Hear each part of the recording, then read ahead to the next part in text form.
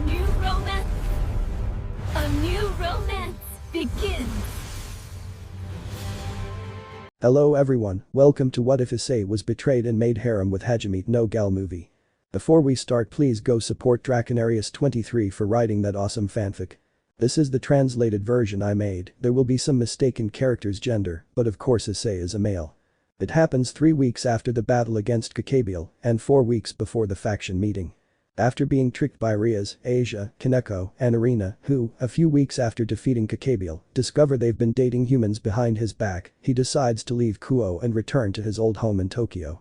There, by a twist of fate, building a harem remains his goal, and he finds himself caught up in situations involving a group of girls vying for his affections, along with other girls from the supernatural world. Join Issei, the Sekiryuutei and former Gremory pawn, on an adventure filled with girls and a few humorous situations in his new life. Prologue. The beginning of a new life. As you can read, this is another story that came to me, and it will only follow the Hajimete no Gal manga, with just a few references to DxD, like the faction meetings and some DxD girls becoming Issei's harem. If anyone knows the name of the school where Hajimete no Gal is set, I'd appreciate it.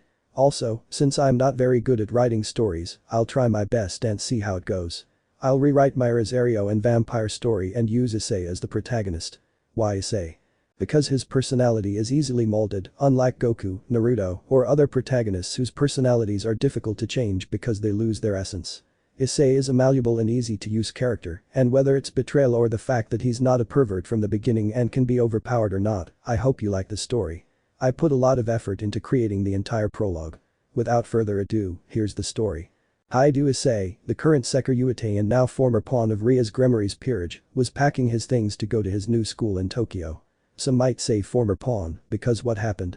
Well, that's easy to answer. It happened 3 weeks after Kakabeel's defeat. Flashback. -3 weeks after Kakabeel's defeat, residence Issei's room.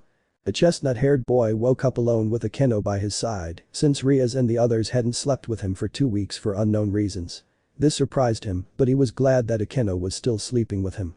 Zenovia also usually slept with them, but she had left home early for the academy that day, so he decided to get up and get ready for school. Akeno-san, wake up please, we'll be late for the academy, said Issei, gently shaking the dark-haired girl who was beginning to wake up, giving a cute yawn. Good morning, Ice-kun, said Akeno, getting up and giving him a kiss on the cheek, making him blush. Not to mention that she was naked, putting on a show for him. Even though he was used to seeing her like this, she and Zenovia, who had started sleeping naked every morning and most of the time, he couldn't help but stare at her with a perverted expression. And the girls didn't come back to sleep with us again today? She asked a brunette, who just shook his head sadly. Don't be sad, Ice-kun, your Akeno-chan won't leave you alone, she said, gently hugging him against her bare breasts, making him grin pervertedly. We'd better leave that aside and get ready, we're going to be late, she said, separating from the girl and heading off with her to take a bath. She's been doing this with her and Zenovia for a week now, and it doesn't bother her anymore.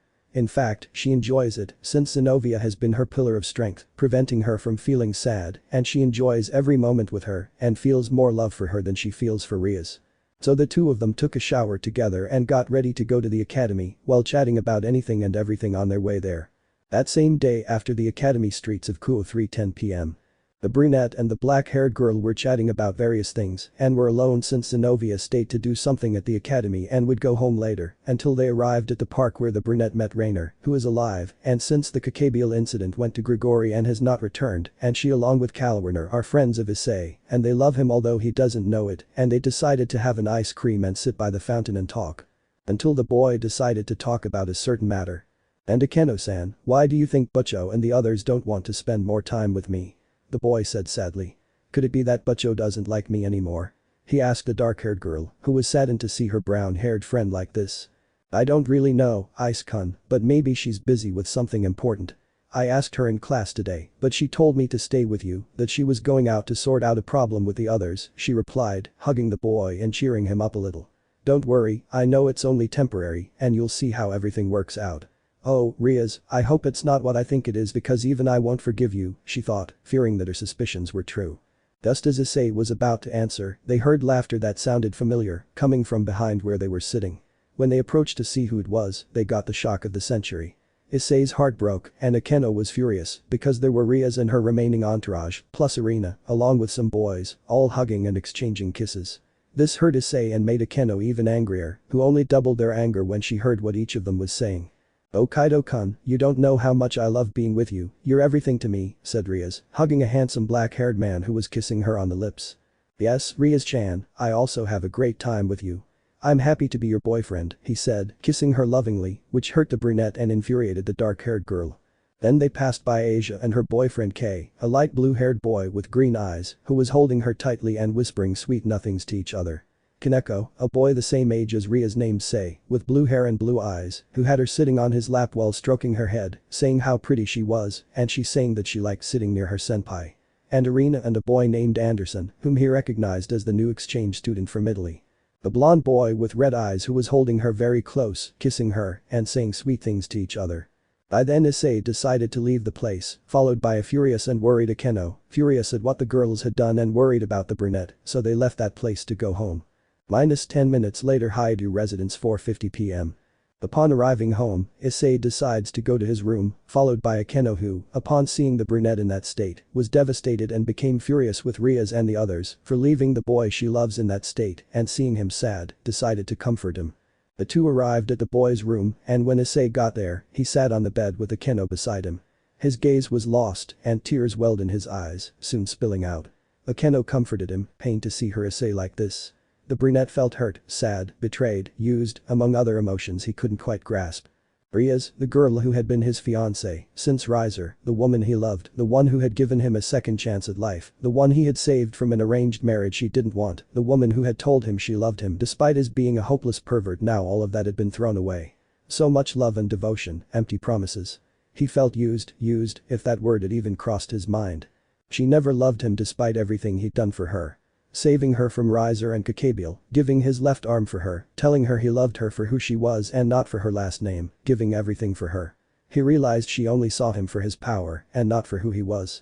He knew her brother wasn't like that, and after meeting him, she realized he was sincere and loved him like a younger brother and future brother-in-law. But she only used him for her own benefit, and when he was no longer useful, she realized it. Then he thought about the others, and they had used him too, manipulated him. Who would want to be with someone like him, a pervert who only thinks about breasts and isn't stronger than the current Sekiryuutei? Yes, she's femme fatale, and yes, I'm sick, but what can I do? I really like femme fatale, as much as Akeno, Rossweisse, and Kuroka are my favorites. So he thought that Akeno was only being nice to him and staying with him out of pity. "Akeno-san, do you love me?"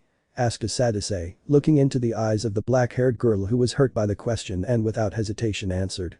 "No, I don't love you," she replied, making Issei want to pull away, but he wouldn't let her. "I love you, Ice-kun," she said, giving him a long, loving kiss, which surprised him. He quickly returned the kiss, wrapping his arms around Akeno's waist and pulling her closer, deepening the kiss until they broke apart for air, a thin strand of saliva connecting them. "I'm furious and disappointed in the girls for what they did to you, and I won't let them near you." "Don't worry, I'll never leave you, my love," Akeno told Issei. "Don't worry, Akeno," he said, calling her by name, which made her happy. A certain Riteed felt annoyed and hurt, though she didn't know why, but she put it aside, returning to the couple. "I'm going to see Surzuk-sama to talk about what happened and get us released from Rias' Peerage. I want to leave Kuo and go back to Tokyo to study there. I don't want to know anything about them anymore. But first, we have to find Zenobia to explain what happened and have her come with us, since I don't want to leave her here," he said seriously, earning a nod from his girlfriend. They went to look for Zenobia, who had arrived from the academy and was worried when she saw Issei looking serious. "What's wrong, Issei?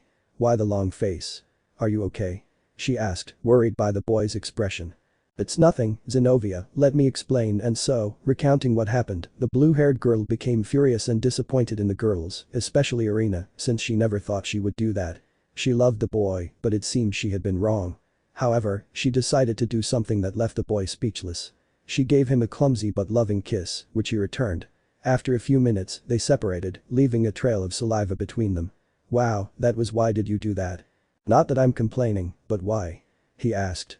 He truly hadn't expected that from the girl, that she had seen him blush, and that Akeno would be happy that she loved Issei. "Well, isn't it obvious? I love you, and it's not just because I want to have strong children with you. When I got to know you better and saw how brave you are, I saw something in you that attracted me. Even though you're a pervert, you care about us, and that's what made me fall in love with you," she confessed, blushing and making the boy blush as well. She's right, Ice-kun, that's what we like about you, because you're brave and that's why we love you, the lightning priestess said with a tender smile. I love you girls so much too, thank you for loving me despite everything, thank you for loving this pervert, he said, shedding tears of happiness as he was hugged by both girls. Yes, but you're our pervert, they both said, taking turns kissing him, which made the brunette happier and left the group of jealous girls wondering why. Alright, it's time to go see Suzuki-sama to annul this sham engagement I have with certain girls, and while we're at it, have him remove the pieces, he said, prompting Akeno to lead them to the Mau. Castillo del Mau Lucifer 5:30 p.m. They arrived at the Mau's castle and were attended to by one of the maids who took them to his office. Upon arrival, they knocked and received a pass from him, thus entering and surprising Suzuki to see who was in front of him. Issei-kun, Akeno, Zenobia, what brings you here? Said an intrigued Mau upon seeing the trio there. Well, you see, Issei said to explain what had happened, seconded by Akeno, making the Mau disappointed in Rias for how foolish and immature she had been. I'm so sorry for what my sister did to you, Issei-kun. I hope you won't retaliate against her and the others, he said, bowing and apologizing. You have nothing to apologize for. She made her choice, and I don't care what happens to her or the others, so don't worry, he said, making the Mau feel better. Okay, so you want me to take the pieces off and cancel the engagement? She said, sounding a little sad not to have the chestnut-haired man as a brother-in-law.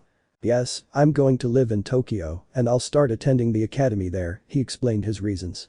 But what about Akeno and Zenobia? Will they be with you? The retreat asked the boy. Not at the moment, he said, making them both sad, which they noticed and hugged.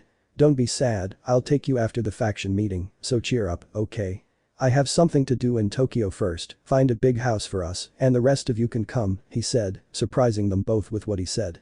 He's still obsessed with being the harem king, isn't he, Issei-kun? The retreat asked. Yes, but this time it's different, the boy said, surprising his girls even more, and this time the retreat too.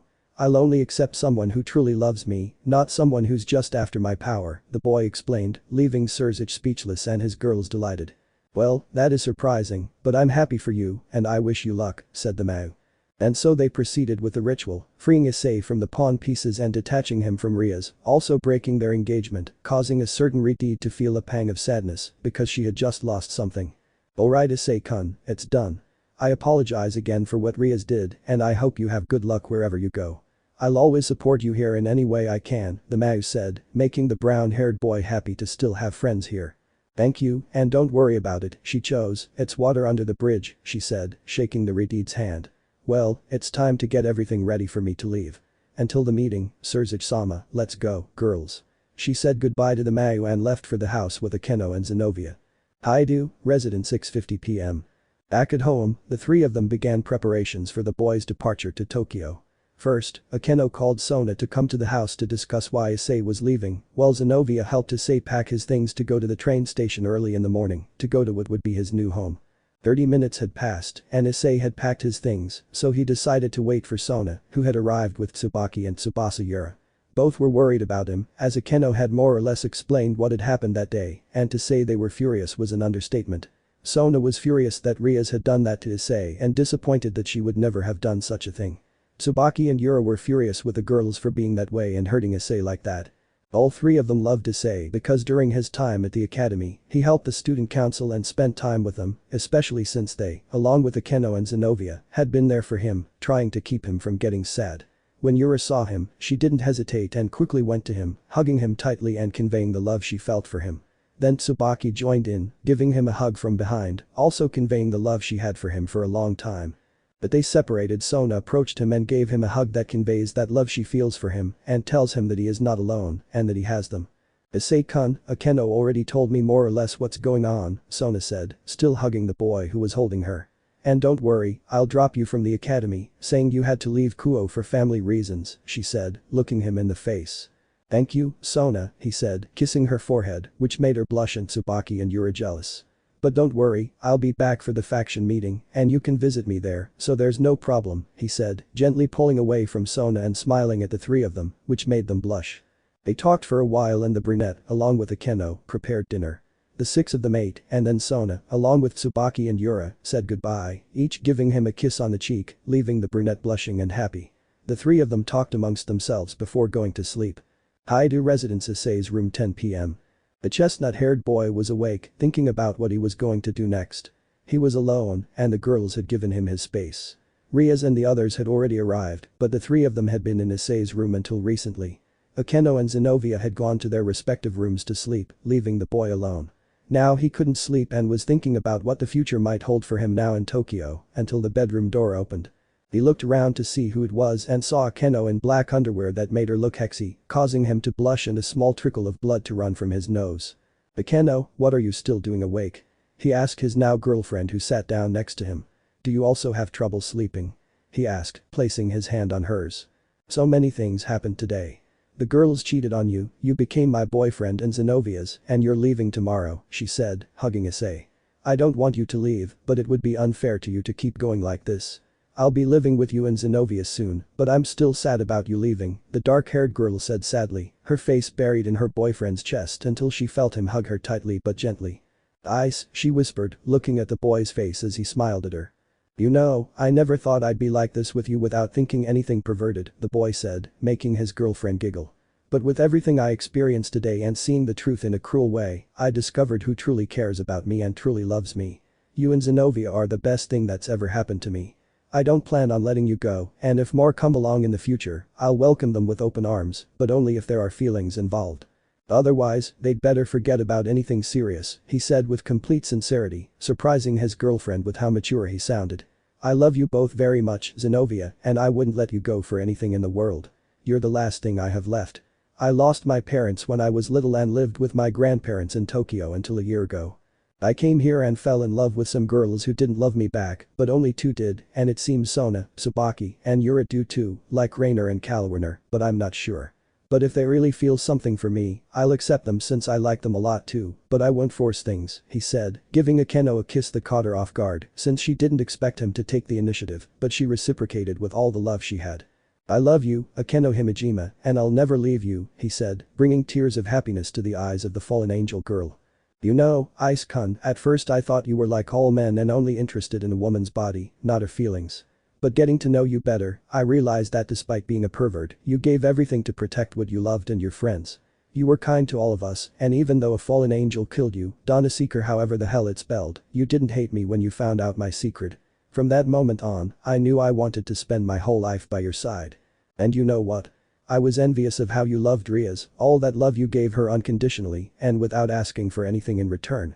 But now I finally feel it, since she left someone as special as you, my Ice, on a whim," she said, caressing his cheek and kissing him on the lips. "No matter how many you have, I know that despite everything, you love us all the same," she said with a tender smile, bringing tears of happiness to the boy who kissed the girl, who returned the kiss instantly. "You have no idea how happy I am to hear that, Akeno. I'm so glad," Issei said.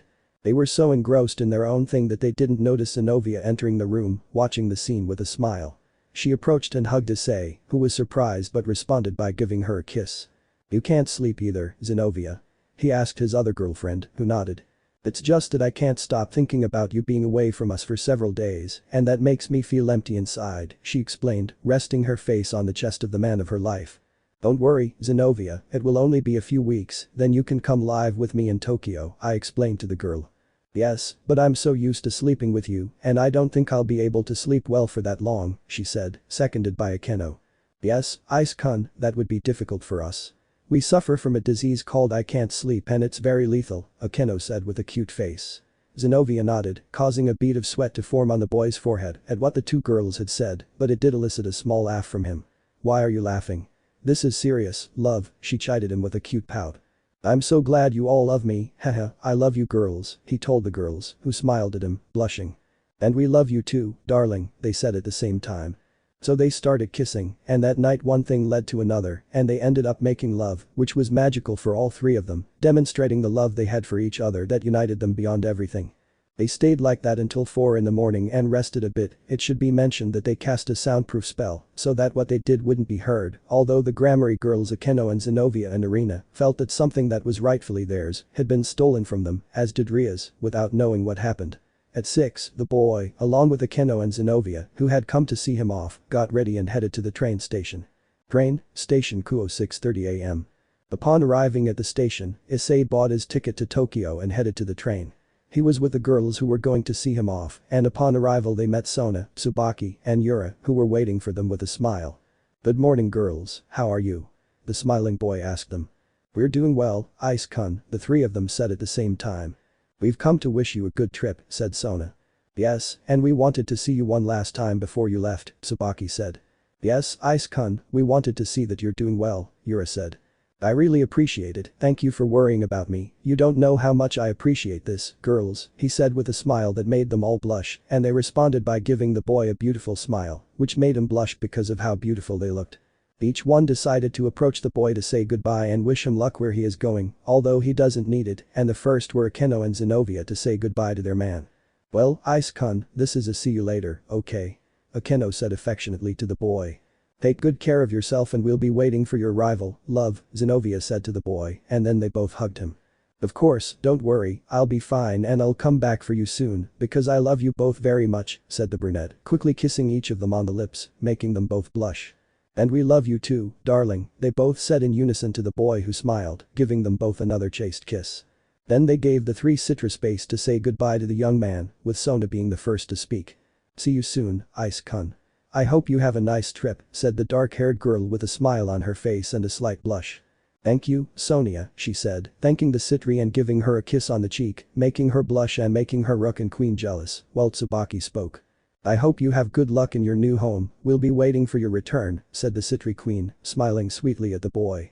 "Thank you Tsubaki," he said, giving the dark-haired girl a kiss on the cheek, making her blush more than her king, and making the other two jealous this time, until the blue-haired girl approached the boy to say goodbye.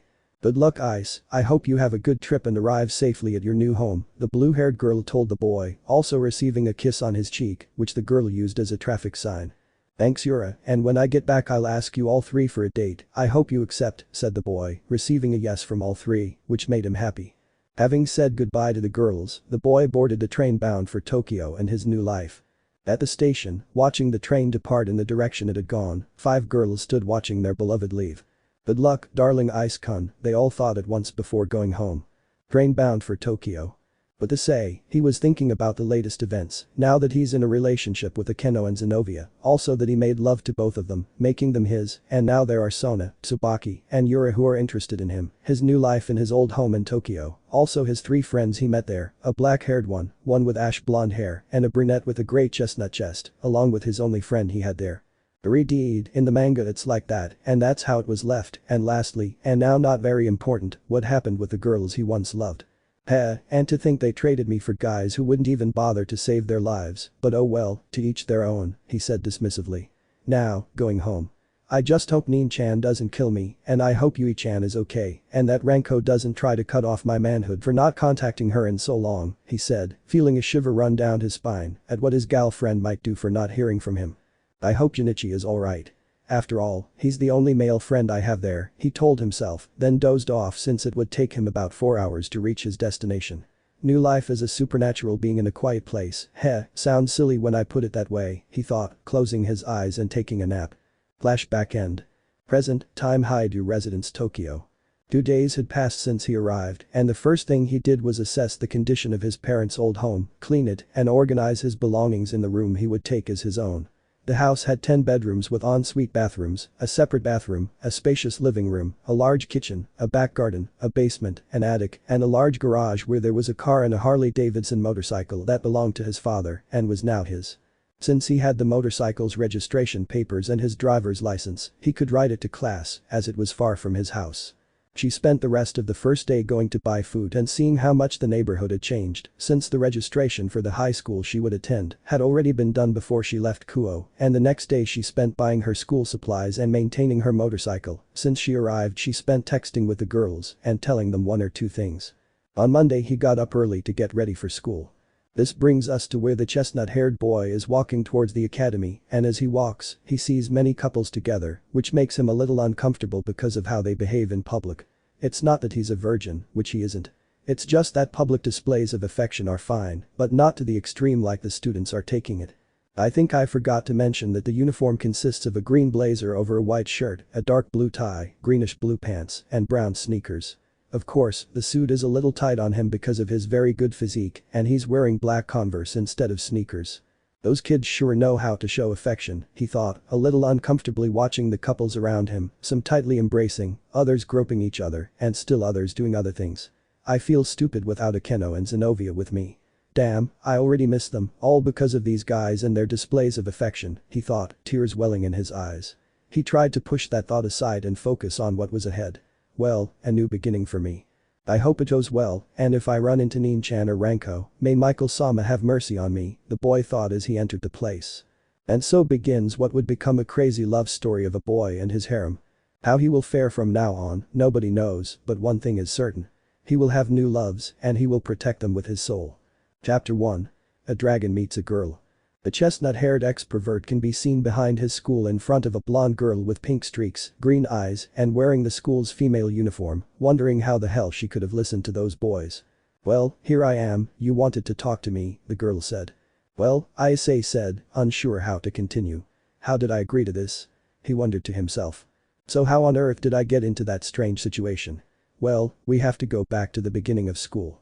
Flashback. Hours earlier. Issei was entering the academy under the gaze of several people. He had changed, sorry, I forgot to mention it in the previous chapter. His physical build had changed.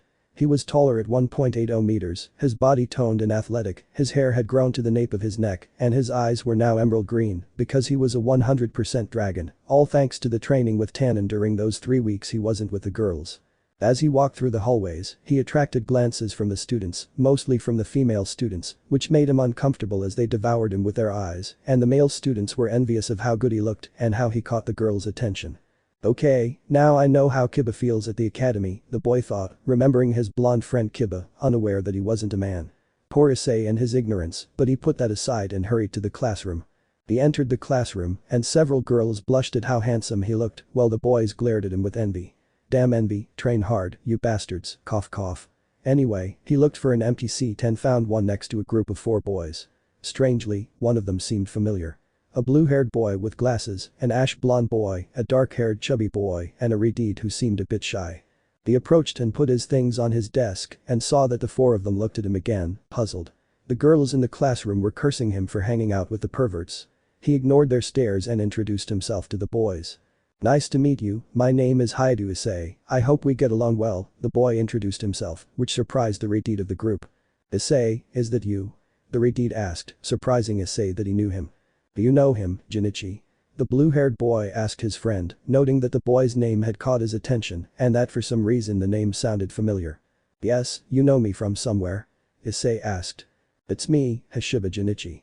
We studied together in the first year of middle school, he said, surprising Issei, who remembered his friend who studied with him in the first year of middle school, and then in the following years they were not in the same classrooms. I remember now, how are you, my friend? It's been a while, said Issei, shaking the boy's hand. I've been fine, let me introduce you to my friends, the redhead said, introducing them.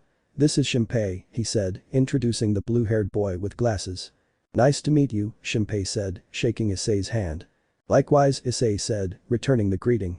This is Kigo, she said, introducing the ash-blonde man.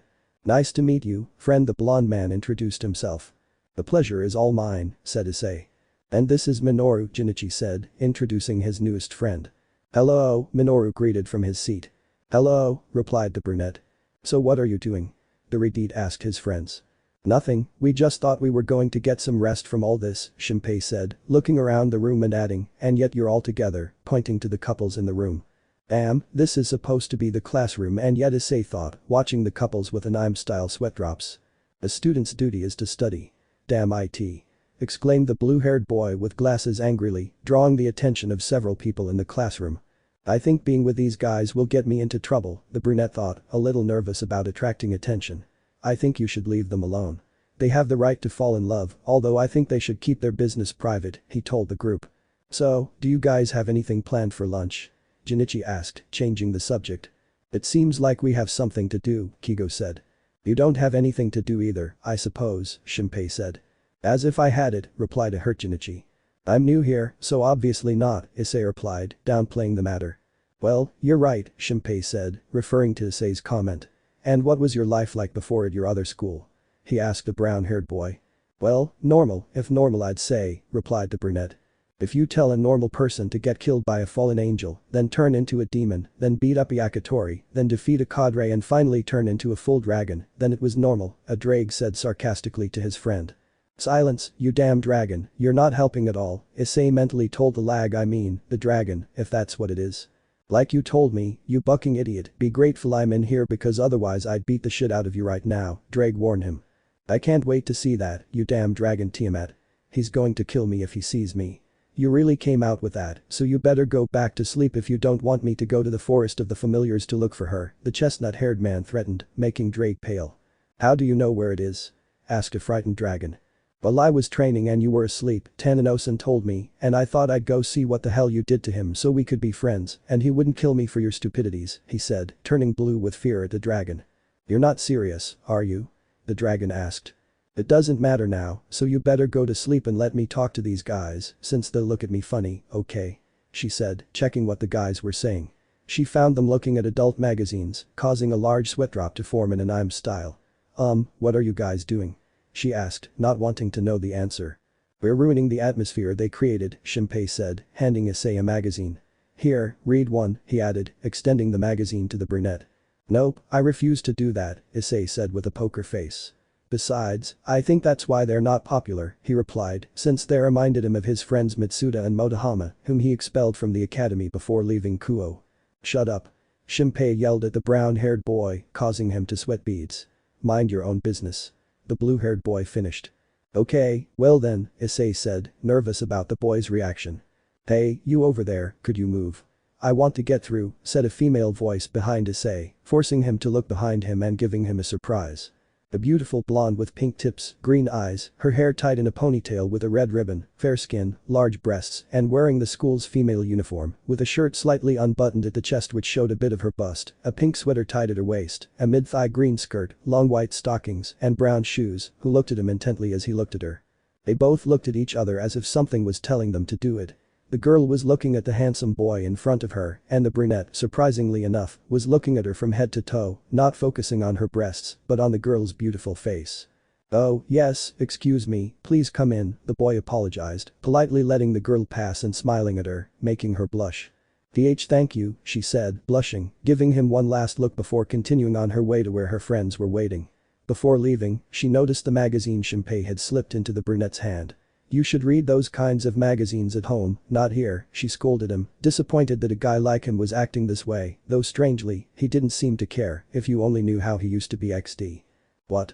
She said, looking at the magazine Shinpei had offered her earlier, taking it and tearing it up, much to the boy with glasses' dismay and the girl's surprise. I swear this wasn't mine, it was theirs. I don't even know how it got into my hands, Issei replied to the girl. Okay, I'll believe you, she said with a smile. See you later, she said, then headed off to join her friends. See you later, the brunette said to the girl, then looked at the boys who had watched the scene jealously. And what about you guys? The boy asked. Leave them alone, they're just jealous that a beautiful girl talked to you, Junichi told his friend. Issei was about to answer until he heard a voice familiar to him and Junichi. Ice-kun, is that you? Asked a girl, who was surprised when Issei saw who it was, because it was a black-haired girl with red eyes and the academy uniform that, unlike the girl from a moment ago, had a yellow sweater and no sleeves over her white shirt. Yui-chan? Issei asked the girl. Ice-kun, she said happily, hugging her childhood friend and crush, when did you come back to the city, and why didn't you tell me? She asked with a pout, still hugging the boy, who returned the hug, leaving a group of boys in shock, and a blonde girl who watched the brunette from afar with a touch of jealousy, not knowing why. I arrived 2 days ago, and I'm sorry if you can't forgive me for not seeing several of my friends because of school, the boy apologized to the girl. Not to mention that if Franco and Neen see me, they'll kill me for not letting them know I'm back, the brunette thought with a shiver down his spine. Well, I'll let it slide this time, but if you do something like that again I'll be angry, the girl said sweetly. Okay, Yui-chan, I won't do it again, Issei said, separating from the girl, who didn't want to, but left him alone. It's great that we're classmates, Ice-kun, I'm so glad, Yui said, especially knowing that you're the one who's with me. She whispered this, thinking he wouldn't hear her, but he did, being a dragon with senses far superior to a human's. He blushed at what she said, which he did hide well. I hope we can catch up on what happened while I was away, he said, giving Yui a smile, making her blush. Why yes, I'm really looking forward to that, she said, as her friends called her over. If you'll excuse me, they're calling me. See you later, Ice-kun, she said, waving goodbye to the boy. See you later, Yui-chan, she said, turning to face the group. Wow, I didn't think you'd get along so well with Kashi-san, Junichi said. We're childhood friends, it's normal, Issei said matter-of-factly. Well, you'd better stop reading that, class is about to start, Issei said, taking his seat and waiting for the teacher, who entered the classroom to begin the class. The class hours passed in this way, with Issei answering everything the teachers asked him under the watchful eyes of Yui and the blonde he had spoken to in the morning. Time passed until lunchtime, when he looked for a place to eat in peace and quiet, because several girls approached him asking him to join them for lunch, but he politely declined. Damn, now I know how Kiba felt at the academy, said a tired brunette. But you didn't want the girls' attention, Drake asked. No, because all they care about is how I look, and that makes me feel emasculated, the boy said. Well, you're right about that, the dragon said. They talked like that until they found the boys behind the school. Hey Junichi, what are you guys doing? He asked, watching Shinpei and the other two doing something strange with paper and pencil. Well, I don't know, Junichi replied to his friend. Great. It seems we've decided on Issei. Exclaimed Shinpei, receiving nods of agreement from Kigo and Minoru. This smells fishy, the boy thought. I agree with you, partner, Drake told him. And what exactly did they decide? The brunette asked, dreading the answer. After some thought, we've decided, Shinpei said, showing a ridiculous game of lines with their names written on them, Issei's name being the winner, that you should confess to the girl. Shinpei pointed at Issei, shocking him. What? But that's a lottery I had no idea about. Issei exclaimed. Besides, a confession is important in a student's life, but not mine, since I have 2 girlfriends and 3 suitors, the brunette said, thinking to himself. The man once said, Shinpei said, ignoring the chestnut-haired man, a girl is easy to convince, therefore, if you kneel and beg, you can convince her. Shinpei finished. That sounds like a desperate idiot to me, he thought, beads of sweat forming on his brow as Shinpei and Minoru held him back, while Kigo grabbed a card and took off running. What the hell, the brunette said. Go and put that letter inside his shoe locker, Shinpei shouted. Hey, no, wait. Issei shouted, but was ignored. Damn, I knew I should have stayed away from these guys, the brunette thought. Don't worry about that, mate. Besides, the girl is pretty, and I think they could make a good couple, Drake told him. Well, I won't deny that, but first I have to tell the girls or they'll kill me for thinking I'm cheating on them, the boy thought, pale at the thought of what his girlfriends were capable of. Don't worry, you'll see how they accept her. Just go and do it and laugh in their faces after the girl agrees to go out with you, hahaha, the dragon said wickedly to his friend. Well, you're right, but just in case, as my mom says, you have to play with the saint, but less with the alms, the boy told his friend. You're absolutely right, my friend, the dragon said, agreeing with the chestnut-haired man. And so classes passed until dismissal time. Issei, like a good boyfriend, called the girls and told them the situation. At first, they were angry with him for looking for girls, but they calmed down after hearing what had happened and told him it was okay, as long as love was involved. The boy thanked them for understanding and then prepared for his confession. Meanwhile, Yukana spent the day with her friends, having typical girl talk about fashion, trends, and such, which for some strange reason, always ended with the name of the brunette boy, how handsome he was, whether he had a girlfriend, or if they could ask him out. Oddly enough, this bothered her because she found the boy interesting, but she put that aside. She was with her friend, a beautiful brunette with short blonde hair and gorgeous purple eyes. She wore the academy's female uniform provocatively, her shirt tied in a knot, revealing a purple top that accentuated her large breasts, and a very short green skirt that barely covered her long black stockings. She was distracted by her phone. The girl's name was Ranko Hanju. Why are classes so boring? Ranko complained, still looking at her phone. I wonder that too, but they're classes, girl. I don't know how an hour of class and an hour of karate can be the same length, she added, while Yukana laughed at her friend's complaints. Yukana opened her shoe locker, stopping to listen to Ranko and focusing on a love letter to read its contents, surprised by who wrote it. And speaking of karaoke, Ranko trailed off. Ranko, I'm sorry, Yukana said to her friend. Go without me, she finished. What's wrong, Yukana? Ranko asked her friend. I remembered I have to do something, he replied to Ranko. Hey, I wanted to go to karaoke with you. She pouted. I'll wait until you're finished, she said, looking for a solution. I think I'll be a while, she replied quickly. I don't want to keep you waiting, let's go another day, okay? She said to the brunette. Well, another day then, Ranko said with a smile. I'm sorry, she apologized to her friend. Don't worry, she said to reassure her. See you later, she said, turning to leave. Yukana says goodbye to her and looks at the letter that was in her hand, then heads to the place where she is summoned. And that's how Issei finds himself in the following situation. Well, she said again. Okay, here I go, thought the chestnut-haired man. Good luck, friend, I wish you luck, Drake. Thank you, friend, he said, looking the girl straight in the eyes. "Please, go out with me," he asked, leaning in slightly, which surprised her. "Do you want to go out with me?" she asked, blushing and shocked. "Yes, if you allow me, of course," she said with a smile. "And what do you like about me?" she asked, fearing that he was only interested in her body like all the other guys she'd met. "Well, I need someone nice and sweet. You have beautiful eyes and I like your hair," the boy began, making her blush at his words. "And I can see you're a great girl, despite appearances," he finished, making her blush even more. "Besides, I'd like to get to know you better, to know everything about you.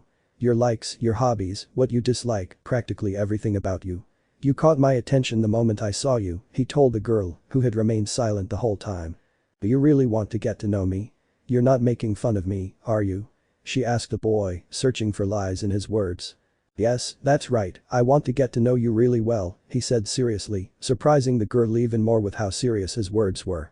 "The truth is, I also found you interesting," she said, drawing Issei's attention, "and fun too, and I'd like to spend more time with you," she added, surprising Issei. "Well, what do you say then?" Issei asked her, taken by surprise when she grabbed his arm and pinned him against the wall. But while he didn't finish because Yukana pressed herself against him, her large breasts against a blushing Issei who was doing his best not to break into a perverted smile.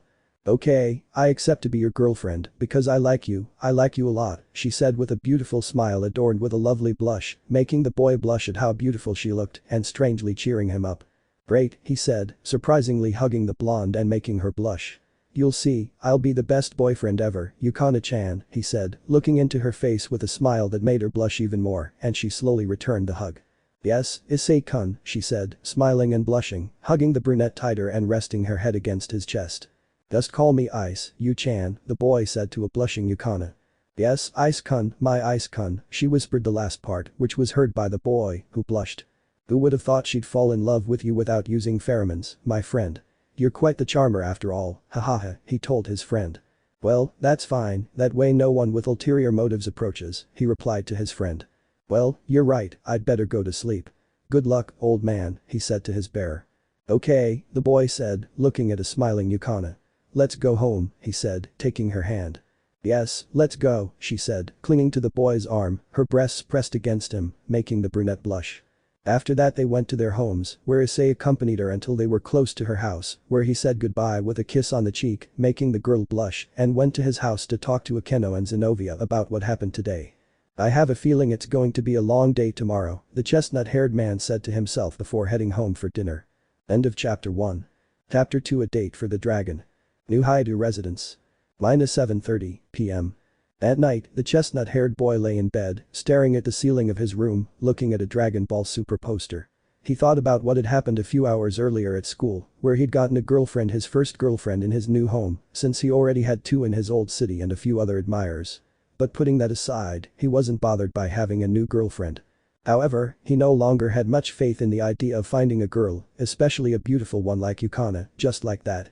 He was surprised to see the beautiful blonde with pink tips in his classroom, and even more so to learn that she had agreed to go out with him out of the blue.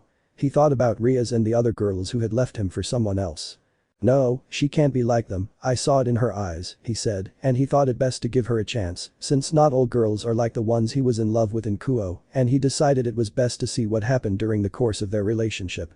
"I want to see what happens from now on, but first," he said, getting out of bed and going to his computer to make a Skype call. "Yes, I know, having magic and using the internet, but whatever," to Akeno and ask how things were going and how he was doing at his new school and about his new relationship. "I hope they don't kill me," Blanco thought, wondering what Akeno and Zenobia would do to him. "I think I'll have a new host soon. It was a pleasure being by your side, old man," Drake told him. "Ha ha ha," the chestnut-haired boy laughed sarcastically. "You better shut up, you overdeveloped lizard, or else," the boy threatened. "Or what, huh? You know I'm not scared of you, dude," Drake said in macho mode.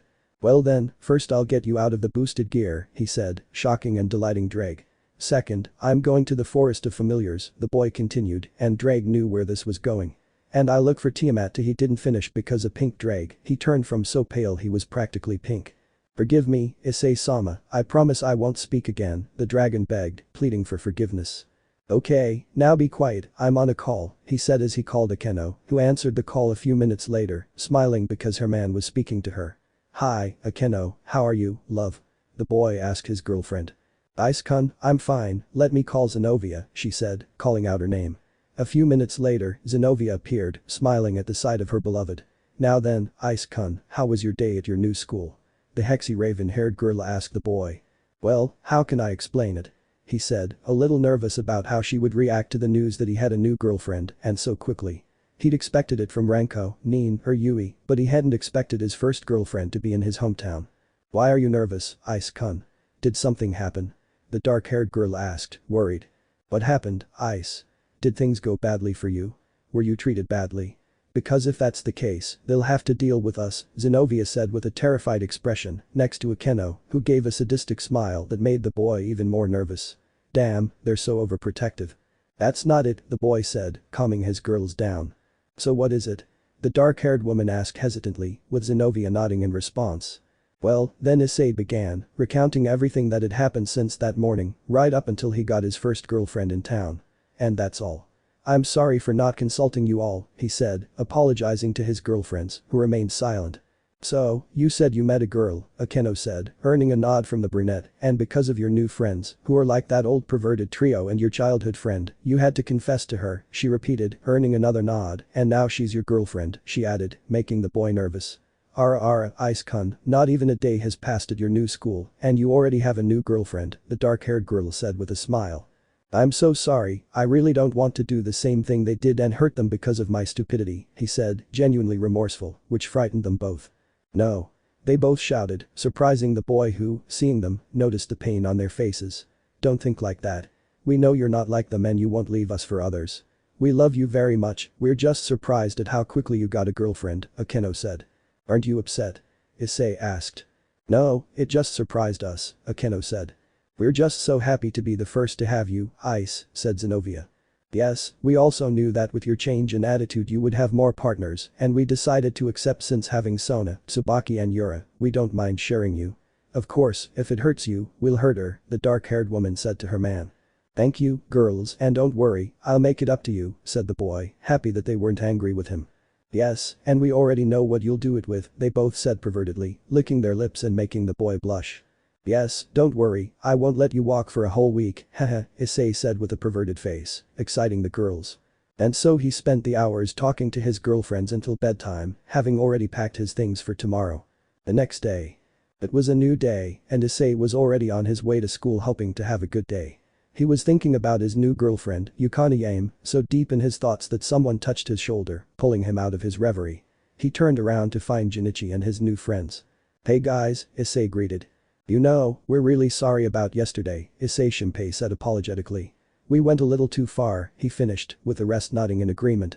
"Yeah, we didn't mean to drag you into this, buddy," Junichi said. "What are you talking about?" Issei asked, confused. "Well, what happened yesterday, that girl is definitely terrible with you," Shinpei said. "Come on, tell me everything and don't worry about the rumors that girl spreads about you," Shinpei said, surprised by what Issei had said, and Kigo continued.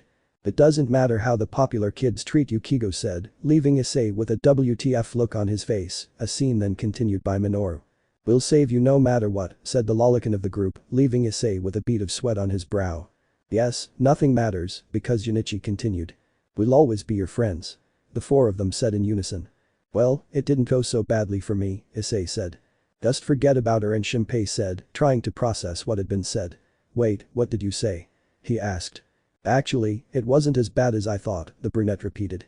"What do you mean?" Shinpei asked. Well, that being interrupted by a message that arrived on his phone, Samsung Galaxy X2, the guy's a millionaire XD, getting the surprise of seeing a selfie of Yukana in a bathrobe lying on her bed looking hexy, remembering that they exchanged numbers yesterday. Well, this said Issei showing the photo of his stunning girlfriend, completely breaking them. "A selfie?" 3 of the 4 in the group shouted in shock. "I accept your invitation," Junichi asked, receiving a nod from Issei. "Congratulations, buddy," the Redeed congratulated his friend, "though I don't think you know who will like it," he added, leaving Issei in shock. "I hope he doesn't find out, or he'll kill me," he said, eliciting a nervous laugh from his friend. "You're a traitor. I don't know you," Kigo shouted. "Aim-san will have younger sisters, I don't mean to be demanding, but if she's in elementary school, all the better," said the fat lolican. "What's wrong with you guys?" Issei asked, raising an eyebrow. "Yes, they changed their attitude quickly," Junichi said. "Traitor. And I was worried about him. Let's go, guys," Shinpei said, leaving with the boys. "Hey, wait," Junichi said. Sorry, Issei, he added, then followed the boys. No problem. He replied. What's wrong with them? But surprisingly, they remind me of Mitsuda and Motohama. I don't understand them, Issei said to himself as he continued on his way until someone called him. Good morning, said a melodious voice behind him. Huh? He turned around to find his beautiful girlfriend. Good morning, Yukana-chan, how are you? He asked, making her blush at the affectionate suffix he used. Good, she replied with a smile. Oh yeah, that selfie I sent you was super cute, right? She asked. I didn't use a filter or anything, you know, she told him. Well, I thought she was hexy and cute at the same time, he thought, of course he wasn't going to say that to her. Yes, you looked beautiful, he said, smiling at her and making her blush in the process. Thank you, she said, blushing. It's a little hot, you know. Can I have some of your water? She asked him. Sure, here you go, he offered her the half-empty bottle he was carrying. She took a sip, thanking him for the water. You're welcome, he said, finishing the bottle under Yukana's blushing gaze, touched by the indirect kiss. He placed the bottle in a nearby basket. Let's go, he said, pulling her from her thoughts. Yes, she said, taking his arm and pulling him between her breasts. He's kind and sweet, she thought with a beautiful, blushing smile. They went their separate ways until they reached the school, where Issei entered first since Yukana was called by her friends, and he went to the classroom, meeting his friend Yui on the way. Good morning Yui-chan, how are you today? Issei asked. Hi Ice-kun, I'm fine, and you? I replied, and she asked. Well, thanks for asking, the brunette replied with a smile. Is something wrong? You seem happier than usual, she asked, curious about the happiness of her platonic love. Well, some things happened, Yui-chan, thank you for asking, he replied, thanking her again and giving her his typical smile, making the girl blush and stroking her head. Oh, you're welcome, she said, enjoying the caress. They entered the classroom and continued chatting, at which point Yukana entered with her friends from the back of the room and, seeing the scene, became jealous and decided to do something, approaching the couple, taking her boyfriend's arm and hugging him, putting him between her breasts, making Issei blush at the bold action. Hello, darling, Yukana said sweetly to her man. I won't let anyone take him from me, she thought, sharpening her gaze on Yui, making her jealous and also attracting the attention of all the gossips in the room. What's wrong, Yukana-chan?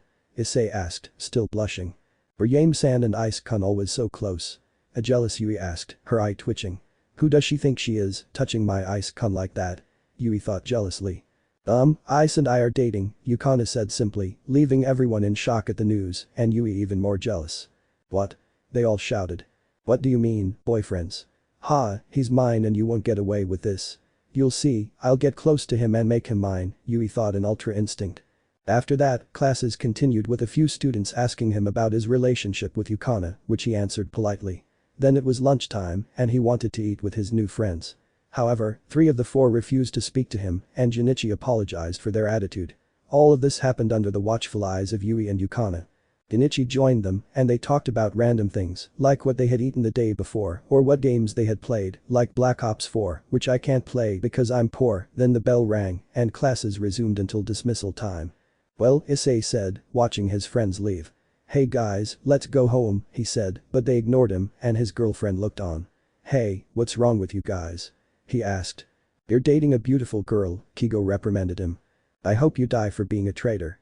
Shinpei yelled, startling him. Did you ask him about his sisters? Minoru, the lolicon pedophile, asked.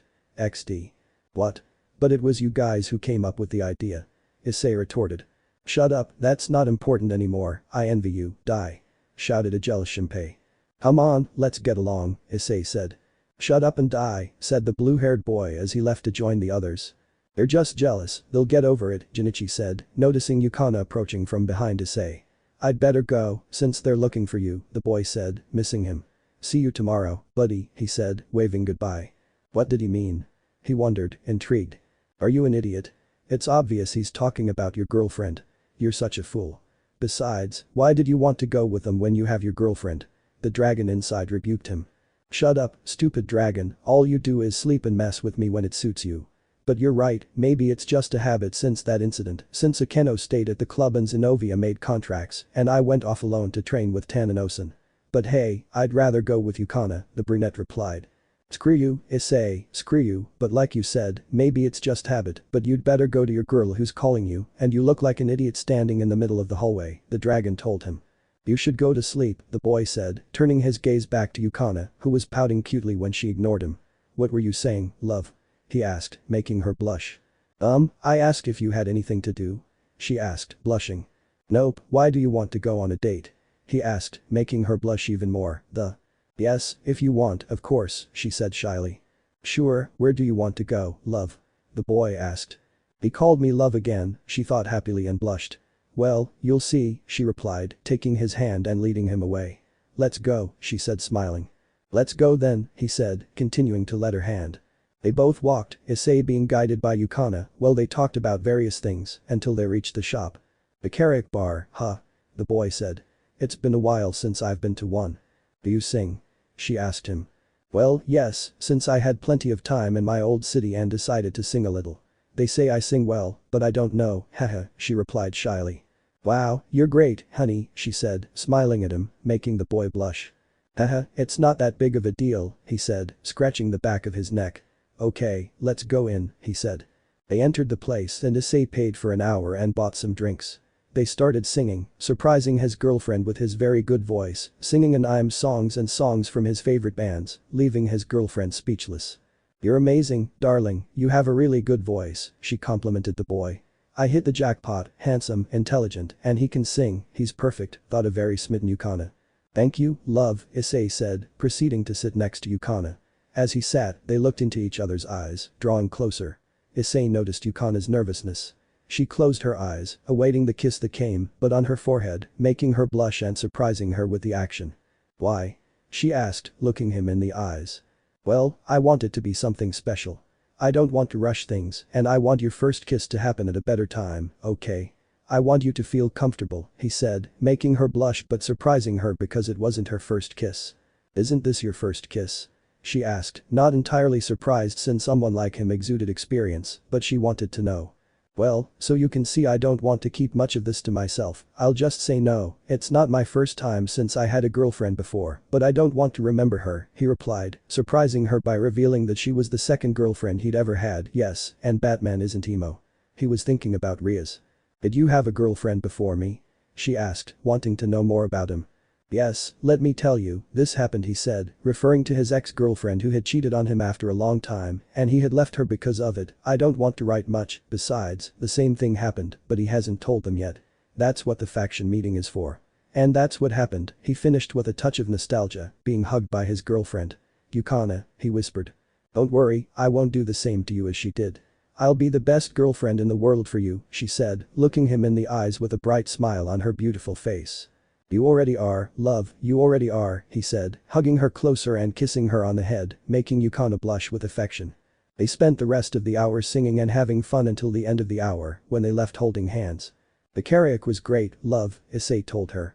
Yes, it was fabulous, let's do it again another day, yes, darling, she said smiling. With pleasure, anything for my beautiful girlfriend, he said, stroking her head. Haha, she laughed sweetly. You know, don't you want to go to the movies on Sunday? He asked Yukana. Of course, she replied with a bright smile at the idea. Great, well, let's go, I'll take you home, he said, as she took his arm, pressing her breast against it. I think I love being like this, he thought. If it's breasts, you're always like that, not to mention the half-fallen-one and the ex-exorcist who do the same thing while sleeping together, haha, Drake said. You shut up, I'm busy, he replied, cutting the connection to go to his girlfriend's house, while they talked about random topics and got to know each other better. And I wanted to warn him about that brunette girl who was spying on him, but oh well, I'd better go to sleep, said Drake as he went to sleep, lazy dragon. And as Drake said, near the exit of the karaoke bar, Ranko was watching Yukana leave arm in arm with a boy who looked familiar, until something clicked in her head, reminding her of that boy with whom she spent several days of her childhood and pre-adolescence until the day he left, and it made her sad. So you're back, Icon. You'll see, you won't escape me, she thought, sensually licking her lips. I'm sorry, Yukana, but you'd better think about sharing Issei, or I'll keep him. But I'd only share him with you since you're my friend. One way or another, I'll convince you to share him, you'll see. She finished her thought, a seductive smile playing on her lips as she considered corrupting Issei, her Issei. I hope you remember me, or I'll do it my way, she thought, heading home to figure out how to make Issei see her and force Yukana to share him. And so ends another day for our protagonist, with something big coming in the form of a hexy, sensual, and provocative Ranko, who will do everything possible to have Issei by any means necessary. Issei's Harem Part 1. This is Issei's harem during this time period. 1 Yukana Yame. 2 Renko Hanju. 3 Nin. 4 Kashi Yui. 5 Kokoro Shiina. 6 Ayumi Osaka. Chapter 3 Things, Appointment, Revelations, Regret and more. Haidu Residence 8 p.m. Issei had already eaten dinner and was currently talking with Akeno and Zenobia about what had happened during the day. "So you went to Karaoke?" Akeno asked. "And she was the one who suggested inviting you?" Zenobia asked this time. "Yes, but I think something will happen soon," Issei said thoughtfully. "Something like love?" Akeno asked her man. "Yes, what do you think will happen, darling?" Zenobia asked. "I don't know, but I think when they find me my life will become hectic here," Issei told them, remembering 2 girls he knew well. "Well, I hope not," Akeno said, worried about her dragon's heart. "Yes, darling, we don't know what might happen if a misunderstanding hurts your heart and we don't want that," said a worried Zenobia. "Don't worry, Drake says she's falling more and more in love with me and without using pheromones," the brunette said, allaying the girl's concerns. "Well, that's inevitable, after all you're someone unique, love," Akeno told him. "Yes, since the perversion was just a facade, although of course that doesn't bother us when we're in bed," Zenobia told him, giving him a lascivious look and suggestive glances. Thanks, although I know you all really like my perversion, that stays in the bedroom," the boy said in a husky voice. "Besides, what I feel isn't bad, but I think something will make Yukana accept sharing me and accept our relationship, meaning with the girls from Kuo," he explained. "Because you say so, I mean, she's human and they don't always accept this kind of harem-type relationship," Akeno stated her point. "Or do you know someone who can help with that?" Zenobia asked. "I don't know, but I think I know who can convince her, if she can find me, of course," Issei said. "And who would that love be, since what kind of girl is she?" Akeno asked. "Yes, who is it, darling?" Zenobia asked. "Well." And they continued talking until 11 o'clock, then said goodbye and went to sleep to welcome the new day. The next day. Everyone was already in class and Issei was lost in thought about what Drake had told him before heading to school. Flashback before school. Issei left home heading to school and thought about the conversation he had with the girls the night before. "I think something's going to happen, but I don't know what," Issei thought. "I'm just telling you to be careful, because a girl you know will bring a change to your life soon," Drake told him. "What do you mean by that? Do you know who he is?" the boy asked. "Yes, but I won't tell you because you didn't listen to me yesterday, so that's all I'll say. If you'll excuse me, I'm going back to sleep," said the lizard. "I'm not a lizard. I don't give a damn, go to sleep. And what if I don't want to?" "So, withered, huh? Well, that won't last long, you'll see what I have in store for you." "What do you mean, what?" "Okay, since he went to sleep, we'll continue." "But what, Drake, you damned crying dragon. But when I find Tiamat and get him out of there, he'll see. Of course, first I'll keep her and have her help me with this idiot reptile, haha," he thought maliciously, continuing on his way. Then flashback. What could he have meant by that? The boy thought. "Ice-kun, are you alright? You seem distracted," Yui asked her secret crush. "Oh, nothing, Yui-chan, I was just thinking about what to make for dinner, haha, thanks for worrying," she said, giving her a heart-killing smile that made the girl blush. You're welcome, but do you know how to cook?" she asked. "Yes, if you want, I'll invite you to eat at my house one day," the brunette excitedly suggested to the blushing girl. "Sure, I'll let you know when I'm free, haha." "Great, a dinner just for Ice-kun and me, haha. How wonderful," Yui said and thought happily. "Yes, just tell me, okay?" said the boy. "Of course, my love," she said and thought the last part. And so classes continued until lunchtime, when Issei was alone since Junichi and the others had gone off to do their own thing and he didn't want to go because he thought they would do something silly. Even though he liked them, it wouldn't be the same as in Kuo with Mitsuda and Motohama. Yui was taken by her friends, much to her dismay, as she wanted to eat with Issei-kun and Yukana wanted to go with him, but her friends invited her first and being a good friend, she wanted to be polite. In the end, she spends most of her time with Issei after class, their mini-dates, which explains why he's alone. While he was eating, he was checking his Facebook, yes, everyone has one and he's no exception, and reviewing some posts on his wall in the various anime, manga, and music groups he frequents. Wow, it seems a lot of people didn't like the second Dragon Ball Super opening in Spanish. Even I think it's silly. Adrian Barba's was better. But oh well, they already did it and we have to put up with it, he thought, leaving a comment on the post and liking it. Let's see what you burn Black Ops for. Damn, I really want to do the Blood of the Dead Easter egg. I'd better buy it and see what it's like, he thought, liking the post and commenting. Mitsuda and Motohama never change. Sharing Eki and I'm and manga, they never change, he thought, moving on to look at other things. It's weird why Rias and the others, except Akeno and Zenobia, obviously, don't say they're in a relationship. They're supposed to have other partners. How strange, he thought, looking for other things. The reason he has them is because, first, he's too lazy to block them, and second, that way they don't suspect anything, since if they see that Issei blocked them, they'll look for him and realize he's not at home. He continued with his own business until a conversation in front of him caught his attention. It was where Yukana and her friends were. They were chatting about their things when some members of the soccer club approached them, making them uncomfortable, so he decided to pay attention to that. "Hey. What are you ladies talking about?" asked a silly blonde guy. "Come on, tell us," said guy 2. "What are they talking about?" The brunette wondered to himself as he ate the food Akeno and Zenobia had sent him, prepared by their own hands, and watched them surreptitiously while continuing to browse Facebook. Good alibi XD. "Oh yeah, we don't have training on Sunday, let's do something," said random guy 3. "Oh, really? What should we do?" asked the brunette Ayumi Usaka, earning a nod from her friend Kokoro Shiina. Wow, they want to invite them, although judging by their expressions when they talk, they don't want to, the boy thought, discreetly watching his girlfriend's friends as they continued eating their bento. God, this is so good, I love you girls, he thought as he continued eating the delicious bento lovingly prepared for him. "Oh, yes, Yukana," Ayumi called to her friend. "You have a boyfriend, don't you?" she asked. She was about to reply when the dumb blonde interrupted her. Who cares, let's go however we want," said the fool, annoying the girls and making Issei raise an eyebrow at those words. What's wrong with that idiot and his stupid friends? It's obvious the girls don't want to be with them, he thought, glaring at the boys while scrolling through Facebook. Wow, Yukahira's posting high-quality cooking again. When I have time, I'll visit and see what Soma has to offer this time, haha.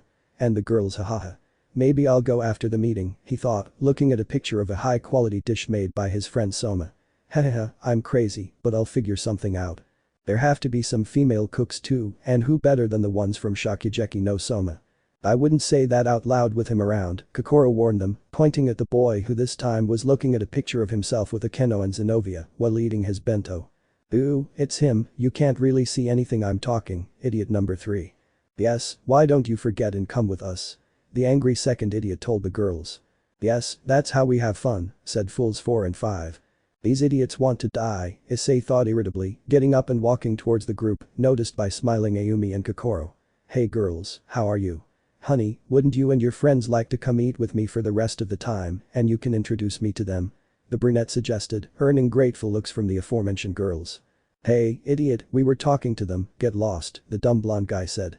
Yeah, go back to your place and play on your phone, loser, said guy 2, teasing the girls for their rudeness. But the angriest was Yukana, who was about to yell at them for bothering her boyfriend. Hey, she didn't finish, as her boyfriend interrupted her, hugging her from behind and wrapping his arms around her neck. Number 1, I'm not leaving because she's my beautiful girlfriend. Number 2, you can't force me because she wants to be with me. And 3, the brunette said, giving a grim look that only the guys noticed, making them nervous and scared, leave, or he emphasized the threat with a disturbing smile, causing the cowards to flee. Thank you, love, their attitude was starting to bother us, Yukana said, giving her man a quick chaste kiss. Yes, thank you, Ayumi said, but stopped herself when she realized she didn't know the name of her best friend's new boyfriend. Issei, hi to Issei, a pleasure, lovely ladies, he introduced himself with a radiant smile, making both of them blush and Yukana jealous. Nice to meet you, Ice-kun, if I can call you that, right? Asked the sweet blushing Kokoro. If you can, my girlfriend's friends are mine, he said. I'm Kokoro Shiina, it's a pleasure, Ice-kun, she introduced herself with a sweet smile. And I'm Ayumi Usaka, nice to meet you Ice-kun, introduced the beautiful brunette with blue eyes. The pleasure is all mine, Kokoro-chan's, Ayumi-chan. I hope we get along well, the boy said, smiling at them, making them blush and Yukana even more jealous. Ow, ow, ow, that hurts, love, complained Issei, whose left cheek was being pinched by his girlfriend. HMPH, Ice-kun, you idiot, Yukana complained with a cute pout. Let's go eat now, she said, dragging him out of the classroom, leaving a jealous Kokoro and Ayumi behind. Wow, he's very different from other boys, I don't know why, but I like him, thought the brown-haired Ayumi. He's handsome and kind, Yukana, you have good taste, but I'm starting to really like your boyfriend, and I'm going to compete for him, friend, sorry, thought the cute Kokoro, unaware that her friend was thinking the same thing. Hey, wait. They both shouted, chasing after the couple. So lunch passed, where the girls and Issei got to know each other better. Ayumi was a cheerful but sweet girl who liked being with her friends, going for walks, and karaoke.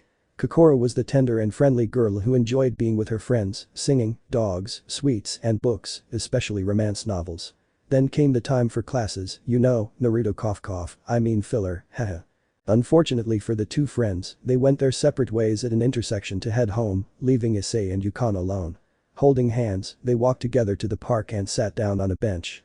"Ice," she said, drawing her boyfriend's attention. "Yes, Yukana," he asked. "What do you think of me?" he suddenly asked the boy. "What do I think of you?" he asks. "So what do you think of me? Am I a good girlfriend? Am I a little weird? I don't know, what do you think of me as a person and as a girlfriend?" she explained. "Ah, so that's what it was, huh? Well, that you're sweet, kind, beautiful, gentle, adorable, and affectionate," he said, making her blush. "Why do you ask?" he wanted to know. "I wanted to know your opinion about me, because at school the boys only see me for my body, for how I dress, and not for who I am. Doesn't it seem similar to someone? They think that because of the way I dress and act they think I'm easy and they can do whatever they want with me. I imagine you've heard more than one rumor about me, right?" Yukana told him and asked, explaining the reason for the question and surprising the boy because she reminded him of Rias and the problems she had with how others saw her. He also remembered that with only 3 days at the academy, he heard something about her and another third-year girl. "Guess who it is, and I'll give you this J being easy," having already been with several boys just for fun, which made him angry, and he would hunt down those bastards who started such a rumor, or else heads would roll. Insert maniacal laughter level like Joker Jeff the Killer. And thanks to Junichi he realized shortly after that it was some second and third year students who spread the word. A wild smile dog has appeared and the author used a master ball and caught it ha ha ha ha ha xd, I mean, cough cough. They spread the rumor that if he found out who it was, well, let's just say he'd be in a draw's top 7 and you know they're disturbing xd, okay, not really. He hugged his girlfriend and kissed her forehead, making her blush at the affectionate act, but she gladly accepted the hug, burying herself in her love's chest. "I don't care what they say about you, I don't care what you look like, how you dress, and much less am I only interested in your physical appearance. I care about you and you and you and only you, okay? No, what you are, who you are, your flaws and virtues, your feelings, how affectionate you are, how sweet, gentle, loving, and warm you are. You're my girlfriend and anyone who dares to speak ill of you or tries to take advantage of you or bother you will have to deal with me," Issei declared without breaking the embrace. Yukana hugged him tightly, a lovely blush on her cheeks and a tender smile on her face. She looked up, getting lost in those green eyes, part of Drake's design, and a small change he made to become stronger, that she loved, and they closed the distance between them, melting into a tender and sweet kiss that reflected the love they both felt for each other, despite their short time together. A kiss that, despite Issei having suffered at the hands of Rias and the others, thanks to Akeno, Zenovia, Sona, Tsubaki, and Yura, didn't close their hearts to love, making their friend Drake happy, who watched everything with a smile from inside the sacred gear. They continued the kiss, which gradually became more passionate. Issei inserted his tongue into Yukana's mouth, creating a gentle and sweet dance between their tongues to demonstrate their love. This continued until 5 minutes passed, when they had to separate due to lack of air. But joining their foreheads, blushing but happy, they gazed into each other's eyes affectionately. "Thank you for loving me, darling," Yukana said. "No, thank you for letting me, my love," he said, giving his girlfriend a quick chaste kiss, which she gladly accepted. "Would you like some ice cream?" he asked. "Of course," she said radiantly. And so the week passed, between lunches with his friends and lunches with his girlfriend and friends, also being watched from afar by Ranko, who was plotting how to get her icon, of course sharing him with her friend is no problem, having little moments after the academy with Yukana, and talking with his girls with the extraordinary addition of Sona. Tsubaki and Yura and their jealousy at how a human beat them to it by being a girlfriend with their Issei, and so it all happened and of course a conversation he had with them one night. Flashback Haidu, Residence Friday 8:30 p.m. And they were chased by some girls for being perverts. Luckily, Junichi was wise and stayed with me to talk, because otherwise they would have killed him, the boy told the girls. Remember, these conversations are via Skype, and even demons use it, making his beloved giggle. "Haha, they remind me of your friends Mitsuda and Motohama," said a smiling Akeno. "Your friends are special," Zenovia said. "I just hope you don't do anything wrong like they did, Ice-kun," Sona warned seriously, sending a shiver down the boy's spine. "If I did that just with us," Yura said. "Yes, nothing inappropriate," Tsubaki said, blushing and ignoring what Yura had said. "Don't worry, I won't do anything bad," she said, smiling and blushing. "Speaking of other things, Ice, what would you do when that girl Yukana finds out you're a demon and have a harem?" Sona asked. "I don't know, but like I told Akeno and Zenovia, something tells me she'll accept." Sure, she'll kill me first, but I'm sure she'll accept later, the boy explained. Why do you say that, Ice? Tsubaki asked. Well, I explained what Drake had told me, bringing them up to speed. So who would that girl Ice be? Yura asked. Well, only one name comes to mind, but I don't think so since I haven't seen her yet, he said. And what name comes to mind? Sona asked. Branko Hanju, Issei replied, is a nice girl I met when I was in elementary school. She's a year older than me, and she's my first childhood friend, he explained, but like I said, I haven't seen her, just wait until you hear that, Dad. He finished speaking. Well, if she's the only one who comes to mind, you shouldn't rule out that idea, Tsubaki told him. Yes, love, I don't know, maybe she'll manage to make him accept, although of course she'll hit you first for not telling her fufu, Akeno said with a smile. Well, I'm not sure about that, but whatever happens, happens. I'll figure this out, the boy said. They spent several hours talking until 11 o'clock and went to sleep, well, the girls did, since Issei stayed up playing PUBG on the computer until 5 am because he had nothing to do on Saturday other than wait for his order of COD Black Ops 4. Then flashback. Sunday 8 am appointment day. Issei sat on a bench waiting for his girlfriend. He wore a black hoodie over a red t-shirt, blue jeans, and red Converse sneakers. He noticed several couples there and of course, several girls who were looking at him because of how handsome he looked. He ignored them, since if he looked like he did before his training, they wouldn't have even looked at him. There were only a handful of girls who thought he was handsome before. He continued waiting until a beautiful voice pulled him from his thoughts, turning his gaze back to his girlfriend, who was dressed beautifully. If you want to know what she looks like, look for the chapter of their date in the manga. I'm sorry, love, did you wait long? She asked apologetically. Don't worry, I just got here, and let me tell you, you look very beautiful, love, he said, looking at how his girlfriend was dressed, making her blush at the compliment. Haha, thank you, you look good too, darling, Yukana thanked and complimented her. Thanks love, let's enjoy our date, he said, offering her his arm like a true gentleman. Of course, my Ice, she said, taking her boyfriend's arm. He froze, stumbling upon hearing the same words from a certain Redeed, which she immediately noticed. What's wrong, love? Are you alright? She asked, worried about her boyfriend. Well, she used to call me that too, my Ice, he replied. Oh, I'm sorry, I didn't know, love, she apologized to him immediately. Don't worry, you can call me that whenever you want now, we're dating after all, the boy said, giving her a radiant smile that was contagious, and she nodded. Of course, love, let's go and enjoy the date, Yukana said, smiling sweetly. Yes, let's go, he said, so that they both went towards their first destination, the cinema to see a movie, any movie they wanted. While they were on their date, let's see what's happening at a certain occult club we left behind. Guo Academy Occult Club. Rias, along with Kaneko, Asia and Arena, were sad because they realized that Issei had left the city and it was all their fault. And how did they find out, you might ask? Well, for that, we have to go back to the night before Issei's date. Flashback Saturday 6 p.m. All the girls from the Occult Research Club were gathered after their trip to the underworld. Zersic had told them about the preparations for the meeting that would take place in 2 weeks, and so on. Of course, Zersic was more serious than usual with her, which she found odd, but she brushed it off. Anyway, all the girls were there and I mean all of them. Rias, Akeno, Asia, Kaneko, Zenobia, and Yumiko Kiba, Ria's knight. And yes, she had always been a woman and only maintained the Bishonen facade for fun, it's like a reverse Gasper, if you know what I mean. No, well, whatever, let's continue. The thing is, only Rias and the rest of the girls, along with Sona and her entourage, knew, and she was going to reveal herself to Issei. Yes, she loved Issei for being the one who supported her, even though he thought she was a boy, like he did with Arena. This guy is a complete idiot in carrying out a revenge, and for letting him know that she was never alone. Everyone, even Arena, who was with them, knew. After visiting them, they were talking normally, and Akeno and Zenobia were with Yumiko discussing their favorite topic, Breakman videos. Okay, no v.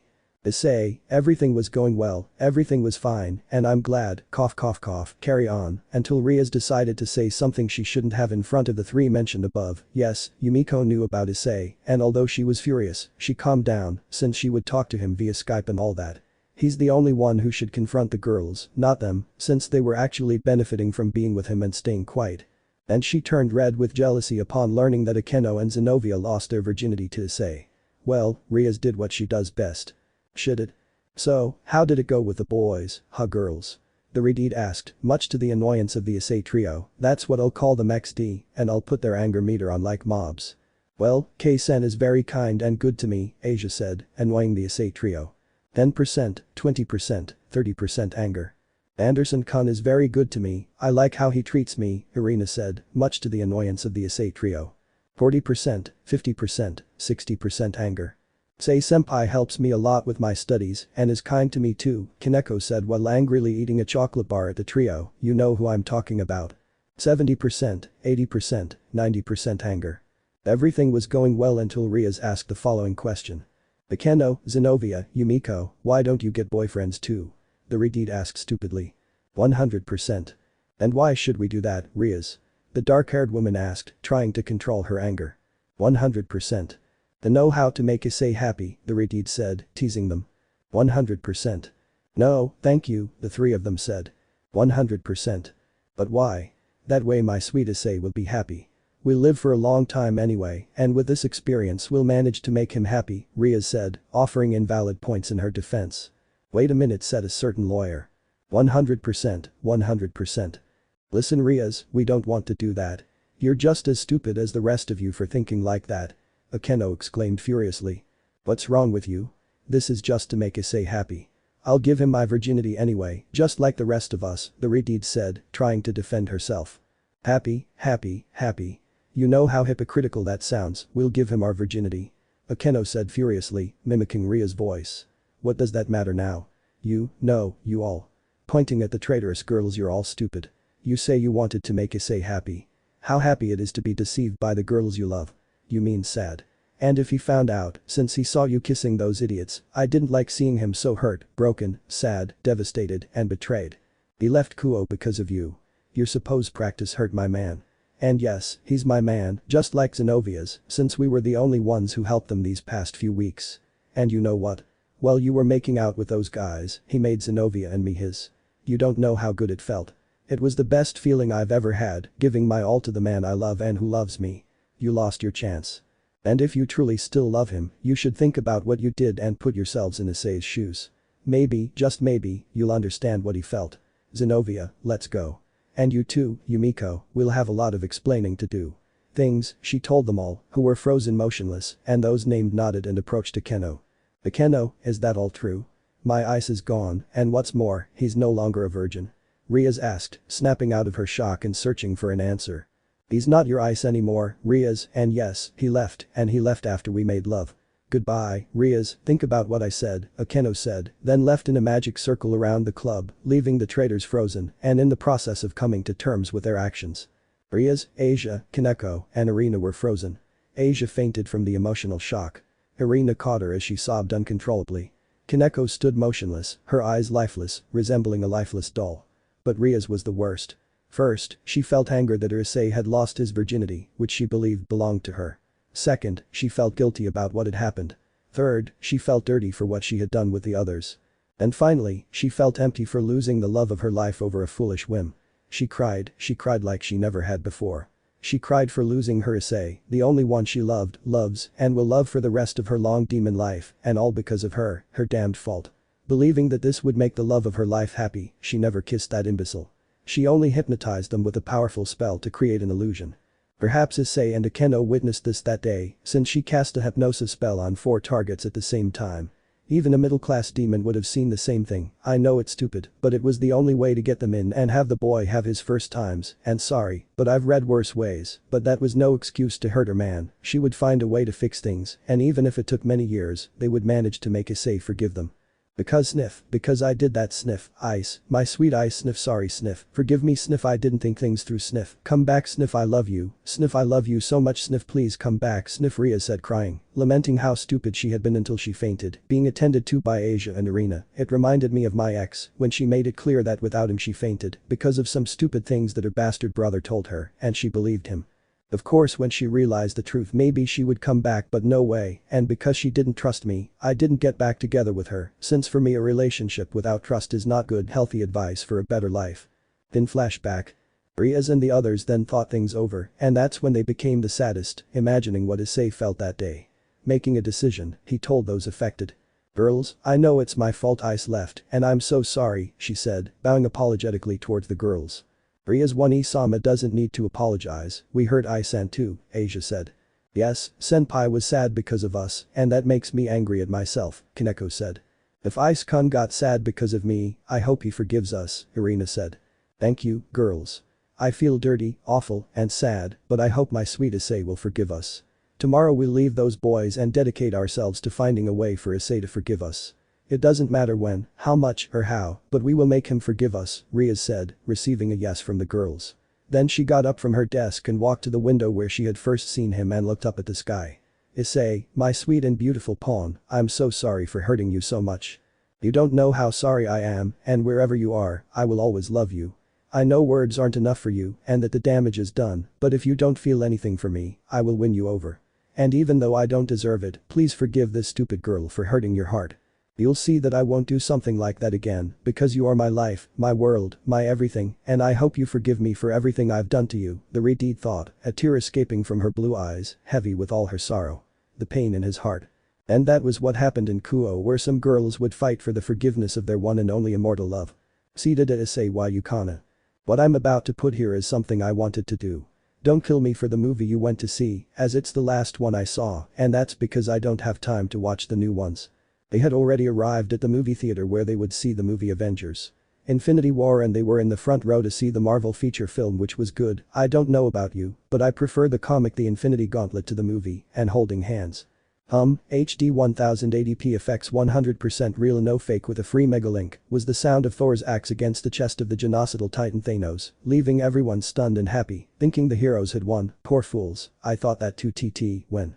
You should have aimed for the head, the genocidal maniac said, snapping his fingers where his glove was, destroying it and taking half the galaxy with him. He then separated from Thor and escaped through a portal. Ooh. Were the screams of everyone except the main couple who were throwing a lot of stuff at the big screen. Damn, it's not our fault. Damn Thanos. Some shouted. Damn you, Star-Lord. Others shouted. It was all Star-Lord's fault for hitting Thanos and preventing them from taking the gauntlet, Yukana said. It's bad to let yourself be carried away by rage after losing Gamora, although I understand. She should have waited until they took the gauntlet from her, Issei said. After that they left the movie theater to go somewhere else. That was interesting, the Avengers losing, Yukana said, clinging to Issei's arm. Yeah, but what can we do? I think Ultron was a seer, judging by what was said in Age of Ultron, but oh well, Issei said, shrugging his shoulders. So what do we do now? Yukana asked.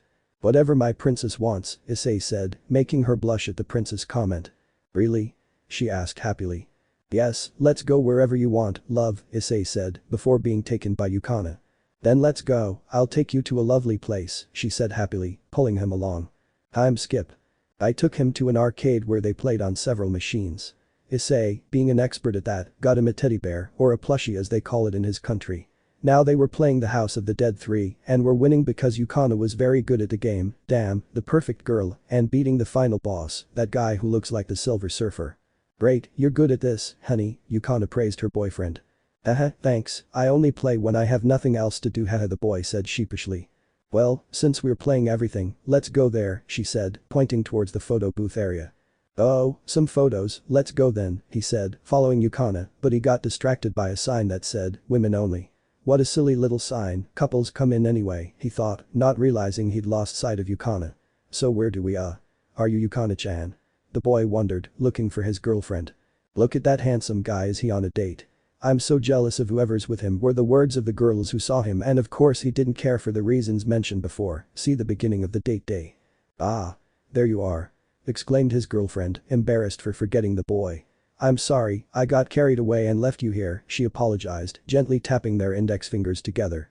It doesn't matter, love, I got distracted for a while, Issei said dismissively, following his girlfriend to the booth where she proceeded to prepare everything for the photo via the touchscreen.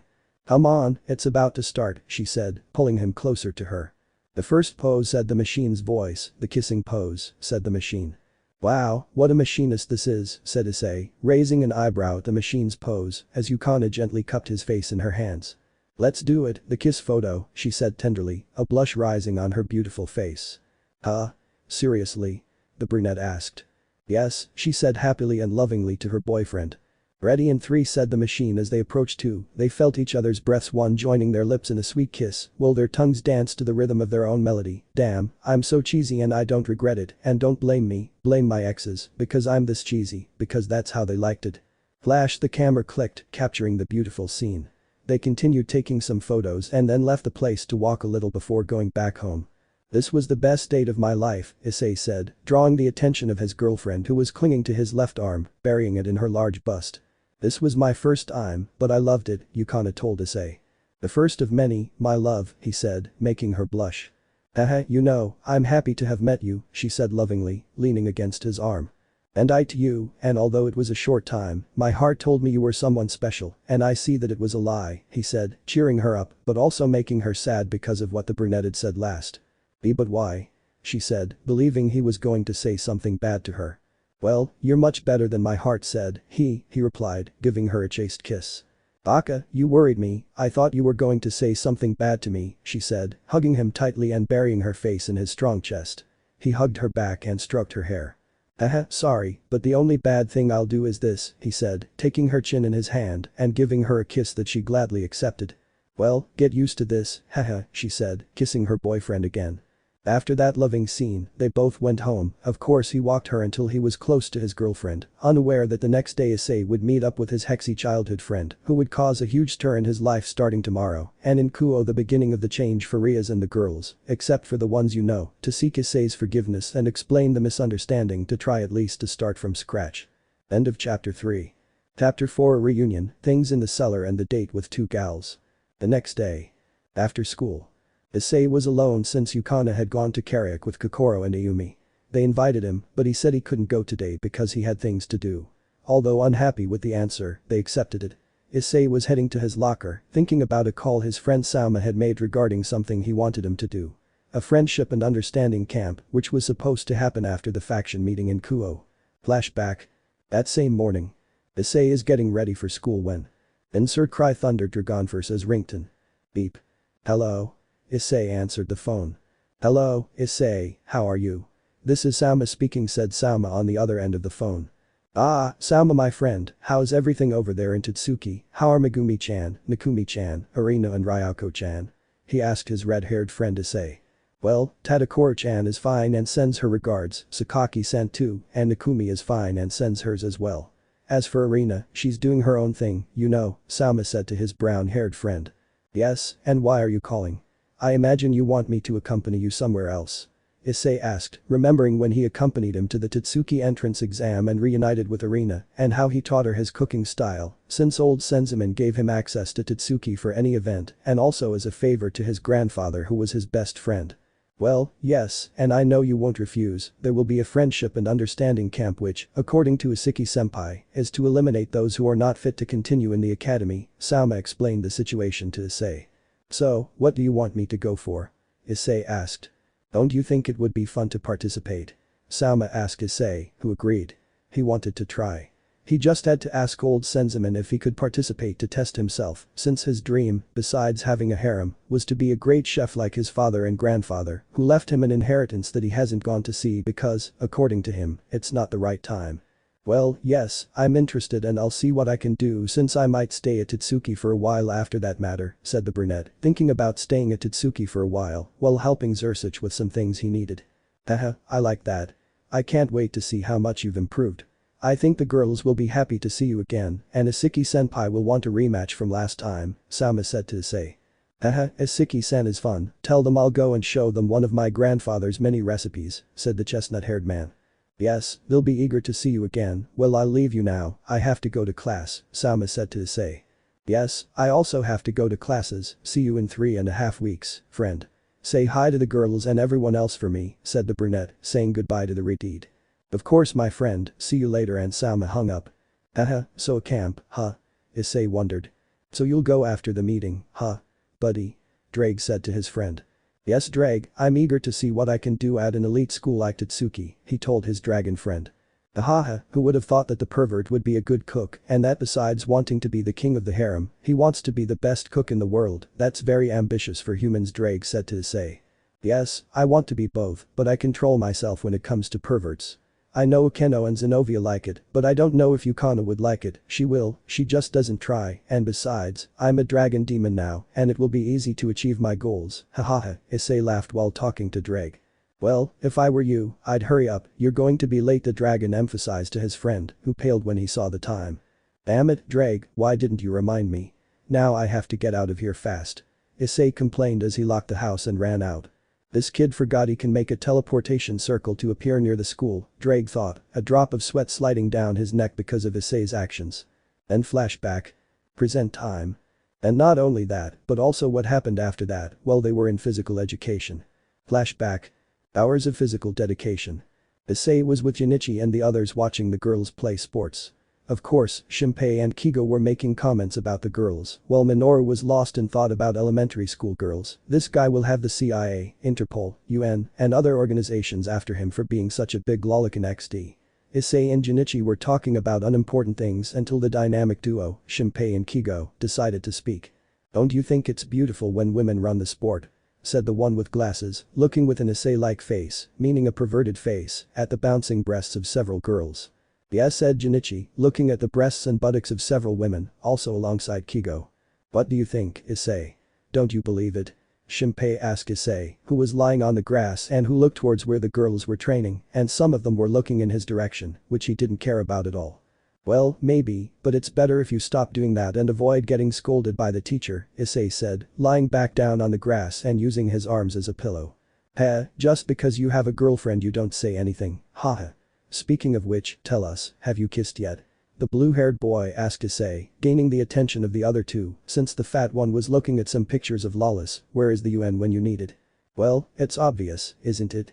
I mean, we're dating, it's normal for a couple to kiss," Issei said, making valid points that made Shinpei jealous, but he decided to leave it for later. So the pervert decided to ask something more explicit for them, and for Issei, it was something he did daily in Kuo. "And, have you touched her breasts yet?" he asked this time, causing the brunette to hit himself with the water bottle he was about to open. Remember, he is lying down, making him sit up to face the boy. "How could you even ask that? We've only been dating for a week and you think I'd be thinking about that?" the brunette said, a little annoyed by the question. "But did you want to?" the blue-haired man inquired of Issei. "Well, yes, but that would be hasty," said the brunette, blushing slightly and scratching his cheek. "Stop bothering him, Shinpei. Issei is right, they haven't been together long," Junichi said, supporting his brown-haired friend and trying to silence Shinpei and his attempt to evangelize the perverted teacher. "Let's face it, Issei was, as though not much, and will be a pervert with his girls, and they'll love it. Let's accept reality." "Shut up, Junichi. He should do it now, he has the right to touch her breasts." Shinpei yelled at Junichi, saying silly things. Besides, it's the ticket to be with all those gals, he thought, imagining himself, Kigo, and surprisingly, Minoru, surrounded by various gals who pampered them and all that. "I still think these guys are going to get me into trouble," thought the brunette, a drop of sweat running down his head as he watched Shinpei shout his perversions to the four winds. It was a miracle that the physical education teacher didn't hear them. "Seriously, what did he tell you? His perversions, his crazy ideas that surpass those of Mitsuda and Motohama, or that he goes around shouting about breasts, like you used to, huh?" Drake asked his friend. "Shut up, Drake, you're not helping at all," Issei said to the dragon inside the boosted gear. "Ah, speaking of the devil," said Shinpei, drawing Issei's attention, who was holding his water bottle that had hit him in the face earlier. Seeing what the blue-haired boy wanted, Shinpei said, "There's your girlfriend running." He tried to suppress his jealousy at the word girlfriend, making Issei look around. "Huh? Where?" the brunette asked, looking for Yukana. "I thought she didn't like these kinds of activities," he thought, becoming alert. "Look, if she runs, these bastards will see those beautiful breasts bouncing. This is bad." Entering protective, jealous, and all over Sekiryuutei mode, Issei thought, but he instantly relaxed when he saw how his girlfriend was dressed. Phew, thank goodness, the brunette thought with relief. She was wearing a sweatshirt over her PE t-shirt and was walking with Kokoro and Ayumi on either side of her, chatting as they jogged. "Don't you feel hot wearing that, Yu-chan?" Kokoro asked. "So, don't you feel hot?" Ayumi asked her blonde friend with pink highlights. "Yes, but the boy's stares are annoying," Yukana replied with a blank expression. "Only Ice-kun has the right to look at me," she thought, blushing. "You're right, oh look it's Ice-kun," Kokoro said, then looked at where Issei and the others were sitting. "Ah, that's right," said Ayumi, watching the brunette taking a drink from his water bottle. How handsome, they both thought, seeing how the gym clothes clung to his body, sculpted by Tannen's beatings and his brutal training sessions. They greeted him with beautiful smiles, Yukana mirroring his own, and he returned the smile, making the trio blush as they continued with their own activities. Issei, meanwhile, took another swig from his water bottle. Everything was fine, everything was perfect until. You know, the way they are now, you could probably touch those breasts hidden under that sweatshirt, Shinpei whispered in his ear, making him spit out the water he was drinking and stand up from where he was sitting. Cough cough, all you think about is boobs. The brunette shouted hysterically, unaware that the teacher was nearby. He only felt a blow to the back of his neck from her, who punished him by making him clean the sports storage room. Time skip. Damn it, why only me? I knew I'd get in trouble, the boy muttered under his breath as he arranged some boxes. It could have been worse, your girlfriend would have heard you, Drake told his friend. Ah, that doesn't matter anymore, I'd better finish this quickly, the boy said, continuing to clean the place. Ah, there's still a lot to move, he said, looking at all the boxes that needed moving, when. Hey you, don't slack off. Said a voice behind him, which made him nervous. Haha, was my imitation of Yuji sensei good? Asked Yukana's melodious voice from the doorway. Love, why are you here? Were you punished too? The brunette asked his girlfriend. No, I saw they left you doing everything, so I came to help you, honey, Yukana told her boyfriend, who was pleased. She went to pick up a box. If I help you, it'll be faster, right? She asked, receiving a kiss on her lips that made her blush. Thank you, love, said the smiling Issei to his girlfriend and proceeded to move the boxes. It was Yukana who bent down to pick up a box, giving a great view of her succulent rear end, which, being wearing shorts, didn't help much to say. Was Issei's thought as he watched his girlfriend put on such a show, but he decided to concentrate on what he was doing so as not to ruin their relationship just because of his lust. Oh, right, Yukana called Issei's attention. Why are you cleaning, love? Yukana asked, wanting to know the reason for it, making the brunette nervous who tried to invent an excuse. This because laziness, yes, because of laziness, haha he replied, let her believe it, let her believe it, let her believe it he thought, hoping she would swallow this lie, since he didn't want to look like a fool by telling her that he had fallen for his friend's tricks and yelled boobs loudly and that the teacher heard him. Ah, okay, she said, not very convinced by the answer, but she let it go, eliciting a sigh of relief from the brunette. Wow, it's really hot, Yukana said, emphasizing her words as she began to fan herself with her hand, while Issei watched her because of what she said, until she lowered the zipper of her sweatshirt, revealing the white t-shirt that had imprisoned her breasts. Boing was when they came out bouncing.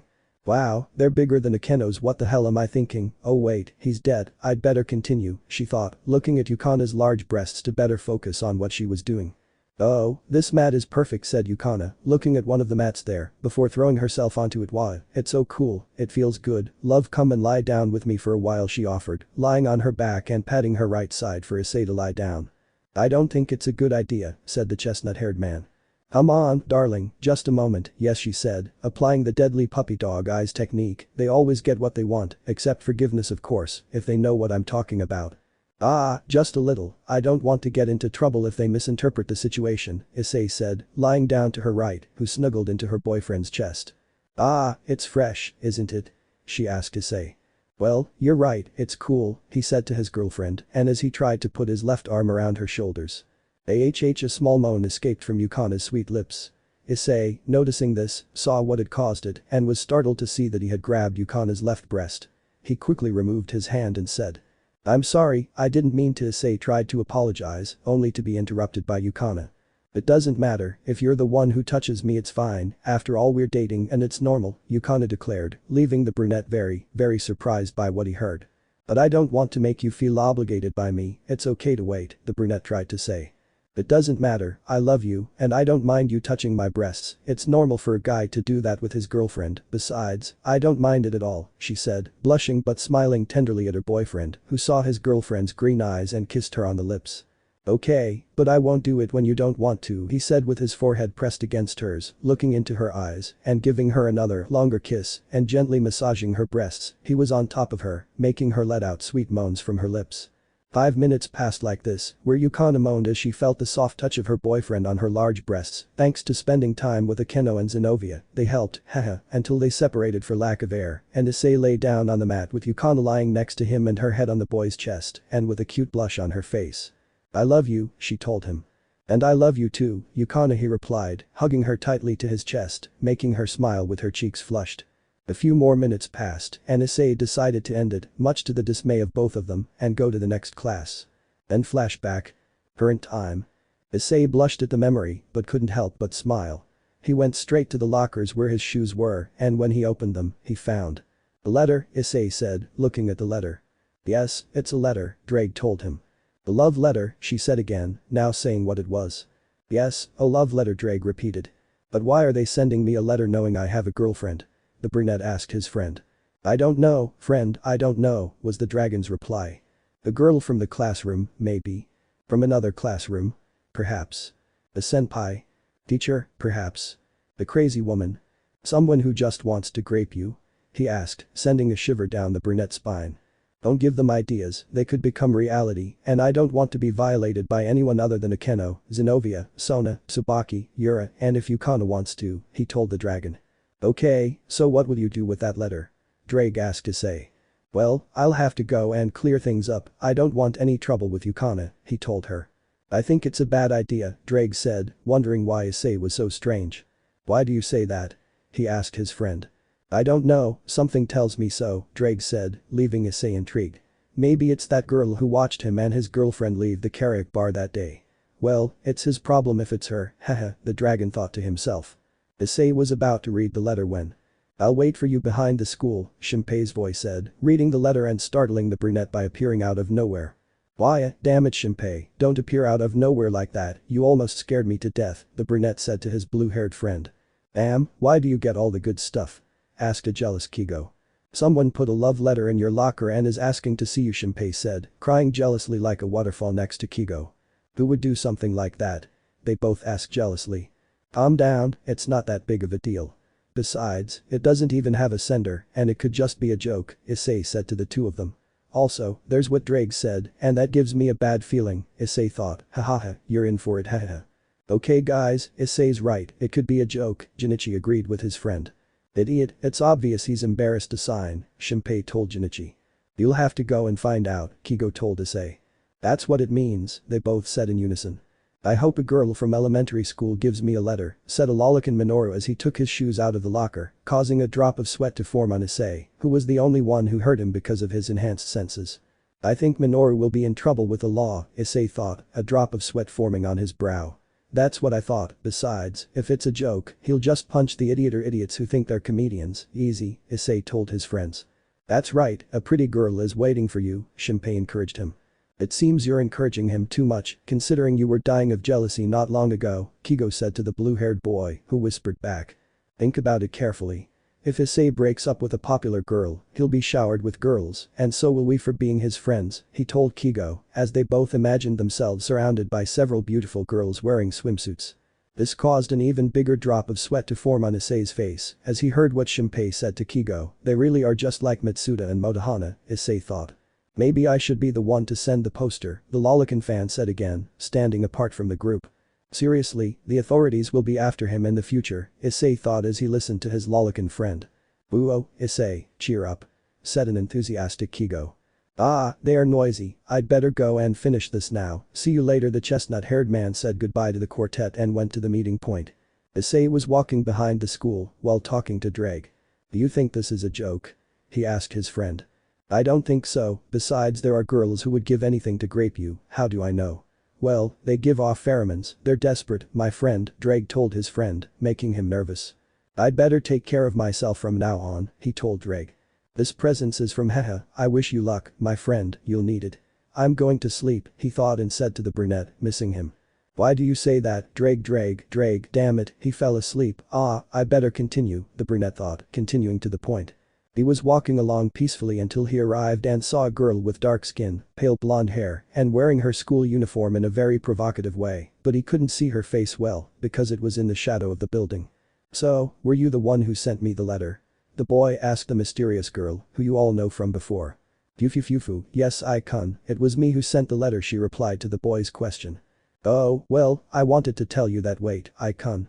Where do you know me from? He explained calmly, then became nervous when he remembered his friend who used to call him that. Fufu, don't you remember me, I-kun? She asked, emerging from the shadows and shocking the boy. What, cat got your tongue? She teased her childhood sweetheart. Ranko, how are you? Sorry for not seeing you before hehe, I've been busy hehehe he tried to apologize to his friend nervously. I don't believe you, she said, moving dangerously close to her love. You know, it bothered me to know you were back and didn't even bother to come see me, she complained, hugging him around the neck and pressing her breasts, which are larger than Yukana's, against his chest. You know I missed you so much, she said softly, her face nestled in the crook of the boy's neck. "You're mean," she said, being hugged by the boy. "I'm sorry, I already told you I couldn't because of several factors, I'm sorry about that," he apologized to her, while returning the hug. "If those factors are dating Yukana, I don't believe you," she said, looking him in the eyes, making him nervous. "How do you know that, Ranko?" he asked nervously when she broke away from the hug, standing in front of him and still looking him straight in the eyes. "She's my best friend after all, and she told me. What did you think, that I wouldn't find out?" she asked with a touch of jealousy in her voice, which the brunette noticed. Anyone who heard you would say you're jealous," he inquired of his friend. "It's obvious I'm jealous," she told him, surprising him. "Seriously?" he asked the girl incredulously. "Obvious, right? Or don't you remember the promise?" I asked, getting dangerously close to his face without taking my eyes off his. "Promise?" he asked, not remembering. "You've already forgotten her, it was before you left for Kuo," she said, still close to him. "Before I go, wait," he said, thinking for a moment, remembering that before leaving for Kuo, she had come to see him before his departure, and as always, he was absent-minded and hadn't heard Ranko speak, simply accepting her promise. "Damn, I really am stupid," he thought, I remember, I'm sorry for not keeping my promise, really," and apologized to her, who hugged him around the neck, their noses touching. "Ranko?" he asked, shocked by her action. "You're mean, Icon, very mean to me. You didn't come to see me, and now you're going out with my friend when you should be with me," she said, very close to his mouth, making the boy nervous. "Ranko, please don't do it, this is wrong," Issei told her. "I don't care, after all you didn't want a harem, or so you said before you went to Kuo," he said, making him even more nervous as he felt her breath close to his mouth. "Yes, but I don't want to hurt Yukana," the brunette said, thinking, besides, I'll have to figure out how to convince her to accept. "I'll take care of that," she told the brunette, surprised by his reaction. "What do you mean you're in charge?" he asked her. "Easy, I want to be with you, that girl Kashiyui too, and that friend of yours Fujinoki Nin as well, so who better than me to get Yukana to accept that, huh?" she proposed to him, surprising him greatly. But that would be weird, not to say impossible," Issei said, and thought to Ranko. "Don't worry," she said, throwing him to the ground and sitting on his waist. Ranko, what are you doing?" asked Issei on the ground with the sensual brunette on top of him. "I just want a little kiss from you, but also something else," she said, touching the boy's crotch. "Ranko, please don't do it," he said, with all the self-control he possessed to avoid taking her home and leaving her limping for a week. "Icon is big," she said, feeling junior. "Do you want to lose your virginity with me, huh, Icon?" she asked him sensually. First of all I'm not a virgin," he said, surprising her and taking her by the arm. "Second, drop that provocative attitude of yours, and the virgin here is you," he said, sitting on the floor with her on his lap while she wrapped her legs around him and he licked her neck, making her blush and nervous. "This girl reminds me of Kuroka, she only acts sensual and all, but she's more of a virgin than Mary the mother of Jesus." "Icon, how come you're not a virgin anymore?" she asked, blushing from being in that position with him on the floor. My ex, but I don't want to talk about it," he said, holding her by the waist and lifting her up from the ground without letting go of her. "And how do you think I'll agree to share myself with you?" he asked a now calm Ranko. "Easy like that," and she whispered her plan in his ear, surprising the boy who took her face in his hands, making her blush. "Icon," she said, blushing, to receive a big kiss from her love who took her by the waist and kissed her passionately. For this idea, she wrapped her delicate arms around his neck, deepening the kiss, their first kiss. "You're a genius, Ranko," said Issei, leaning against the wall of the building with Ranko hugging him, her face on his chest. "I'm sure that'll make her agree," he said, giving her a quick kiss. "See, that will be good for everyone, haha," she said, hugging him. They both decided to leave the school, Ranko clinging to his arm, and were chatting about various things when someone saw them. "Honey?" A familiar voice was heard beside them, and they turned to look, finding Yukana looking at them with feigned anger, like the one she applied to Junichi in chapter 3 of the anime, when he finds Ranko, just a function. "Why Yukana, didn't you go to karaoke with Kokoro and Ayumi?" he asked, scared to see Yukana there and that she might misunderstand everything, although it wouldn't be far from the truth because of what happened recently. "Well, Ayumi's parents called her and she had to leave, and Kokoro left because she forgot her mother had asked her to buy the dinner supplies, and I came because Ranko called me," she said, now calmer. "And you, Ranko, what are you doing with my boyfriend? If you wanted me to introduce you, you should have invited me. You surprised me," she said to her friend. "I'm sorry, it's just that I really wanted to meet him, and what a surprise it was to find out who your boyfriend was," Ranko replied to Yukana. "Why? Did you already know him?" she asked, surprised, forgetting that Ranko is still attached to her boyfriend. "You remember that boy I told you I had as a friend a while ago?" she asked. Yes, but you said he went to don't tell me that Yukana said, coming to a conclusion. Yes, he's my best friend, Icon, she said, hugging the boy tightly, alerting Yukana who clung to Issei's other arm. Ah, that's interesting, but just because he's your friend doesn't mean you have to get too close to him, he's still my boyfriend, you know. She said, puffing out her cheeks adorably and scolding Ranko. Don't worry, it's just that I hadn't seen him in a while, and I wanted to talk to him to catch up on everything, said the brunette, still hugging the chestnut-haired man who was trying to suppress a stupid perverted smile, as his arms were between his girlfriend and friend's large breasts. I think these girls are going to kill me, the brunette thought. I agree with that, buddy, but you're going to die from not being able to have them both, ha ha ha ha ha, Drake mocked his friend who was suffering from being surrounded by so much chest. Shut up, you damn dragon, remember I haven't even gone to the forest of the familiars to look for Tiamat yet, he said, silencing him and focusing instead on the girls who had their arms imprisoned. And why didn't you tell me you knew Ranko, darling? Yukana asked, looking directly into her boyfriend's eyes. Well, you didn't ask me, he said simply. Well, you're right, let's go now, she said, pulling him by the arm after freeing him from Ranko. See you later, Ranko, I'm going home with Ice-kun, she said goodbye to her friend. Take care, Ranko, see you later haha, it was nice seeing you again, Issei said goodbye, winking at her and making the brunette smile. Yes, see you later Yukana, Icon, she said, smiling as she said goodbye. Fufu, this will be good, and Yukana will already agree to this fufu, she thought, watching the couple leave and then continuing on her way home, having already enjoyed the kiss that her Icon gave her. Time skip night. Issei was playing the classified map of Black Ops Zombies and had already been doing the various bugs to reach round 150 while listening to A Shape to Fire by Avenged Sevenfold and eating some chips and had a 1L bottle of Pepsi next to him. Damn Easter eggs and their complicated steps, the brunette complained as he dodged some zombies when he messed up and got that blasted blue screen of death, making him spit out his soda on the floor and then take in what had happened. Damn it, he said calmly. Ah, I knew that shit was going to happen, but oh well, I'd better play World War II and get Dark Reunion in the final Rias, he said, proceeding to change games on the PS4 when he got a message from Yukana on his phone. Oh, it's Yukana, what could it be? He wondered, looking at the message. Next time we can, let's go somewhere with Ranko, the three of us together, his girlfriend's message read. Haha, although I think what Ranko said is crazy, I think it will work, but well, it's better to wait and see what happens he said to respond with a confirmation to his girlfriend. Well, let's crew the Panzermörder and do the 2 Easter eggs on the map, said Issei entering win mode and putting on Hail to the King by Avenged Sevenfold. Oh, yes he said getting ready for his game of the night. Time skip 2 days later appointment day. Issei had already left home and went to meet Yukana and Ranko, who were waiting for him 2 blocks away. Yukana was wearing a pale pink sweater, blue thigh-length shorts, and light brown boots. Ranko was wearing a black hoodie, white thigh-length shorts, and brown boots. Both looked beautiful and he let them know, earning a short kiss from his girlfriend and a kiss on the cheek from a blushing Ranko, and so the three of them decided to go on their date. They went bowling where Issei lost because he was bad at it, then they went to eat where both girls fought over who got to feed him, much to the jealousy of several guys, including those with girlfriends who got a good scolding from their partners XD.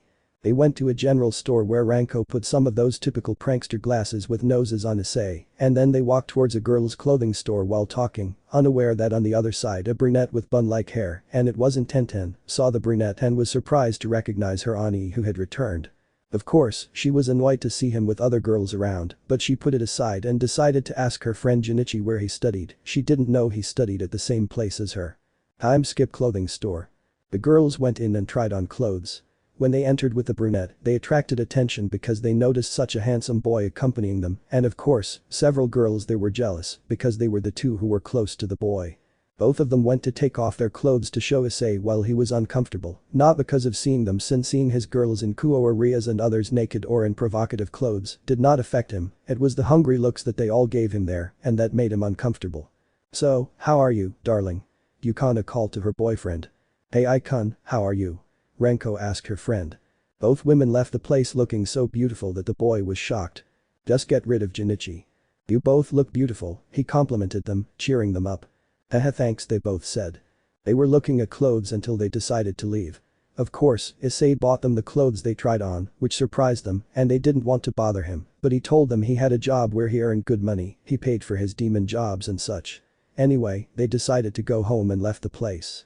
Of course, Issei bought some necklaces he found for them, one violet and one green, emerald and amethyst. I don't know much about jewelry, so let's pretend it's violet, and if it is, praise be to God in Jeebus XD, for both of them. Thank you for the gift, darling, Yukana said to her boyfriend. Yes, I-kun, although it wasn't necessary, Renko said. No problem, and I told you so. Besides, I wanted to give something nice to beautiful girls like you. What's wrong with that? He said, making them both blush. Well, thank you, love I-kun, they both said, blushing, and were about to continue on their way when. Hello, a guy next to another guy stopped Yukana. We need to go to the station, could you help us? The injured man asked. Well I suppose it's past that traffic light, Yukana said kindly, pointing in the direction of the station. Could you give us a ride? We'll treat you to lunch, offered future injured number 2, making Yukana uncomfortable. Oh, trying to flirt. How fun, Renko said, thinking about how fun it would be to see the guys bite the dust at Issei's hands. That's it, let's have fun, said injured number 1. Hey, leave her alone, you're making her uncomfortable, Issei said seriously. What's the problem? They're cute, let's have some fun, said injured number 2, ignoring Issei's death glare, grave mistake. These idiots want to visit the emergency room, he thought, annoyed. Protect what's yours, my friend, this is Spartaea. The mad dragon shouted to his friend, causing a drop of sweat to form on his friend's face. That's why I didn't want you to watch 300 and see the craziness of those Spartans, he told the dragon, focusing on the future injured. Stop bothering my girlfriend, idiots. Issei said angrily, surprising the girls who hadn't seen him like this before. Hey, don't try to act tough, said the injured one, who, when he tried to push him keyword. Tried Issei grabbed his arm and squeezed it tightly, making the bastard kneel. Hey, let go of me, idiot. The idiot yelled in pain. Let him go, you bastard. Yelled the other idiot, throwing a punch that never landed because the brunette positioned the idiot he was holding in its path, causing the imbecile to hit his own friend. Watch what you're doing, you hit your friend, the brunette mocked idiot too. You wretch, now you've really earned your ticket. After this beating, we'll take these beauties and have some fun with them, said idiot 1, wincing in pain next to his friend. Of course, the last part disgusted Renko, since only her icon could have fun with her. It also annoyed Yukana, since only her boyfriend could do that with her, but she blushed at the thought of Issei. Well, needless to say, he left them badly injured, so much so that they thought 20 guys had beaten them up. Well, I'd just give them a few taps, but with what they just said, I'll beat them to a pulp, you bastards, the chestnut-haired man said, twisting his knuckles. The following scene was censored due to explicit and very graphic violence, we apologize for the inconvenience euros. To say that Renko and Yukana weren't surprised would be like saying that Broly in the new Dragon Ball Super movie is the same as in GT, or that Vegito in SS4 didn't send Cumber flying far away from the prison planet XD. They were happy to know that he could protect them if he wanted to.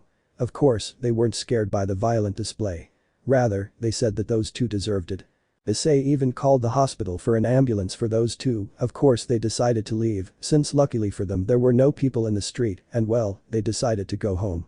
Time skip Haidu residence nearby. The chestnut-haired man was walking towards his house, thinking about.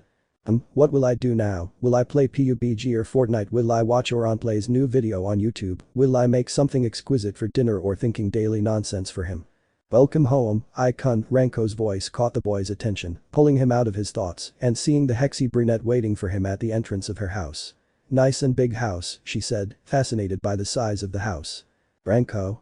What are you doing here? It's not that I mind, it's just that I thought you went home with Yukana, he said, thinking that she was already tired and all that. You know, she said, getting very close to Issei, you were great defending us there, and she said, putting her arms around Issei's neck, I fell even more in love with you, Icon.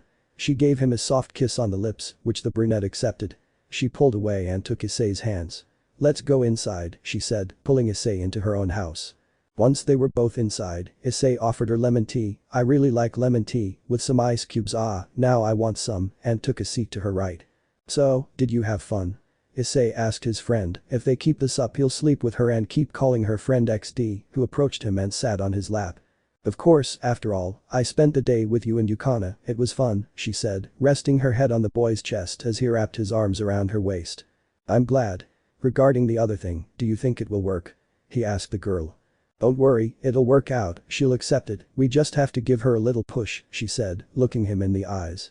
Ah, that's good, she said, looking at the clock, seeing that it was already late. Here I will avoid the scene that Yukana does in the anime, since I don't find it necessary, it's late, do you want to eat with me? He offered to Renko, surprising her. Do you know how to cook? She asked.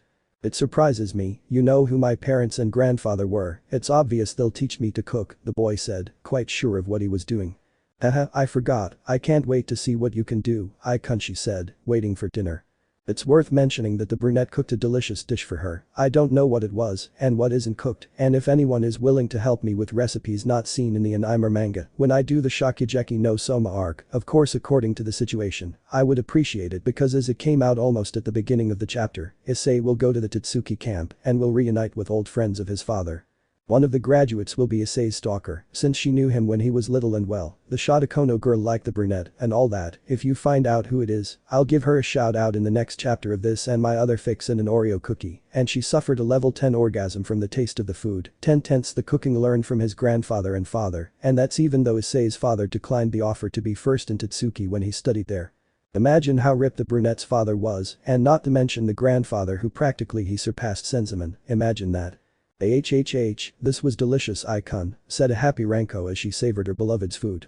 Well, thanks, haha he said gratefully, seeing that it was already 7 p.m. and decided to accompany Ranko to her house and also greet Ranko's parents. The next morning. Monday. Issei was on his way to school and was chatting with Drake about stupid things. That's why I'm telling you that yesterday playing Free Fire I lost because I had to carry the damn scar and the shitty lag, he said, remembering how he lost with about 15 deaths on his record. And I say it was because he's a bucking noob who thinks that playing PUBG can win everything that resembles that game, Drake said, criticizing him. If stupid things happened, of course they went on like that until. Good morning Icon, said a cheerful Ranko, hugging the brunette from behind. Good morning Ranko, how are you? He asked Ranko. Well, it's better now that you're close, she said, smiling sweetly as she stood to the boy's left and hugged his arm. Haha, I'm glad, the brunette said to her, and Yukana appeared behind them. Honey, Ranko, good morning, Yukana greeted, approaching her boyfriend's right side and taking his arm, looking at Ranko jealously. So why are you hugging my boyfriend? She asked her friend. Come on, don't be mean, I'm just spending time with my best friend, don't be mean, Ranko said to her friend with a cute pout. HMPH, he's my boyfriend and just because he's your friend doesn't mean you can do whatever you want with him, said a jealous Yukana, dragging her boyfriend away after freeing him from Ranko's hug. Hey, love, wait, said Issei as he was being dragged along by Yukana. Fufu, this will be fun, Ranko said from where she stood watching the beginning of her plan in motion. It reminds me of Momo from To Love Ru XD. Hey, wait. She shouted to catch up with the couple. In the distance, a dark-haired woman watched this, looking very jealous. Ah, how dare you monopolize my ice kun. You won't get away with this, or I'll stop calling myself Kashiyui. Oh, if things don't get crazy for the brunette with this girl next time. And that's how today ends. There's a week and a half left until the faction meeting. Issei has now reunited with Ranko, and she gave him an idea to start the harem there. Things are about to happen, and well, we just have to wait. End of chapter 4. Chapter 5 Boa Channel, a day at the pool and more. It was another day in Tokyo, and Issei was happily walking to school while remembering something. Ah, what's making you so happy, mate? Drake asked his friend. Well, almost nothing, Drake. Yesterday I spoke with the girls again, and Megumi-chan and Akumi-chan asked to contact me. They told me several things, like how Sama is still doing his crazy things, and that apparently Arena got very angry with him for not even giving her a number to call me, haha, Issei said to his friend. And tell me, friend, how will you explain having a harem with your girlfriend? You won't have any problem with the brunette, that girl Anine won't even mind sharing you, since she loves her Ani too much to let him go. That black-haired girl is between the two of them, and now with your girlfriend's two friends, haha, who would have thought, the ex-pervert now heartthrob, haha, what losing your virginity does, haha Drake laughed while speaking. Teasing Issei with that last thing he said. Screw you, Drake, you'll see, you'll pay for this, Issei said angrily to the dragon. But I think he's right about the other thing, Ranko and Nin would accept, but I don't know if Yukana and Yui would be reluctant to share me, but anything is possible, for me Haidu Issei, the future king of the harem, he said to his friend, surprising him with the last part. Wow, old man, I thought you'd drop the harem king thing, the dragon said happily. Well, no, but I'm not going to shout it from the rooftops either, just so people call me crazy, he told his friend, trying to keep him from getting rid of him. Besides, at this rate I'll get more girlfriends, and like you said, even Ayumi-chan and Kokoro-chan are showing romantic interest in me, but at this rate, it'll be difficult to talk to Yukana about it, Issei said, sounding depressed. Well, you'll find the right moment to talk to her about it, Drake said, trying to calm him down a bit, which worked. And now that I think about it, what did you think of what you saw last night? Didn't you think your friend dressed as a gal was cute? Drake asked Issei, who blushed a little because of last night. Well, I was surprised, haha. Who would have thought Yui-chan would dress like that? Although I won't deny she looked beautiful, he told Drake, blushing at what he saw last night. but what did he see? Flashback. Last night. Issei was looking for a live stream on Twitch if Yui, or as she's known, Bo-sama, was streaming there, searching and searching for some gamma play. He'd already found Dead along with Alan, Zilverk and Pipapink, but now he was looking for something different. During his searches, he found some gals streaming. He saw several, pretty but shallow, like typical conceited blondes, when in his wanderings, he found someone who surprised him. "Hello everyone, welcome to the Boa channel, thank you for coming to see me," said a beautiful girl with dark orange hair, blue eyes, fair skin, dressed like the anime. The thing is who the girl was surprised him. "It's Yui-chan," he said with a poker face and a slight blush, as he thought she looked cute like that. "Yes, she's your dark-haired friend," Drake told him. "Why is she doing this?" "Although I admit she looks beautiful like this," said the brunette. "Let's see what it says," said Drake. And no sooner said than done, they started watching the live stream. "Today, Boa is very happy," said Bo Yui. "I've already told you about someone important to me returning. The thing is there's a problem, and it's keeping me away from that someone. Boa is in love," said Bo Yui to her audience who, although jealous, would support their Bo-sama. "That guy is so lucky that someone as beautiful as Yui-chan would notice him," said a clueless-eyed Drake, who had a drop of sweat on his brow because of it. "Hey mate, you're really clueless," Drake said to a confused brunette. "Huh? Why?" Issei asked. "You know what, just leave it there and keep watching," he told Issei, who shrugged. "If you only knew that girl was talking about you, you're seriously too dense to realize these things," Drake thought. "Although I won't give up because of that, what do you think, should I fight for him?" she asked her viewers, receiving confirmations and a lot of support. "Thank you for your support, seriously, I won't give up and I will fight for him," she said gratefully, after talking about a few things on the broadcast. "Wow, I really didn't expect Yui-chan to do such things, she seemed too serious for that," Issei said. "Don't judge a book by its cover, old man. It could be serious, and look what you just saw. Although, everyone deserves to have a secret even if you already know it," Drake told Issei. "You're right," Issei said, then went on YouTube and searched for music. "Oh, Painkiller and a Guy vs Madara AMV," he said, watching the video. "I liked one, since my favorite is the Guy vs Madara AMV Within My Remains, by Linkin Park." Then flashback. Issei thought about last night, still with the image of a beautiful Yui in his mind. It seems you like that girl, old man," Drake said to Issei. "Well, yes, but I have to take things slowly and find the right moment to start a plan," said the chestnut-haired man. "Harem plan, hahaha, and I thought you forgot you were the king of the harem," Drake said. "Don't forget, it's just that now the goal is very different. I want to give love to everyone and for them to love me the same," the brunette said seriously to Drake.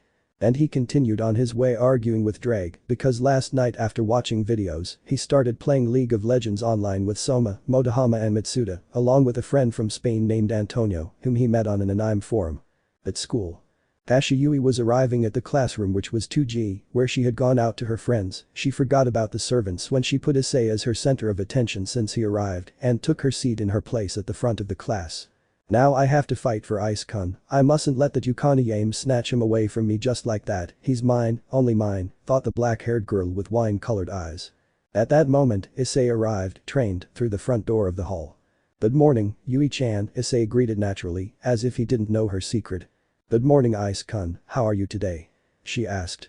"Well, thanks for asking," he said. "Although I must say she's very beautiful even without being dressed as a boa," he thought, looking at her face, which she noticed and blushed a little. What's wrong, do I have something on my face?" she asked, blushing slightly. No, it's just, I forgot the beautiful color of your eyes," that made the poor girl blush a lot. Thanks hehe she said shyly, some girls called her and she said goodbye to Issei. He for his part approached Kigo, Shinpei and Minoru who were gathered together. At that moment Junichi arrived. "Damn, that just slipped out," the brunette thought, referring to what he had said to Yui. You're Casanova, my friend. I just hope your girlfriend doesn't kill you for doing that while you're with her," Drake said, making the brunette nervous. "Don't mention it," Issei told the dragon. "Good morning," Junichi greeted the three mentioned earlier. "Good morning," they replied to the greeting. "Hey, what are you guys doing gathered here so early?" the brunette asked, approaching and getting close to the retreat. "Well, Kigo keeps talking about a super cute girl he met during a live broadcast," Shinpei said. "It's true, she's gorgeous, just wait and see," said Kigo, taking out his phone and searching for the live video. "Hey, how old do you think he is, over 7? Minoru, the lolicon, asked the boys, causing a drop of sweat to form on Issei and Junichi's faces. "Seriously, the authorities will be after him if he keeps this up," they both thought at the same time. "Shut up, lolicon," Kigo yelled at Minoru. Here it is, Kigo said, crouching down so Shinpei and Junichi could see. Hello everyone, thank you for coming to see me. It was the familiar voice of Bo Yui that the brunette recognized, and that surprised him. Oh. Exclaimed Shinpei and Kigo, excited by the cute Bo Yui. It's true, she's pretty, Junichi said, blushing slightly at the girl's beauty. Oh, it's Yui-chan, Issei thought, seeing where Yui was talking to some girls. She noticed, smiled at him, and left. Issei reciprocated. Shinpei made his typical fuss about being an angel from heaven or a Venus among the gals and such, being supported by Kigo. Guys, calm down please, Junichi said, as always trying to calm them down. And Minoru, well. Oh, for Jack it was a girl's voice. If he saw a video where a girl was playing with her pet, the chubby boy would watch it with a blush and silly laughter. Seriously, Minoru's going to have problems with the law. Issei thought with a drop of sweat on his brow. Guys, seriously, calm down already, Issei said, calming the two crazy people, while Shinpei stared at the girl's image. What's wrong? Kigo asked. Well, I think I've seen her somewhere before, he said, putting a hand to his chin. Damn, I hope she doesn't realize it's Yui-chan, Issei thought nervously. Really? Kigo asked. Yes, but from where? He wondered and began processing the information like Internet Explorer until damn it, I don't remember. The Slowpoke shouted in frustration while Kigo tried to encourage him to remember and Junichi tried to shut him up. Phew, false alarm, Issei thought with relief. You're very worried about that girl, aren't you? Drake asked him. Yes, I don't want them to know her secret, it's hers, and her reputation would be affected and I don't want that, Issei said to Drake in a worried tone. You've changed, old man. I still remember the boy who only lived for big breasts, especially those of that retard. Ah, what memories, Drake said.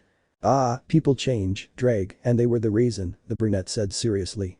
But I still love breasts, and Yukana and Ranko have some, haha, he said, smiling stupidly in his mind as he remembered the soft breasts of his girlfriend and his future partner. Haha, and I don't doubt that, Drake said with a smile, before adding something that would leave Issei speechless. What would you do if everything you saw that day was a lie and just an illusion? Drake asked the brunette. I don't know, Drake, my love for them hasn't disappeared, but it's not as great as before. If it was all a farce, I would forgive them, but it would be difficult for them to return to what we were before, the chestnut-haired man said. You've really changed, Drake said. I think those girls are very lucky. If they explain what happened properly, they can be forgiven, Drake thought seriously. From afar Yui watched them making a commotion, but her gaze fell upon a thoughtful Issei. You will be mine, Ice-kun, only mine and no one else's, she thought determinedly, looking at him, this girl thinks she's but oh well, but she got annoyed when she saw someone enter the room, here she is, Erg, Yui complained. Hey, you guys, you're in the way, said a familiar voice behind Issei, who looked over his shoulder and was surprised to see it was Yukana. Just kidding, good morning, darling, she said, hugging him from behind and pressing her breasts against his back, making him blush and two members of Issei's group jealous, you know who, right? Good morning, love. I still say they're as big as or bigger than Akeno's, he greeted affectionately, blushing as he thought the latter. A certain sadistic black-haired girl sneezed, but he blushed, thinking that his Ice-kun was thinking about her. Although I'm not complaining, haha, the brunette thought with a small smile, he only makes those gestures with his girls and discreetly, so you know. When lunchtime comes, Ranko and I would like you to join us, okay? She asked with a tender look and smile, and their emerald green eyes met, showing affection. Of course, love, whatever my princess wants, I'll be with you at that time, Issei confirmed, making Yukana blush at the princess comment under the jealous, you know who they are, and supportive, Junichi glances. Great, I'll go tell Ranko, I'll see you later, darling, she said, turning away to their dismay, giving them a kiss on the cheek and heading back to her seat where Kokoro and Ayumi were waiting for her. Good morning Ice-kun, they both greeted from their places. Good morning Kokoro-chan, Ayumi-chan, he greeted them, smiling. They returned the gesture, and of course, under the jealous gaze of Yukana, who had a cute pout at the sight, but she ignored it. Apparently, her boyfriend was attracting the girls' attention. After greeting the girls, Issei turned his gaze back to the group, noticing that Shinpei and Kigo were giving him jealous and envious looks. What? Issei asked. Aye, traitor. They both shouted, then sat down at their desks muttering things about bad friends and lucky bastards. Huh? What's wrong with them, Junichi? He asked his friend. Leave them alone, they're just jealous, said the retard, taking a seat. Well, Issei said, shrugging his shoulders. The morning classes passed and lunchtime arrived, where Issei, Yukana and Ranko were eating outside the school, on some benches in the place. Yukana was on his right feeding him and Ranko very close to his left. Of course Yukana didn't even notice as she was lost in feeding Issei what she had lovingly prepared for him. Okay, say ahhh Yukana said, giving the brunette some fried chicken, which he gladly accepted. You cook deliciously, love. You'll make a great wife, Issei declared, making the girl blush. She imagined a life with Issei and herself in a house where two children, one blonde and one brown, along with a blonde girl, were playing. She was being hugged by an adult brown-haired man, and her belly was swollen. Damn, even I, who wrote this, was surprised by this girl's mind. She really loves Issei. They had finished eating, and she leaned back on Issei's shoulder and closed her eyes. Branko let them be for the moment. Of course, when she saw her opportunity, she took Issei's left arm and made him put it around her shoulders and took his hand and put it on her left breast. That surprised Issei, who, when he saw Branko, she just gave him a little smile. She approached his ear and whispered to him. "Don't think you can be all lovey-dovey in front of me like nothing's wrong," she said, biting his earlobe, making Issei blush. He played along and squeezed her breast. "Ahh," the brunette whispered a moan. Issei, being the ex-virgin he is, began massaging Ranko's breast, who stifled her moans. Issei continued the massage and felt the brunette's erect nipple, and well ahhh, another stifled moan as he felt the brown-haired man pinch her nipple. Issei brought Ranko's face closer to his and whispered, "Don't play with fire, Ranko, you might get burned." He chastely kissed the now aroused and blushing Ranko, who now knew that her icon was perfect for her. If you're wondering how she did all that with Yukana practically by her side, well, she's still asleep. It really affected her when Issei told her she'd make a good wife.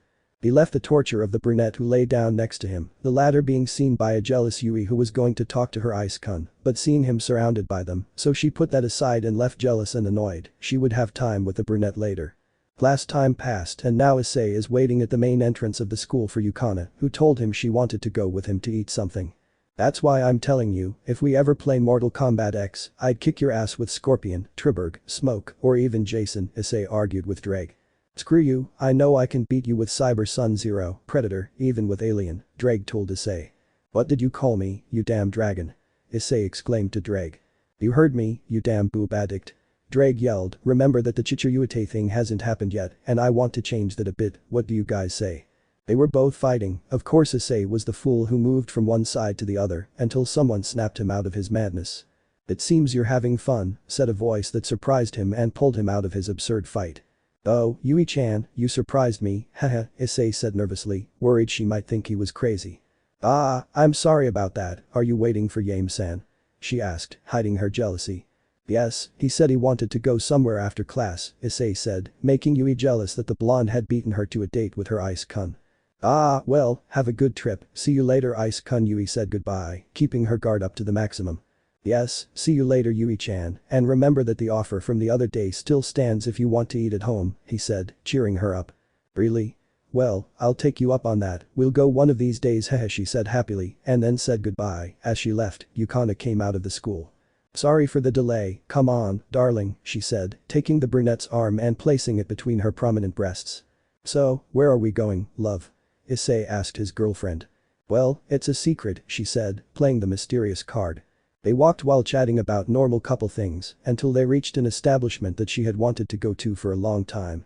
"Sorry for the wait, here it is, this is the kawaii poison chemical cake," Yukana said, showing a very strange cake to Issei. "I'd heard a lot of people talking about this cafe, so I was curious," she continued, tasting the cake. It's simple but cute. It tastes good, you have to try it, honey," she said to Issei. "Here, she fed him a piece, which he accepted. "How is it?" she asked. "It's good," Issei said as he looked around the place. There's a good atmosphere, and it seems like the places are divided into certain sections, and nobody seems to care anymore," Issei thought, looking at the place. "You know, love," Yukana called to him, "Ranko and I were thinking about going to the pool tomorrow. What do you say, would you come with us?" she asked, leaning against Issei's right shoulder, who put his arm around her shoulders and hugged her. "Well, I think that would be fine, but I need to buy a new swimsuit," he said, hugging his girlfriend. "If you want, we can go buy one after we leave here," she suggested to her boyfriend. "That would be a good idea, love," he said, kissing my cheek and making me blush. "I see," she said, looking him straight in the eyes as she closed the distance between them. "Yukana," he said, also closing the distance. They kissed, it started softly but gradually intensified, a battle of tongues began where Issei was winning. Issei caressed her breasts, which she didn't mind. They had done it before and she liked how Issei touched her. Between small moans muffled by her boyfriend's kisses, they continued. About 8 minutes passed until they had to separate for lack of air. Yukana, blushing but with a radiant smile, rested her head on Issei's chest and he gently hugged her. "I love you, Ice," she said. "And I love you, Yukana," he said. They shared a quick kiss and chatted for a while longer before going to a store to buy their swimsuits. Yukana was looking for some that would fit her. They don't have this one in my size," she said, looking at a two-piece bikini. "Well, Issei." Out with the perverse impulse, yes, he didn't want to take Yukana to a room when he thought of her in very revealing bikinis. "Which one do you think is cute, love?" she asked her boyfriend, showing him two swimsuits. Issei tried to say, but he imagined Yukana in Hexy poses wearing very alluring bikinis, and because he was nervous, he chose one that, "How about this one?" he said, unaware that he was showing Yukana one that made her blush intensely. Seriously, you want me to wear this, love? You're such a pervert," Yukana said to Issei, who realized he had given her a red micro bikini. "I don't know if it's that color, but contrasting with Yukana's beautiful body, well, it would look super hexy." No, this wasn't it," Issei said, unaware that she had taken it. "I'm going to try these on, so you can help me choose which one looks best on me, okay?" she said, entering the fitting room. "Damn, I really am an idiot," Issei thought. "And a big one," Drake said. "Thanks for the support," Issei said sarcastically. "You're welcome," said the Drake troll. "That's it, how do I look?" said Yukana, coming out of the fitting room, wearing a white bikini that looked great on her. Wow, that's all the brunette could say when he saw her, and that pleased her, because she saw the idiotic face he had because of her bikini, more because of her body. "I'll take that as a yes," she said, smiling as she pulled Issei into the fitting room, which surprised him. Love, what are you doing?" he asked, holding back the urge to devour her right there. "I want your opinion on another bikini, so please turn around and don't look," she asked, blushing but smiling, and Issei obeyed and turned his back on her. Damn, no more stupid impulses, he thought, like a certain green-haired fairy godfather, trying to avoid having Hex with Yukana in the small cubicle. "There, you can see," she said, turning Issei around and finding the greatest wonder, after losing his virginity, right in front of him. "How are you?" she asked Issei, whose jaw dropped to the floor from how impressed and excited XD he was. "Damn, miss, cough cough, okay, no V. Wow, just wow," the brunette said, dumbfounded, admiring his girlfriend in the micro bikini he had chosen. "Although it's embarrassing for others to look at me, I'll only use it for you, love," she said, blushing. That made Issei's heart skip a beat. "How I love my girlfriends," he thought happily, remembering his girlfriends.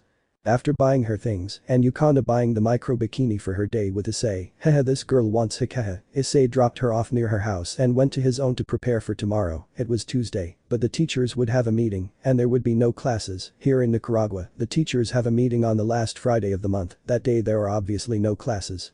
The next day. Swimming pool. Issei had arrived at the pool with Yukana and Ranko and they went to change. Upon leaving, she was surprised to see them in bikinis. Yukana wore the one she had bought the day before and Ranko wore a purple top like the one she always wears to class and striped white panties. "You look good, girls," Issei complimented them, making them blush, but they were surprised to see him wearing black shorts he had bought yesterday and a white sweatshirt that covered his torso. "Thank you for the compliment, Icon, but why are you wearing a hoodie?" Ranko asked. "So, aren't you going swimming?" Yukana asked. "Well, yes, just let me put things away and take off my sweatshirt," she said simply, making them both excited, especially Ranko, well, both of them. Okay, the two excited young women said in unison. Issei went to put his things down and took off his hoodie, revealing his torso. Thanks to the treatment he received from a certain dragon meteor slaver during his shitty training, he had developed a very athletic build. He was a lean but strong body, his muscles were perfect, neither too big nor too small, ideal for combat and speed. Saying that Ranko squirts jets of blood from her nose was like saying that Dross should stop wearing his disturbing tops or that Ho should stop saying his famous of the world XD. "Ah, good, I'm ready," said Issei, stretching a little, making his girls and all the others in the place even crazier, interested. "Where?" "Okay, Icon, let's go," Ranko said, taking his left arm. "Hey, Ranko, don't take advantage," Yukana complained jealously, grabbing Issei's right arm, who was doing his best to avoid thinking about a threesome with the two of them moaning under him in his bed. "Damn, they're really going to kill me," Issei thought. "From wanting to be able to mark her haha," said the troll dragon, teasing Issei. "Fuck you, Drake," Issei said. They went to the shade where Yukana and Ranko started talking, while Issei went to get something to drink for the three of them.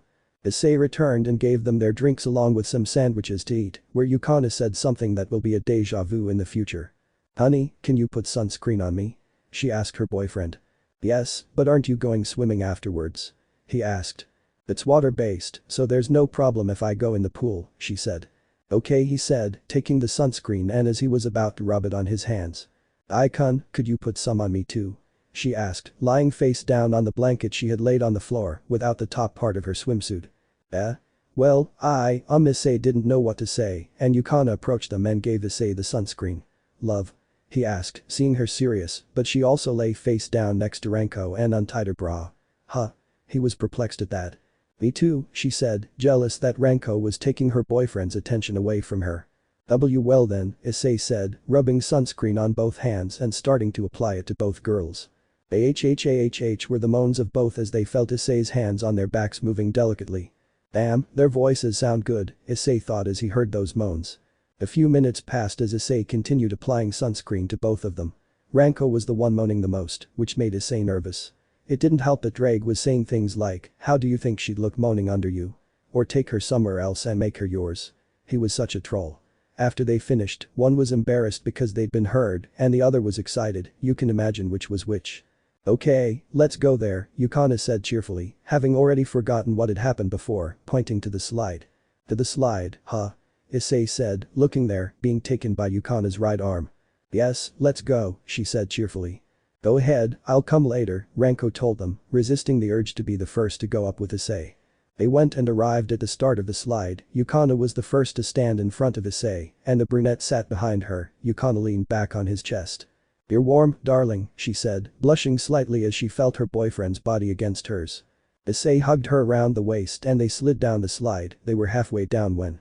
Damn, if her bra string comes undone they'll see everything, and I won't let others look at what belongs to me, he thought, worried and possessive, if they are breasts that rightfully belong to him, he becomes homicidal when someone wants to touch them XD.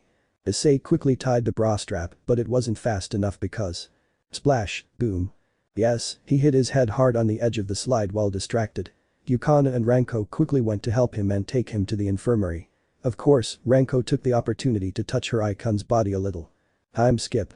-10 minutes later.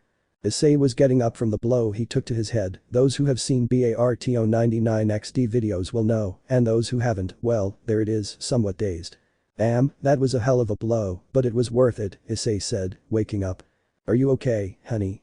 Yukana asked, relieved to see her boyfriend was alright. Yes, it was just a small bump, nothing serious, Issei said. Idiot, you worried us, don't do something like that again, she scolded Issei. Yes, I'm sorry, love, he apologized. I'll be right back, I'm going to get the things, wait here, she said as she left, and at that moment Renko appeared with a bottle of water. Are you okay, Icon? She asked worriedly, offering him the water bottle. Thank you, and yes, I'm fine, Renko, he said, taking a sip of the liquid. Renko climbed onto the cot and sat on Issei's waist. Hey, Renko, what are you doing? He asked nervously, worried that Yukana might see them.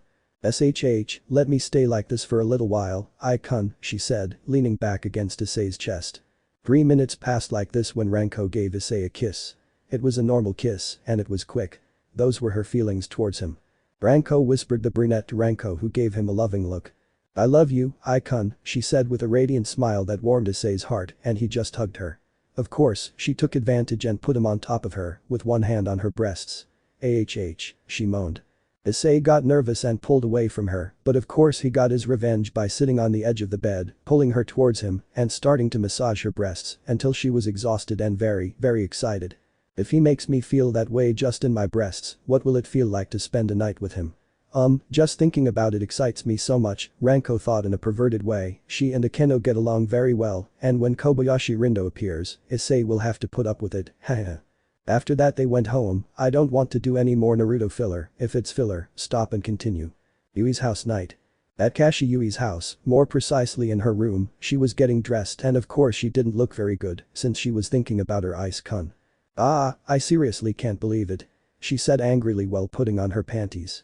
Those two are hogging my ice-kun, erg, that makes me so angry. Ice-kun is mine and mine alone. She said angrily. I think Issei has his own Rias too because of how possessive Yui is.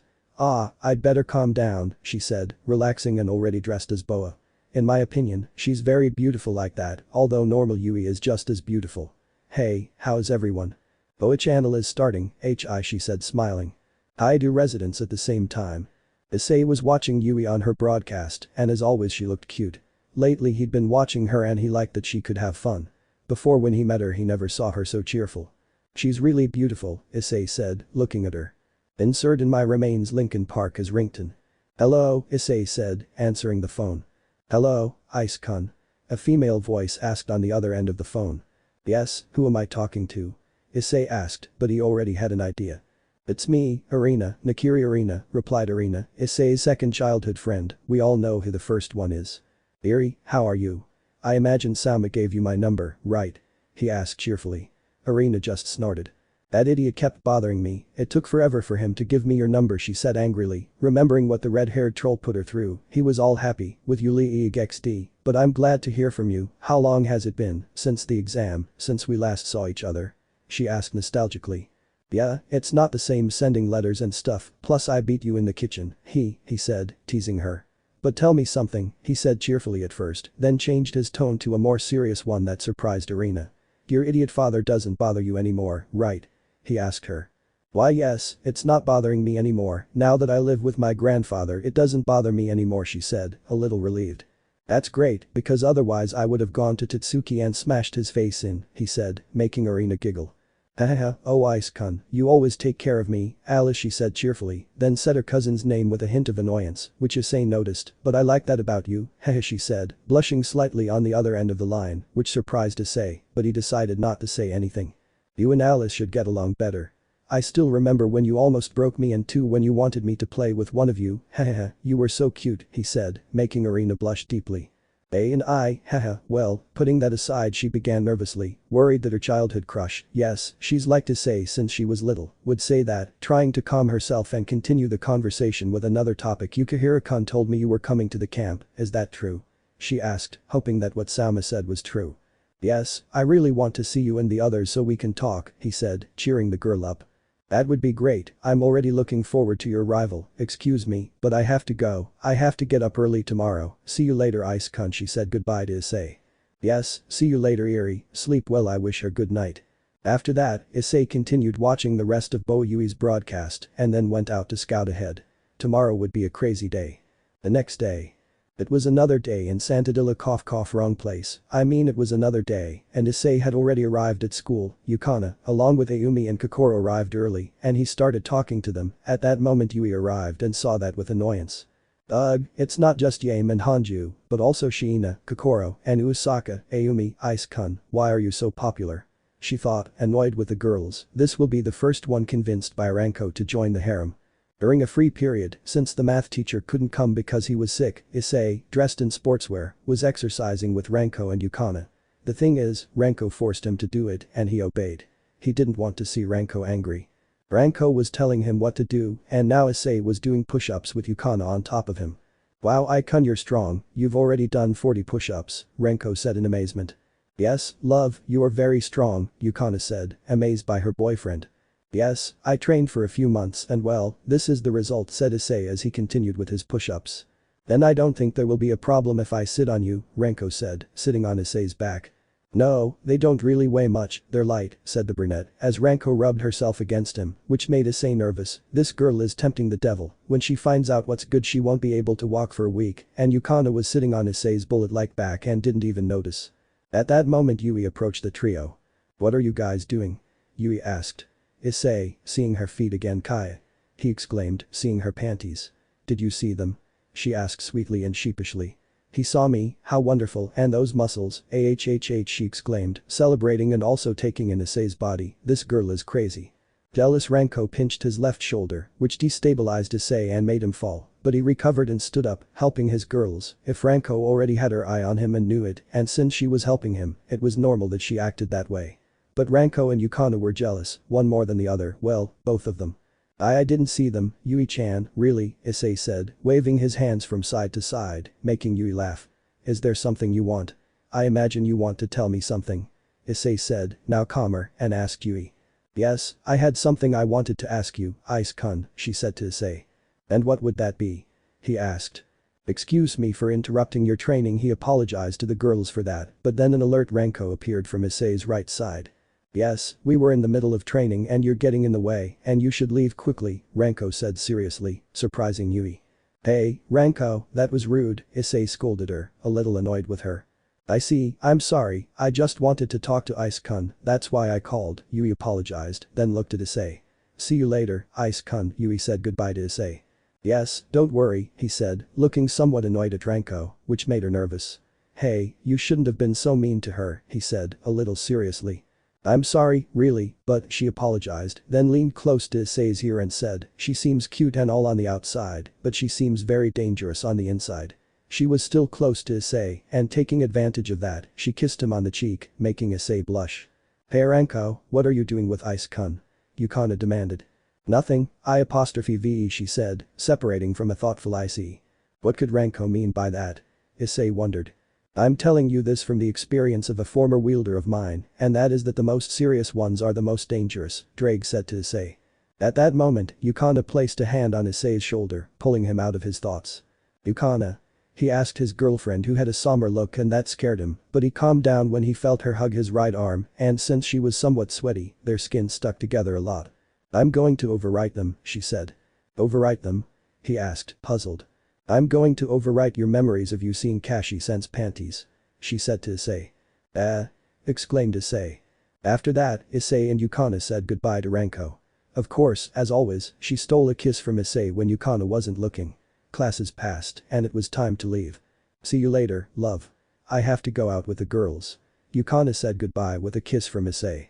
Yes, no problem, I still have to clean the living room, have fun, Issei said, bidding them farewell. See you tomorrow, Ice-kun. Kokoro and Ayumi said goodbye to the chestnut-haired boy, who smiled at them. See you later, girls, be careful, he said, waving goodbye. The three of them left, leaving the brunette to finish cleaning the classroom. Not long after, someone called him. Ice-kun said Yui, who was coming to get her things. It's good to find you, she said. Ah, Yui-chan, it's you, what did you need me for?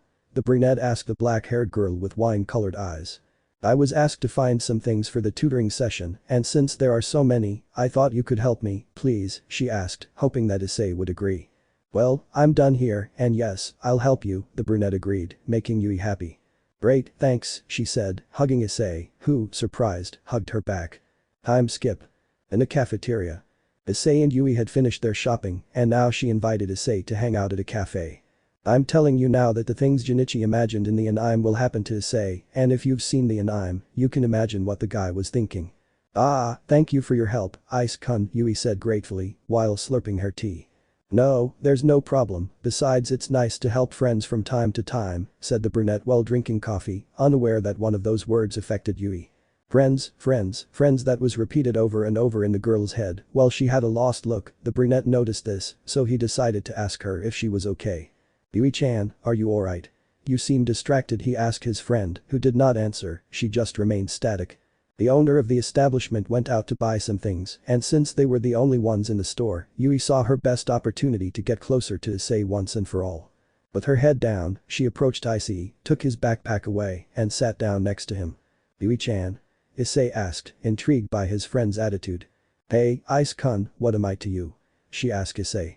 Someone special, my friend, but at the same time someone special, he replied sincerely. I see, so a friend, she whispered, still with her head down, and that began to worry the brunette. Yui-chan? He asked, worried about his friend. So she began, before doing something that completely threw Issei off and made Drake nearly burst out laughing. What did she do? Just think of Junichi as just Issei. Why Yui-chan? Issei asked nervously because of how she sat, as she put her right leg over Issei's left and hugged his neck, a very compromising and intimate position that scared Issei. I knew it, all serious, hahaha, look at the friend you have, buddy, this girl, and your friend Ranko are very direct, Drake said, mocking Issei. Shut up Drake, you're not helping at all, Issei said, annoyed. Yui-chan, calm down for a second, why are you doing this? He said nervously to Yui. Because Ice-kun, for love a girl does what is necessary and I love you, she said, hugging him and burying her face in the curve of Issei's neck, who was surprised by her answer. And I don't know what to say, I didn't know that he didn't finish because she silenced him with a kiss that left him even more bewildered. I don't mind you being with Yame-san, but I want you for myself, and it bothers me that you spend time with those girls. You have no idea how hard I had to hold these feelings in. When you left, I felt empty, but now that you're back, I feel better. But now you're with Yame-san, and my jealousy is burning so hot.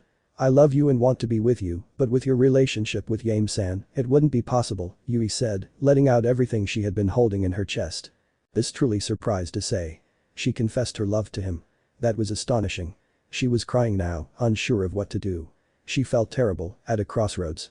Partner, you should accept it, but first you should talk to your friend Ranko, so she can explain it to him, Drake told Issei, looking for a solution. I don't know, Drake, what if he treats me like scum and then tells Yukana? I'm afraid of losing Yukana.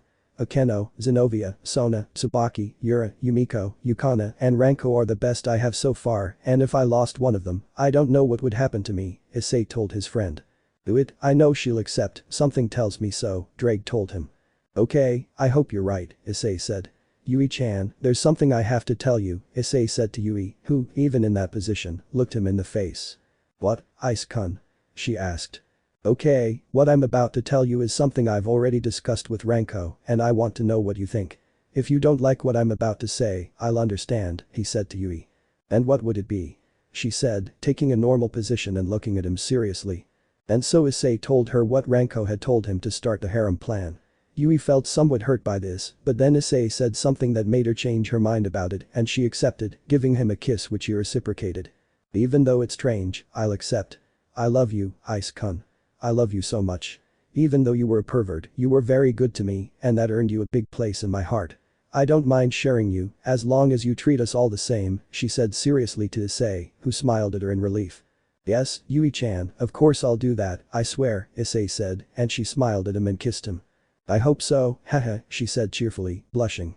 They both left the place and went home to start another day. Time skip. Night. Haidu residence. After Issei saw Dead with Pipapink and a live stream from Boa, he received a message from Shinpei saying that he had discovered something about this Boa, which worried him, and he told her that they would talk about it tomorrow. Damn, I think these guys discovered Yui-chan, what do you think, Drake? Issei asked his friend. You have to prevent them from finding out about your girlfriend, friend, you must prevent them from saying it, he told the brunette, blushing because of the comment about his girlfriend. You're right, tomorrow will be a busy day, he said, turning off his PC and heading to his bed to sleep. The next day. At school. Issei arrived at class and went to greet his girlfriend and her friends. He had found Yui in the hallways and she dragged him to a place where there was no one and gave him one of those delicious kisses. Then he met Ranko and after that, well, the same thing happened as with Yui but twice over.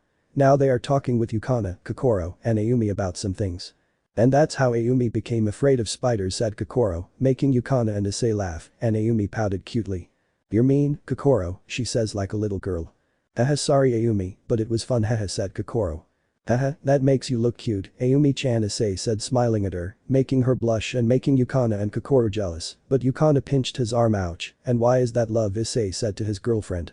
HMPH, I don't know what you're talking about, she said, turning her gaze away with a pout. They continued like this until the teacher arrived and they went to their seats. Classes passed and Issei was with Shinpei, Kigo and Minoru. Issei was wondering what Shinpei had to say. So, what was it you had to tell us? Kigo asked Shinpei. If you brought us here it was for something important, wasn't it? Minoru asked. Indeed, Shinpei said. Do you have an ice cream truck? Minoru asked seriously, causing the three of them to shed a few drops of sweat at the lollican's audacity. You should turn yourself into the police, Kigo said. Seriously, the police, the UN, the FBI, Issei thought to himself. The feds, Interpol, NASA, any government agent from any country, Drake continued to Issei, mentioning names. Let him rot in prison, let him rot in prison, they both finished, thinking about what Issei had started. So what is it? Issei asked, wanting to clear up his doubt. I want you to see this, the blue-haired boy said seriously, showing the boys a picture of Boa, which made Issei nervous. Ah, she's the girl you showed us yesterday, Kigo said. The one you said you knew, you remember who she is? Minoru asked. They discovered her, Issei thought. It won't be necessary, Shinpei said. Come on, don't be selfish, Kigo said. It's not that girl is someone close to us, he said, dropping the bombshell that surprised too and made Issei even more nervous. What? Kigo asked in surprise. This is the proof, he said, showing an image of Boa and next to it, one of Yui and Issei talking. It's Kashi-san. Kigo and Minoru exclaimed in surprise, while Issei looked nervous. Issei thought nervously. They're completely, Kigo began. Equals complete, Minoru. And this is the final proof, Shinpei said, showing a recording, the same one from the anime, since I don't want to write any more filler. There's no doubt, she really is. He didn't finish because someone unexpected appeared and scared the boys, except for Issei. Haha, it's an interesting story, said Renko, who hugged Issei from behind. Tell me about it, she said, still hugging Issei. Renko Hanju? Shouted the three boys. Hello Renko, Issei said to his future partner who, amid the confusion of the three, chastely kissed the boy's lips while smiling at him. So? She asked the boys who told her what they discovered about Yui. Ah, how interesting. And what do you think about that, Ai-kun? Renko asked Issei. I ask you not to tell anyone about this, he said seriously to the three of them. Huh? Well, we didn't intend to divulge it since you already know, Shinpei said. Sure, friend, if you ask us to, then we won't, Kigo said, and Minoru just nodded. Thank you for that, friends, Issei said gratefully. You're welcome. So, what will you do with that information now? Shinpei asked. Well, I already knew that about Yui-chan, but I didn't want anyone else to know, Issei said, surprising everyone without exception. But I'll talk to her about it, Issei added. Alright, we're leaving. We're meeting Junichi at Carrick. See you later, Shinpei said calmly, and along with Kigo and Minoru, they left, leaving Issei and Renko alone. Renko pulled Issei against the wall and hugged him around the neck while he hugged her around the waist. What will you do, Ai-kun? Will you tell that girl that you know her secret? She asked, clinging to the brunette who hugged her tighter. Yes, besides, she knows about it, he said, explaining what had happened the day before. This surprised Renko. How could someone so upright and serious like her do something so daring? She was surprised by how direct this girl was. We need to talk to that girl, Renko said to Issei. Yes, let's go. She told me she wanted to talk to me on the school rooftop. Besides, Yukon left with Kokoro and Ayumi, so that leaves us with a chance to talk to Yui-chan about this, Issei said, kissing Renko, who gladly accepted her beloved's kiss. Let's go then, said Renko. They both went towards the rooftop and when they arrived, Yui was standing with her back to them. I'm here, Yui-chan, and I came with Renko, said the brunette. Hello, serious girl, Renko said with a mocking smile. Ah, Ice-kun and you? She said, putting a lack of enthusiasm into the last part when she saw Renko. You know, Yui-chan, I know something you do on the internet, he said as he approached a nervous Yui. What is this about, Ice-kun? She asked nervously. Issei hugged her, calming her down.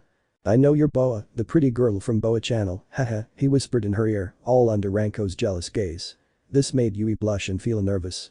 She tried to say when she was discovered, Issei calmed her down and kissed her chastely, which made her blush even more. Don't worry about that, in fact, you look very pretty dressed like that, said the brunette, smiling at Yui, who blushed at what Issei said. Doesn't it bother you that he's someone different from who I am at school? She asked Issei, who looked into her eyes, smiled, and kissed her, all under the jealous gaze of Renko, who was already planning to separate them. Ice-kun, she whispered.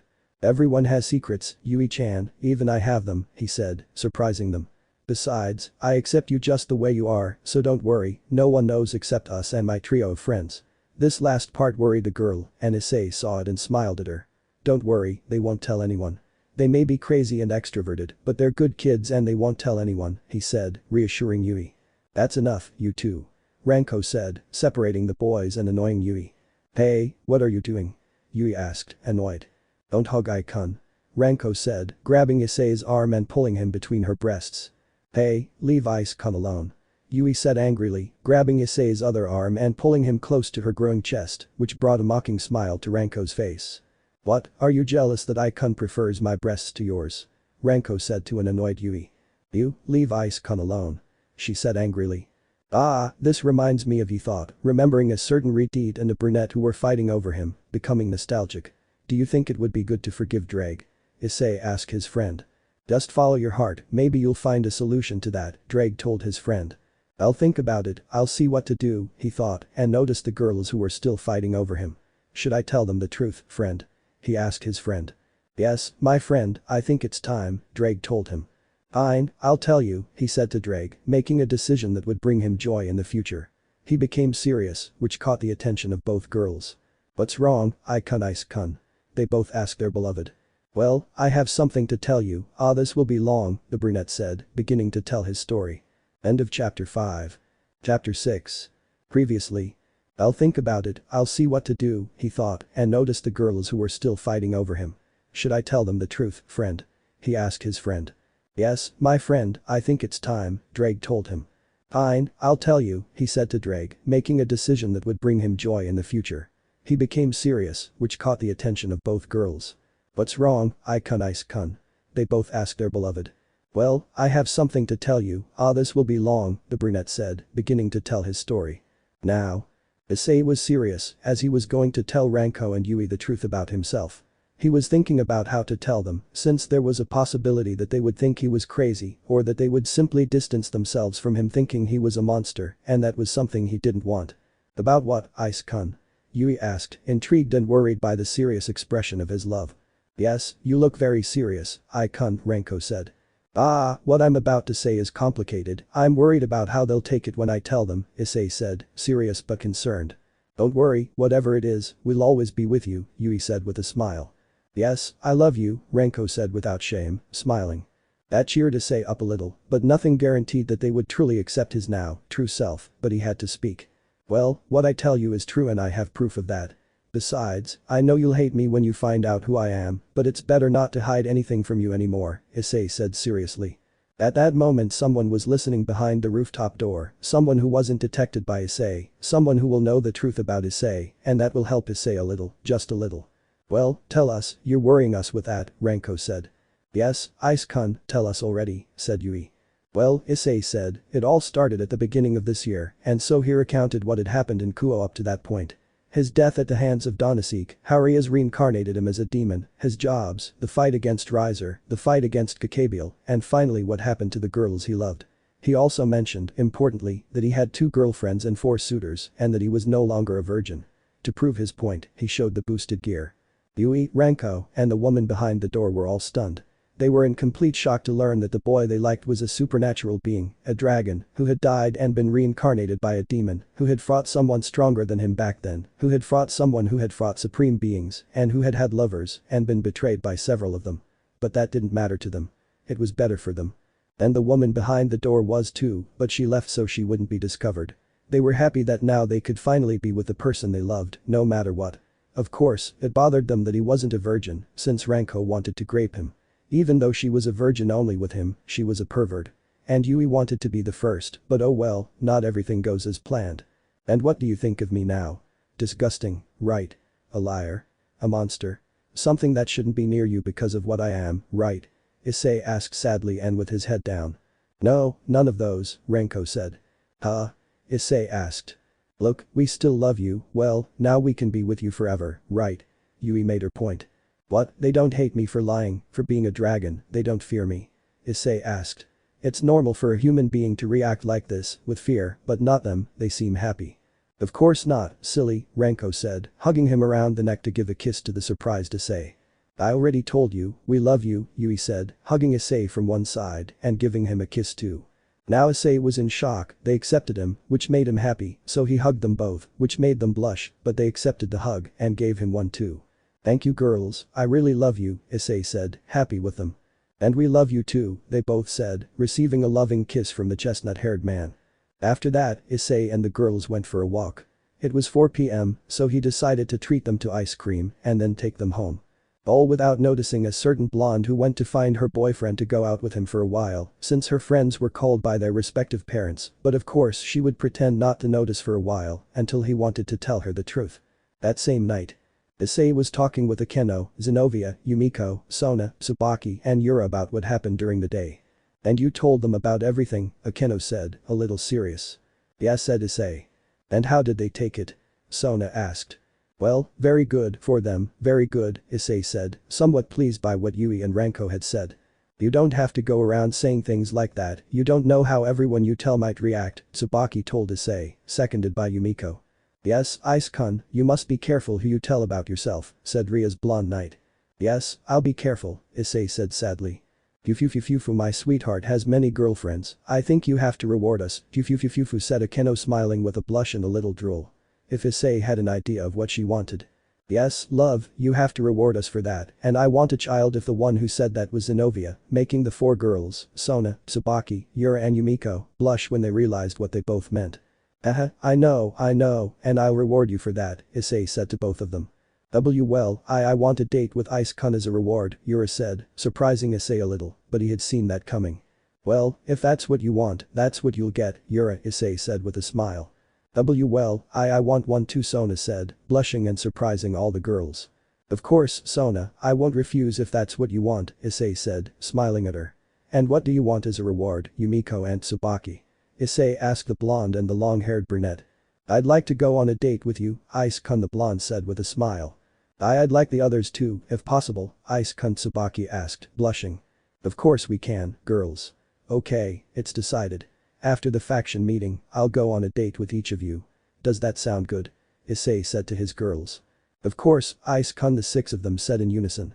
After that they talked until 9 p.m. when the girls left because Sona, Tsubaki and Yura had to go to school early to do some things. Student council thought Issei, Yumiko along with Zenobia and Akeno because the first two had a test and Akeno had to take care of some business. Issei watched a live stream of Yui Oboa where she was talking about how happy she was with her new boyfriend. This made Issei smile nervously, but he was happy. Then he played a little on the PC and went to sleep at 12:30 a.m. All this without knowing that what had been said yesterday was going to change her school life for the better, since a certain blonde with emerald eyes was thinking about what she had heard and seen regarding her boyfriend and his past life. Of course, at first she was angry to learn that he didn't have one girlfriend but two, and she was the third. Then she thought about it and relaxed. Then she thought about the fact that her boyfriend was a dragon, which completely shocked her. How could it not, when you realize that your boyfriend is a mythological being that is 100% real, no fake? But instead of scaring her, it excited her. Her boyfriend was an imposing being, and she liked it a lot. She was in love with him. He treated her better than anyone else could have, and that drove her crazy for him. She loved him, and if she had to share, well, she didn't mind. But she would wait for him to tell her and pretend she knew nothing about his past. What did sadden her was knowing that she wouldn't be able to meet his parents. It was sad, but she would take very good care of her boyfriend. Better go to sleep, she told herself. She wondered if Issei's life would change a lot from now on. The next day. Issei was walking toward school, yawning because he stayed late playing Halo 5 Guardians with Sama, Takumi Aldini, a longtime friend rival, and Isami Aldini, Takumi's twin brother, according to them, and his best friend. Of course they both like to make fun of the blonde for the things that happened to him. Hahaha, I won't end up like Takumi, who was killed by a squad from the blue team for trying to act tough on the Scorpio tank. Hahaha, Issei laughed mentally, while outwardly smiling as he remembered the previous Warzone match. You better shut up, because you wanted to play the tough guy, and all the elite covenant killed you when you tried to kill the grunts and take their damn fuel cannons. Hahaha, I still remember how you lost that legendary energy sword you got. Hahaha, Drag mocked him. Buck you, Drag, buck you, Issei said to his red friend. He was walking along peacefully, well, if peaceful means cursing Drag in his mind, when someone he knows very well hugs him from behind. Ani, how are you? Asked a girl with pink hair tied in two pigtails, fair skin, orange eyes with a pink star under her left eye, short down to her abdomen, and of course, big melons, the biggest I've ever had the pleasure of seeing, as big as Yusaka's. Imagine that only the pink-haired girl is 15 years old, Issei is 16, if I change his age to 16, because that's what he's supposed to be, imagine when he's 20 or 21, no way that girl will have super breasts bigger than Tsunade's. Yep, bigger than those busty girls from Hentai, and I'm in 100% natural. Nin-chan, Issei said nervously. Yes, she's his childhood friend, Fujinoki Nin, and a girl very much in love with him. How are you? The brunette asked.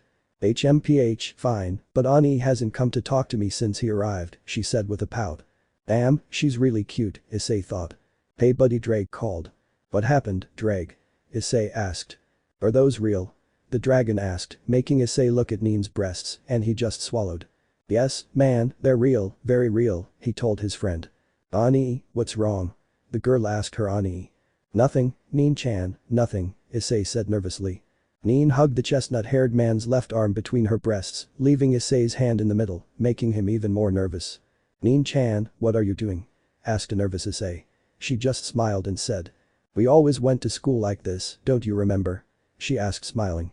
Issei remembered, and a nostalgic smile came to his face as he recalled the days he spent with Nin when they were children, and she still had brown hair tied in two buns like a certain girl from a certain Capcom game. Yes, how could I forget?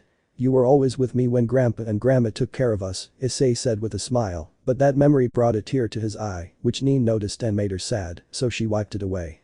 Yes, they were very good, just like your parents, I loved them very much, the girl said with a sad smile. Well, changing the subject, Issei said, putting on a smiling face as he looked at Nin. Nin-chan, what's with you dyeing your hair? You had a beautiful brown color, Issei said, which made the girl a little nervous. Well it was because you hang out with girls like that. she said, red with embarrassment, shocking Issei. Was all Issei said in his bewilderment. Yes, Ani only hangs out with girls like this now, and I wanted to be like this to be close to Ani, the girl said, feeling Issei gently stroke her head. Ani. Nin whispered. Sorry Nin-chan, but if you want to talk to me, just come closer and that's it. Don't worry, I'll always have time for you, Issei said, smiling at her, making her blush. Yes. She said blushing but with a flashlight, she hugged her Ani's arm tighter. I can't believe I'm Kaneko's age, Issei thought. Not me, old man, nor me, Drake said. Hey. Issei. Said the voice of a certain blue-haired boy with glasses who was with Yunichi, Minoru and Kigo. Hey guys, what's up? Issei asked. Before they could speak, Minoru looked at Nin and. Who is this girl Ice-kun, tell me what her name is? Asked Peterbear's long-lost brother, looking at a puzzled Nin. Are you Ani's friends? It seems we haven't been introduced. I'm Fujinoki Nin, and many people think I'm in elementary school because of my height, but the truth is I'm a year younger than Ani, Nin said with a smile, breaking through Minoru's cloud and.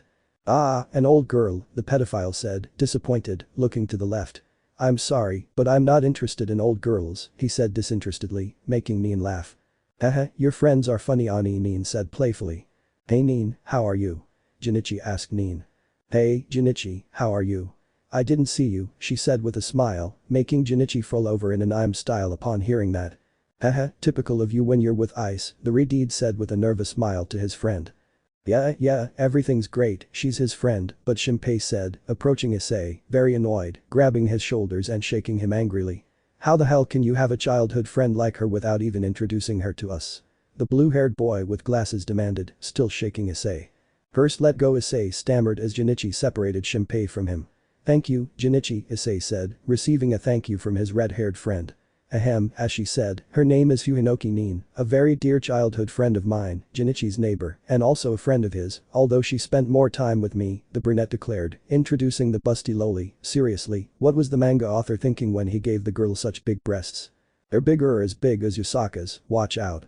Nice to meet you, said the girl or half-girl, tightening her grip on Issei even more, making Shinpei and Kigo start bleeding from the mouth with envy.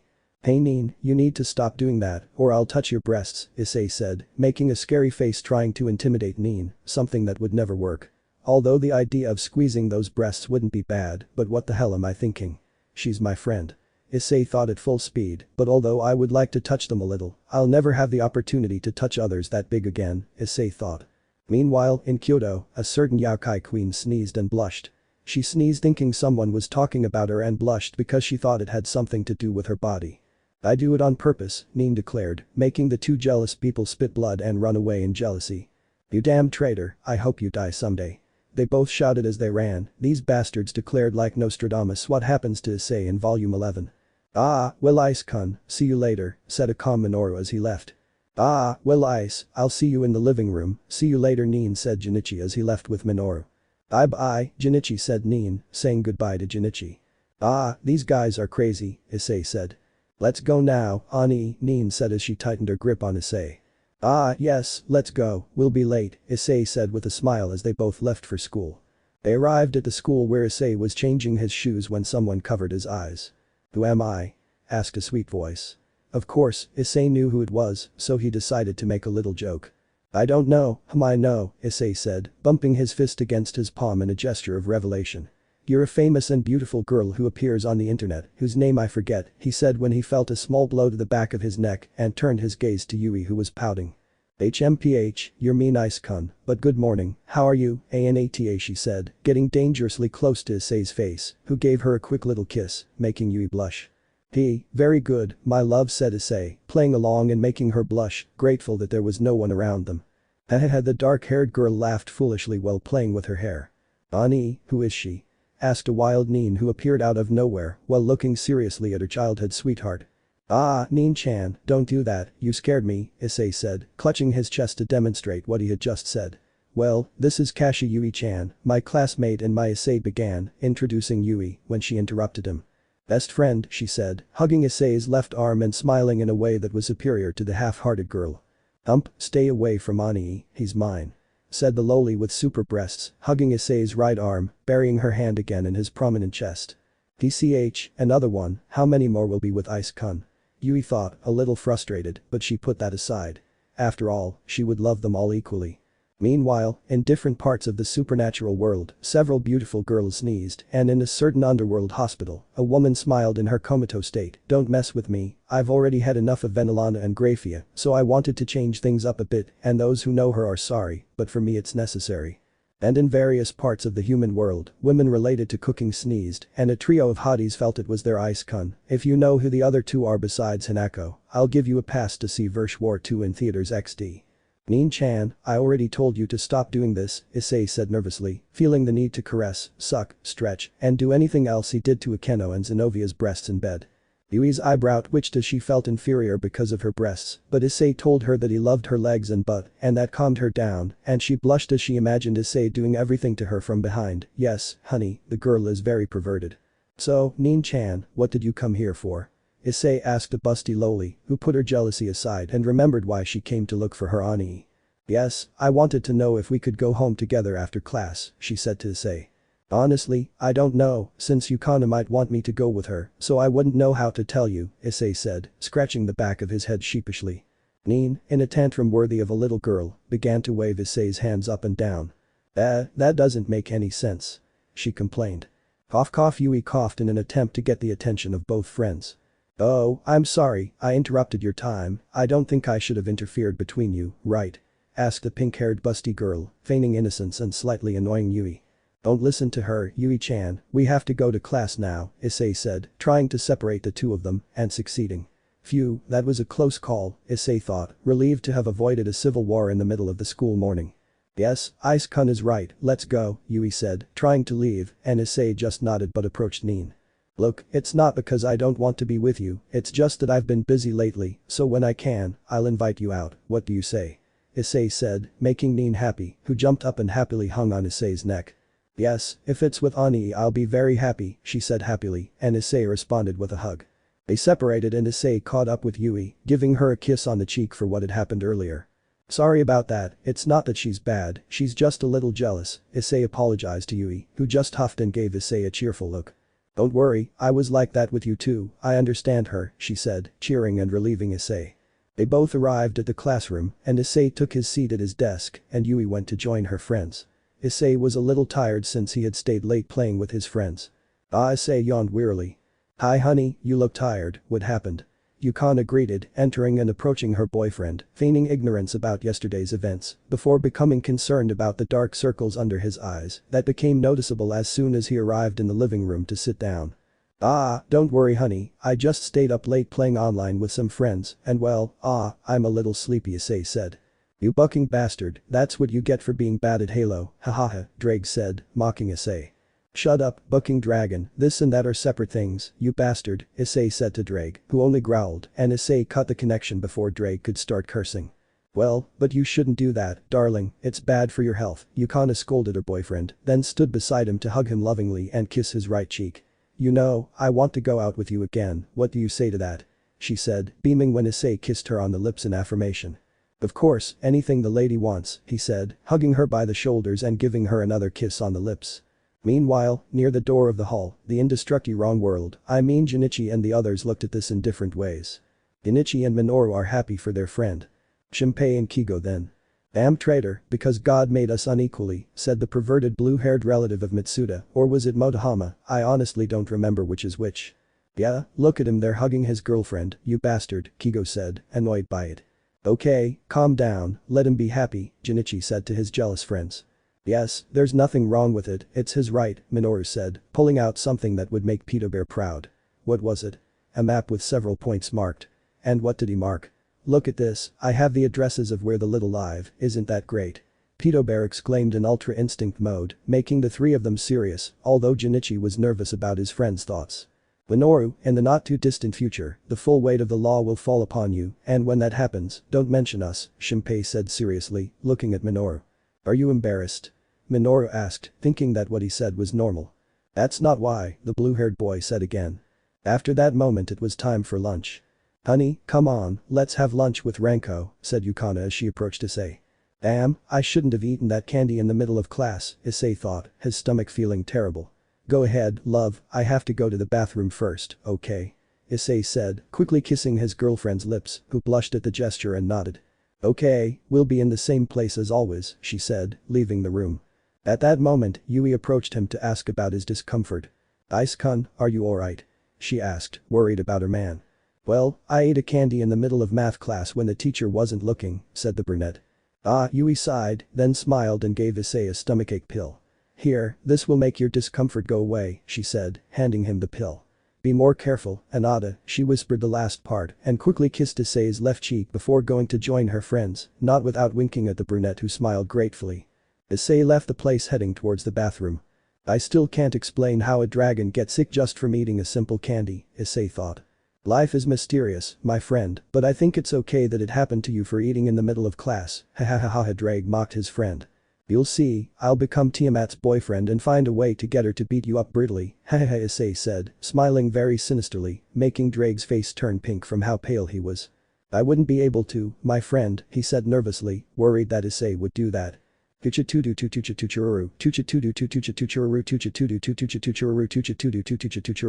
that sans if I bucked my life when I wanted to finish the genocidal route, thought Issei ignoring Drake.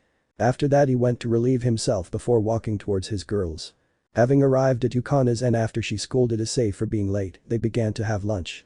Issei was eating his lunch prepared by Sona and Tsubaki, who sent it to him through a magic circle, and he was eating, of course he bought lunch for Ranko and Yukana too. Issei was to Yukana's left and Ranko to her right. He had his right arm around his girlfriend's shoulders while playing with Ranko's hair. Issei was deep in thought, remembering how he and Asami had beaten Sauma and Takumi, and then Nin and Ranko, until Yukana took a gyoza from him. This gyoza is delicious, said Yukana happily. Hey, that's not fair, love, Issei complained to her. Haha, look, don't get mad, here, I'll give you some of my melon bread, she said, shoving the bread into Issei's mouth, making him almost choke. How is it, delicious? She asked.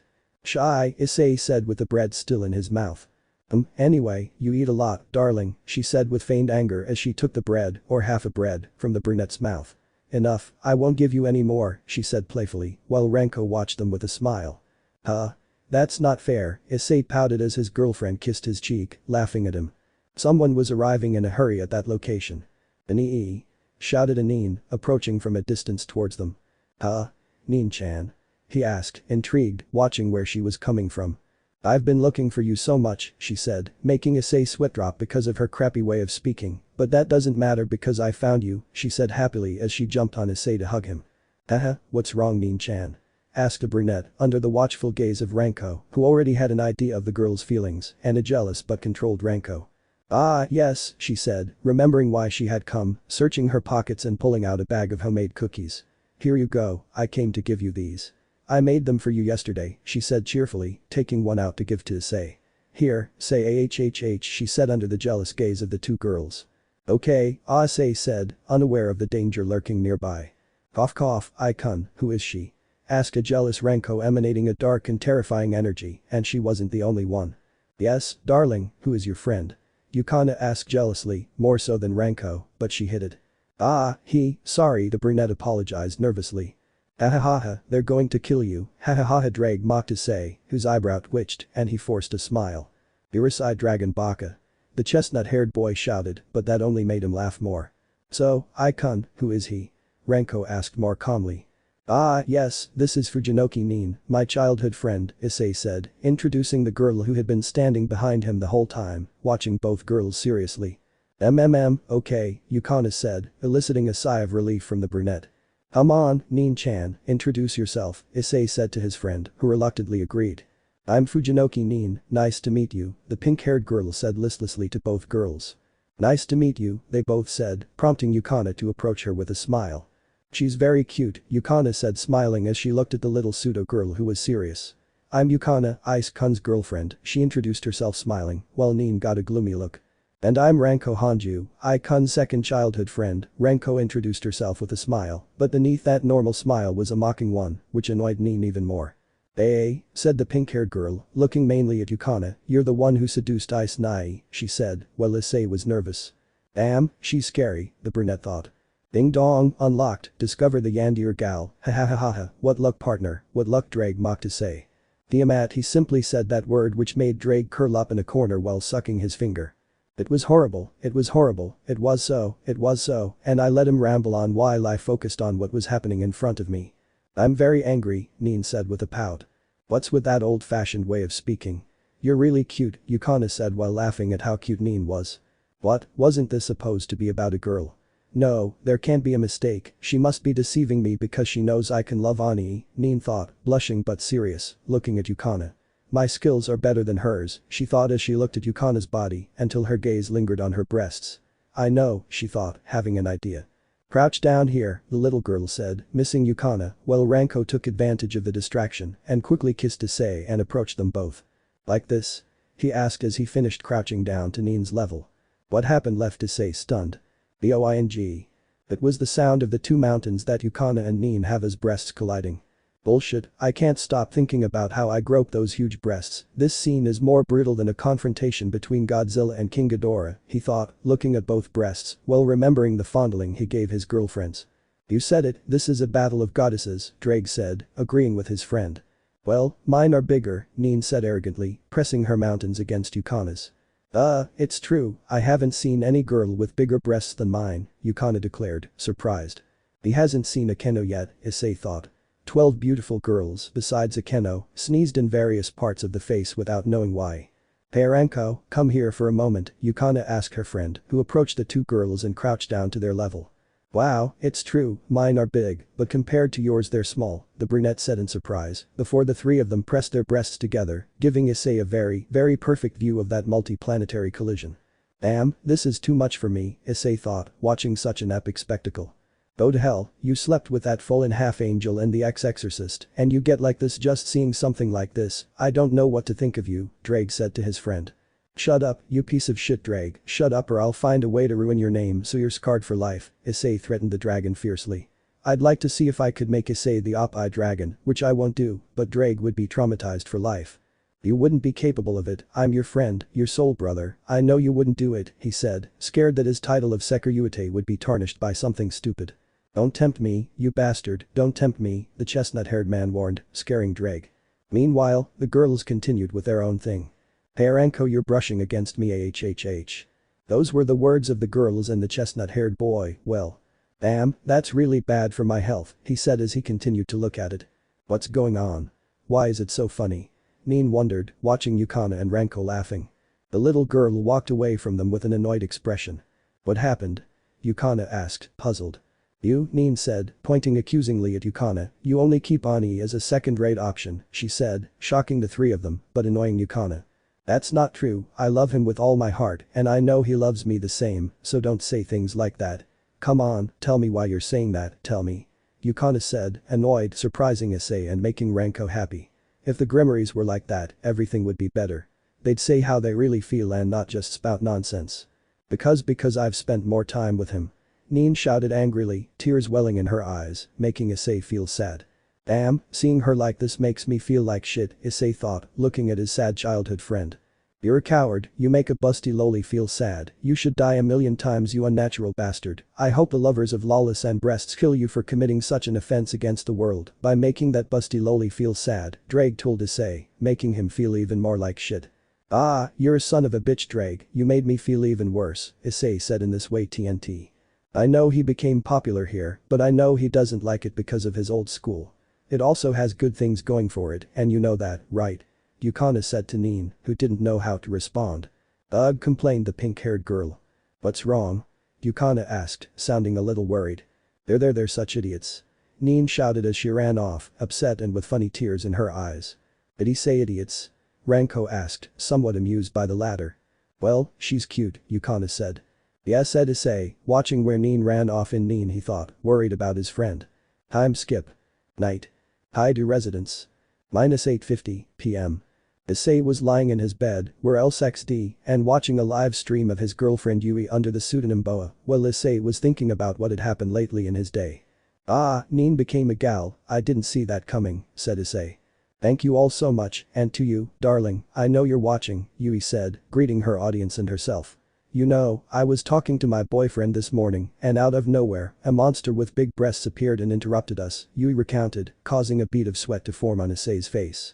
He took out his phone and sent her a message. Whoa, my sweetheart sent a message. Let's see what it says. Oh, sorry, darling, I'll stop talking about her like that. Sorry, Bo apologized. Her followers were intrigued to know who she was talking about or who the mysterious boy dating their Beau-sama was. "Ah, this Yui and her things, she's a crazy girl, and that's why I love her," Issei said happily, pleased by Yui's antics. Issei decided to leave his phone charging and went to sleep when his sheets began to move. He only knew that movement from when someone wanted to get into his bed. He saw the approaching shape and, puzzled, decided to pick it up. When he did, he saw something that completely surprised him. "Nin-chan, what are you doing here and still naked?"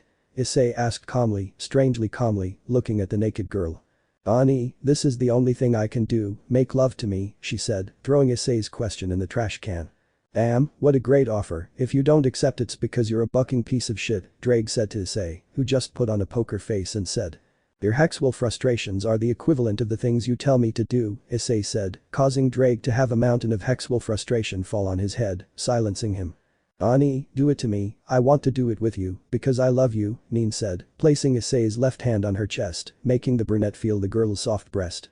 They're soft and big, my fingers sink into them," Issei thought, holding back the blood that wanted to gush out of his nose. Even after graduating from virginity, blood still came out of his nose when he touched his girl's bare breasts. Issei took her by the shoulders and looked directly into her eyes, yes, her eyes, and said seriously. "Nin-chan, you don't have to do this to show your love." "I'm flattered," but Issei was about to continue, but was interrupted by the girl who sadly said.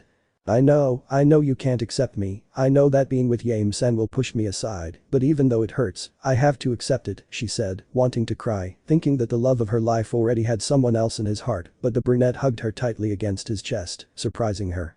"Ani," she whispered. "Let me finish. It's not that I don't accept you, it's just that, I don't know where to begin," he started, missing Nin. "Well, I have a particular case that you might not believe, but listen to me and then draw your own conclusions, okay?" Issei said, receiving a nod from the pink-haired girl. "Okay, so the thing is he began to recount everything about his life in Kuo up to the events that made him return to Tokyo. And that's all. I know it's stupid and cliché, but it's true Issei explained, only to be interrupted by a kiss from Nin that took him by surprise. "Ah, I'm so happy to be able to be with you," the girl said happily, leaving the boy in shock as he believed her. "Do you believe me?" Issei asked, shocked. "Yes, I know Ani would never lie to me," the girl said with a smile. Tomorrow we'll have to talk to Ranko and Yui," Issei said, watching the girl get dressed and lie down next to him. "Nin-chan?" he asked, intrigued by the smiling girl's actions.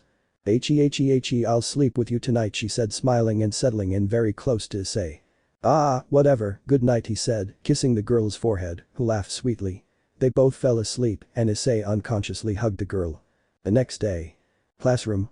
Issei was at his desk thinking about how Ranko and Yui quickly accepted Nin, not being surprised since they noticed the girl's interest from a mile away. That did leave Issei bewildered, but he let it go. This is interesting, now when I go to Tatsuki I'll get some girls very easily, yeah right, Issei thought, and in Tatsuki, a certain girl who possesses the tongue of God, her assistant, a hexy brunette, a redeemed member of the elite, etc., sneezed and most smiled warmly without knowing why and one smiled perversely, guess who? "Well, I wouldn't be surprised if Tiamat fell in love with you if you treat her well," Drake told him, and surprisingly, a dragon in the familiar forest sneezed and thought that his life would be interesting in the near future. "Hey, why so serious?" Yukana asked, hugging Issei from behind, pulling him out of his train of thought. "That's not normal for you," the girl said. It's nothing, darling," he said, caressing the cheek of the girl who said she was giving affection. "Hey, stay away from Ani," said a wild Nin, entering the scene and separating the couple from the moment. "Nin-chan," Issei said, surprised by the girl's action. I've made up my mind, I'll fight to be number one," she said, hugging Issei and looking defiantly at Yukana, who just smiled. My love, you make these crazy girls fall in love with me, the blonde thought. And so another day in Issei's life continues, and well, we just have to wait and see what will happen to our protagonist from now on. This guy is so lucky, how I hate him. End of chapter 6. Chapter 7. The next day. It was a new day for the chestnut-haired boy, who now had his head glued to his desk, while everyone else was just entering the school. What had happened, you might ask? Well, it was simple. "So you didn't sleep while you were playing Halo C for old time's sake?" Drake asked the half-asleep brunette. "Yeah, that shit was good on Legendary," Issei said, remembering how he finished them all on Legendary. "Don't mess with me, you barely slept because of that crap." "I don't know if you're retarded or a complete moron," Drake said, looking at him with a blank expression. Fuck you, Red Yoshi, go to sleep, that's all you're good for, nothing more than messing around, Issei told the dragon, who got angry, but Issei left him talking to himself. At that moment Junichi and the rest of his friends entered and saw him half asleep, so the Redeed decided to approach to see if he was okay. Hey Ice, are you okay? The Redeed asked his friend, who looked at him again. Nothing to worry about, my friend, it's just that I stayed up until the early hours playing games and didn't sleep well, the brunette explained, causing a drop of sweat to fall from Junichi's temple for that reason. At that moment, Shinpei approaches Issei to put his plan into action. To have Yukana take the brunette to her house so they can go too, just because Ranko and other girls will probably be there. Hey Ice, have you made any progress with your girlfriend, my dear friend? The blue-haired man asked the brunette, who looked at him with a blank expression at the question. Well, that would be normal, wouldn't it? She's my girlfriend after all, he said simply to the boy with glasses, who was left with a WTF face after that revelation. Damn, that hurt to my core, the bespectacled boy thought and said to Issei with a nervous smile. If you're right, that would be normal, haha. Well, what do you want with that, since I imagine you want to tell me something by asking that? The brunette inquired, looking suspiciously at Shinpei, who wondered if Issei could read minds. Well, so have you been to her house yet? The one with glasses asked the brunette. Well, to be honest, no, I haven't been able to go to his house, Issei said, noticing that detail which he hadn't paid much attention to until now. Great, maybe my plan will work, the blue-haired boy thought, saying something to the brown-haired boy as he pulled out a kind of chart that puzzled Issei. Look at this says that if you play the king's game you can, the blue-haired boy tried to say, but was interrupted when Issei raised his hand to stop him from continuing with his nonsense. Knowing you, I know that what you're going to tell me will be something related to something perverted. I don't like it at all when a girl I know is involved, Issei said to the blue-haired boy, leaving him in shock at having discovered his plan. But only that the blue-haired boy was interrupted again. I don't care, I already said so find something to do, kid. But that's not going to work. Look, you should do something like Minoru, who's having fun with his flute over there, Issei said, ignoring all attempts by the blue-haired boy to continue his nonsense, while pointing at the chubby boy who had a flute. Although I wouldn't want to know what he needs it for, since knowing Minoru, it was for his hypno-axe, Issei thought, remembering a certain pedophile Pokemon. He said that without knowing that his friends had the same train of thought, they fell for the same thing as the fat guy who is wanted by a special UN squad. Later that day at lunchtime. Issei was always with Yukana, having lunch prepared by Tsubaki, Yura and Sona, and it was very, very delicious. I really never get tired of the food they make. I'll definitely reward them when I get back for the meeting, he thought, savoring a piece of chicken and glancing at his blonde girlfriend who was enjoying her lunch close to him. Now that Shinpei said something, I'll ask Yukana if I can go to her house, and if she ever wants to come to mine, I'd gladly invite her, Issei thought, only to be pulled from his train of thought when Yukana pouted and poked his cheek, trying to get his attention. What's up, love? Issei asked, his meal finished, and he put his right arm around his girlfriend's shoulders, pulling her closer. You're not listening to what I'm saying, she complained, pouting, but it stopped when Issei kissed her on the left cheek, making her blush. Forgive me, but I was thinking about some things, he apologized to her. HMPH, I forgive you, but don't let it happen again, she said, clinging to Issei. Yes, what were you talking about? Issei asked his girlfriend. On summer vacation, she said. Ah, yes, the holidays, Issei said when he remembered a certain event that involved camping, cooking, messing with Takumi from time to time along with Asami, and reuniting with old friends. Damn, I don't think I'll be spending the summer with Yukana unless the chestnut-haired boy thought, searching for a way to spend the summer with his girls. I was saying we should go somewhere, Yukana said to Issei, who smiled at her. Anywhere you are is more than enough for me, and if you want to go somewhere, then choose. You're my queen, so you must choose, Issei said, gazing into those emerald eyes he loved. Yukana blushed at what the brunette had said, snuggling closer to him and smiling. Yes, we'll go somewhere together, hehehe, she smiled sweetly at Issei. You know something, love, Issei said, gaining Yukana's attention. I'd like to come to your house, Issei told her, who hadn't expected that. Today? She asked sadly, lowering her head. Yes, well if you have something to do after school I could go another day, Issei said to Yukana, so as not to make her uncomfortable, and she just shook her head. No, it's not a problem, I'd actually be delighted, it's just at my house today I'll be alone, she said, surprising Issei about that, and then someone came to mess things up. Come on, old man, take advantage of the bug, Drake said. Go to hell, you damn Godzilla wannabe, go to sleep, Red Barney, or better yet, a fusion between Pooh from the Teletubbies and Barney, Issei said, completely messing with Drake, who didn't know what to say and just kept quiet. Then I'll wait for you at the school entrance, the brunette said to his girlfriend. That's fine, said the blonde with emerald eyes, smiling. Later that day, after class. Issei was leaning against the wall at the entrance of the school waiting for Yukana and was thinking about his own things as usual. Today will be the first day I go to Yukana's house, I don't know why I didn't think of going before, Issei thought. Maybe because you're a complete idiot? Drake asked. Buck you Drake, buck you with a capital F, Issei said to his friend who was mocking him. What are you doing here, Icon? Asked a wild Yui, suddenly appearing in front of Issei, who was surprised but put aside his surprise to answer her. Just waiting for Yukana to go to her house, Issei said, and Yui's jealousy flared up and she moved dangerously close to Issei to look him in the eyes, making him nervous. You'll be alone with her, right? The dark-haired girl asked Issei, who was left with a WTF face at this very premature outburst of jealousy. Well, Issei tried to say when he heard a laugh in his head. Drake was laughing at the brunette's misfortune. Oh, dude, this is funny, ha ha ha ha ha, seeing you fear for your girlfriends, ha ha ha ha ha ha, I'll never get tired of this, ha ha ha ha ha, the shitty dragon mocked Issei. Shut that sower you call a mouth, you damn hyper Barney to the 12th power, Issei said, but Drake didn't give a damn. Love, Yukana said, arriving and catching Issei's attention, who was glad to be out of that awkward moment.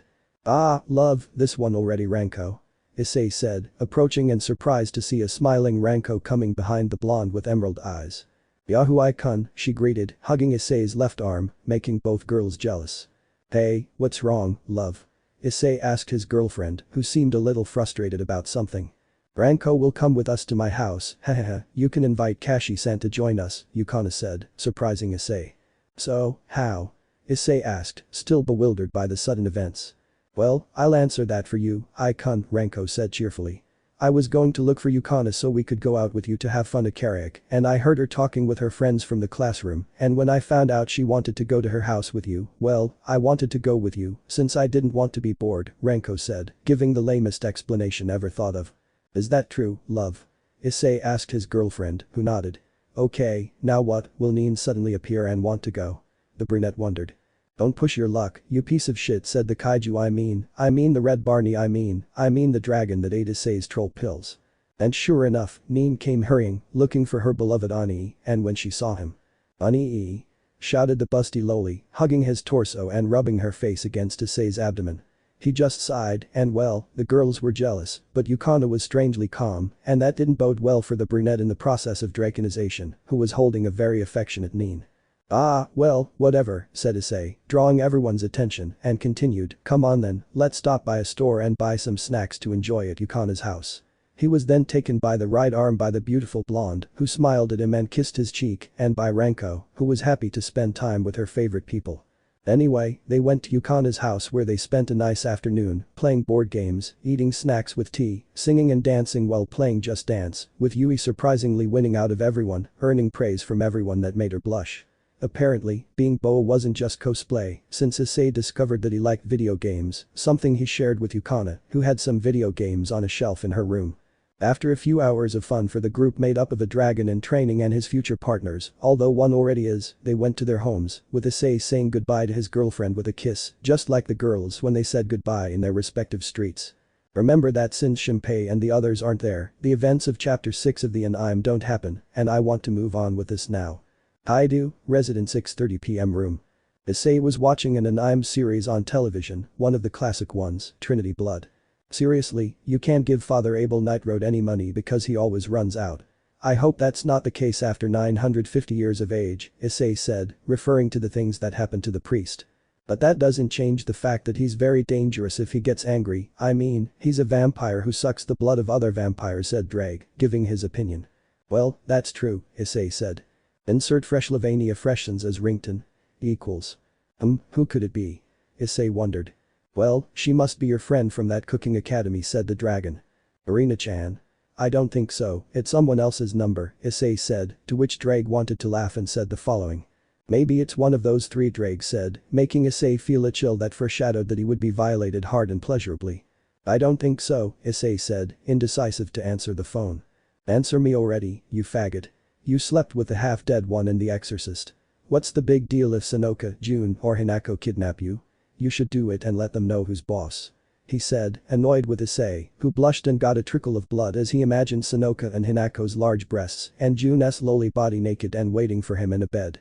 Hey, you're still the same as always, a pervert, but that's a good thing. Greg said, mocking the pervert's creative imagination. You know what, screw you, although that idea doesn't bother me too much, Issei said as he answered the phone. Hello? Issei asked when. What do you mean, hello? What time did you deign to answer, Ice? Asked a female voice that sounded very, very familiar to the brunette. That voice, Ikumi-chan? Issei asked, surprised by the call from his friend, the meat expert, who was blushing and acting tsundere on the other end of the line, upon hearing her name again from the boy she liked. Who else were you expecting, The Hexy brunette asked from her room where there was a plushie that looked exaggeratedly like Issei wearing a uniform just like Tatsuki's. No, it's more the impression that you're calling me, I thought you had forgotten about me, he said, feigning sadness that the Hexy brunette swallowed. How could you think that, I would never forget you, I mean I didn't call you because we were busy with the classes that a certain person passes without any effort, she said nervously the first part before changing dramatically, getting annoyed because Issei passed the classes very easily, since they sent a teacher on weekends, since he left Itsuki to check his progress. What can I say, I've been cooking for myself since my grandfather passed away, and well, the recipes he had were very good, and I don't know, it's difficult for me to cook, Issei said while scratching the back of his head. HMPH, I believe you. Tell me, how have things been for you lately? She asked Issei. Well, classes and stuff are nothing out of the ordinary, he lied, 90% of the time, since only 10% of his life is normal. Oh, and I heard from Yukihira that you'll be attending the camp, is that true? The blonde asked hopefully to the brunette, who smiled. He missed her. She reminded him of Razor's sister. Yes, and when I go I'll give you a big hug because I really want to, since I miss you and everyone else, Issei said, making the poor brunette blush deeply as she imagined being hugged by her crush. Bibi Baka, who wants a hug from you? But if you insist, I'll allow it, but only one and no more, Ikumi said, blushing, bringing a smile to the brunette's face. That's how he liked that girl, a tsundere you could count on when you needed her. As you say, Issei said, laughing at how cute she looked when she tried to act like a tsundere. Hey, don't make fun of me. Ikumi yelled at Issei, who just stifled a laugh at her outburst. He could already imagine her blushing all over that beautiful brown skin that only made her look more beautiful and tough to look at. Okay, don't get aggressive, Ikumi-chan. It was just a joke, Issei said with a smile. And tell me, how have you been there in Tatsuki? I imagine that besides Sauma and me, we're the only ones who can beat you at anything in your field, or what? Have you improved? Issei said, putting on a smug face that, even though she couldn't see it, made 3 veins pop out on her beautiful face. You know, Ice, don't bother me, she said, somewhat annoyed, but with a smile at hearing his voice again. And so the hours passed with them chatting and Issei teasing the brunette until they went to bed. Today had been a good day for Issei. Issei remembered a conversation he had with the girls when they were at Yukana's house. Flashback. -5 hours ago, Yukana's house. Issei was sitting with his back to his girlfriend's bed and she was lying to his right and incredibly, a happy Yui to his left while a jealous Ranko and Nin watched these actions. Ranko found it strange that Yukana didn't mind them being so affectionate with Issei, but she dismissed it. After all, sooner or later they would all be with him. You know what? Yukana, still snuggled up to Issei, called out, drawing everyone's attention. Summer vacation is coming soon and I thought we could go and you, love, could invite your friends, the jade-eyed girl said, smiling at the girls and Issei. That wouldn't be bad, but I have to attend a summer camp at Tatsuki and I can't miss it or they'll kick me out of the education program, Issei said, leaving the girls surprised and saddened. They were surprised because the brunette was at the best culinary academy in Japan and attended regular classes, and saddened because he would be busy. He noticed this and decided to clarify things. First of all, I don't actually attend Tatsuki. Well, I do, but not physically. I just take some tests that some teachers give on Sundays at my house and that's how I pass the cooking classes. I finish the regular classes quickly, along with my schoolwork in the camp. It will only be a week and a half and I'll be free for 2 weeks before I spend the rest of the vacation training intensely for the autumn election. So I won't be able to be here for a long time, but I'll do my best to avoid that and spend more time with you all, Issei said, clearing up any doubts, but leaving them all saddened because Issei will no longer attend the academy after the summer holidays, but Issei will not let that happen. He will make sure they are given permission to visit him at Tatsuki whenever they want or old Senzaman by telling Alice, Leonora and Irina that he hides some suspicious books with orange covers in various parts of his office if that would make him do them that favor. You know, it's good that you have this vacation, but it'll be sad that you're not here when you're busy with that at Tatsuki, Yukana said sadly as she tightened her grip on Issei, who gave a bitter smile because of that and also because he noticed the girl's sad expressions. Don't worry, as I told you, either you go or I come to visit you, but I'm not crazy enough to leave you alone for a long time, he said, smiling and making them all smile. Okay. The girls said in unison, looking into each other's eyes and laughing, and Issei joined them. Then flashback. That was a really good day for Issei, and tomorrow will be an interesting day maybe. The next day. Lunchtime. Minus 41 days until vacation with the girls and friends. Issei was having lunch with Junichi, Shinpei, Minoru and Kigo. Hampai. The four boys exclaimed, and Issei looked at them with a bead of sweat forming on his brow. He had recently told them what Yukana had said about the holidays, and well. I never thought I could go to the beach with pretty girls, Shinpei said happily while holding a red soda can, the brand of which I won't mention since I don't get paid for advertising XD. Yes, and they're less shy at the beach, Kigo said, just like the one with glasses, and those comments increased the sweat that Issei had on his head. Yes, I think it will be fun, Junichi said normally, which pleased Issei. The redeed was the most normal one in the group of friends. We'll need a good plan, Shinpei said, already thinking about how to conquer girls, or rather, how to send Junichi as bait and watch the redeed mess up so they wouldn't have to do it again. Ah, they never learn. There will also be little girls on the beach, said the pedophile Minoru, making Issei reconsider having a loli in his harem. Meanwhile, somewhere on Earth, a supreme loli sneezed and thought that maybe someone was thinking about her. In the underworld, a loli with drills for a hairstyle sneezed and hoped that the Sekiryuutei boy was the one thinking about her, and that made her blush. And in Kyoto, a little kitsune sneezed but continued with her beautiful mother, who had long worn a very sweet smile. The future love, the woman thought. He's really going to have problems in the future, it's better that he's not around when it happens, Issei thought. Hahaha, that kid is a total lolican, and the law is going to screw him over, hahaha the dragon burst out laughing. Don't get too excited, we'll need money to get around, and I don't have much left, Issei said. I think buying those light novels and an anime and manga was a bad idea, and also I don't want to be the only one putting up money. Only Yukana and the girls have the right to ask me for money, and only when they're in dire straits, Issei thought. The part-time job will do, Junichi said, making everyone nod. Is there any way to raise money quickly? Issei asked, wanting to see how far the boys would go on vacation to see beautiful girls at the beach. His parents will be there, I don't know if I'll be able to say anything to them, Pedophiminor said, as everyone started to seriously consider him and his level of lolican. Don't worry, Shinpei said, I have the right job for that. He adjusted his glasses, which gave off a suspicious glow. Shinpei and Kigo agreed to work in an anime and manga store because they both liked that, and so they decided to do it. He got Minoru a job as an assistant in a kindergarten, ironic, a pedophile in his paradise, the good thing is that he was harmless. Junichi got a job as an assistant at a cafe downtown, and he accepted. Remember that Issei is replacing Junichi, so he will be working on what Junichi would normally do. Okay, well, let's continue. And what about me? Issei asked, eyeing Shinpei suspiciously. He could get him a shady job, and he wouldn't like that. Well, she said, showing an online ad for a job at a cosplay cafe called Cafe HXH. How creative with a little nobleman, the chestnut-haired man thought with a blank expression. So, cosplay, huh? Issei asked, stating the obvious. Yes, as maids to be exact, look closely, you will work in the kitchen, said the blue-haired man, and that did interest Issei, it will be a great practice. Well, it's to get money, Issei said. Yes, let's do it, said Shinpei. Yes. They all shouted. This will be interesting, Issei thought. He never would have imagined working in a maid cafe, and this would be an interesting opportunity to practice more. What more do you want? You'll see beautiful girls dressed as maids for a while, hahaha, the red Godzilla mocked his friend. Fuck you, Drake, Issei said. The next day. HXH Cosplay Cafe.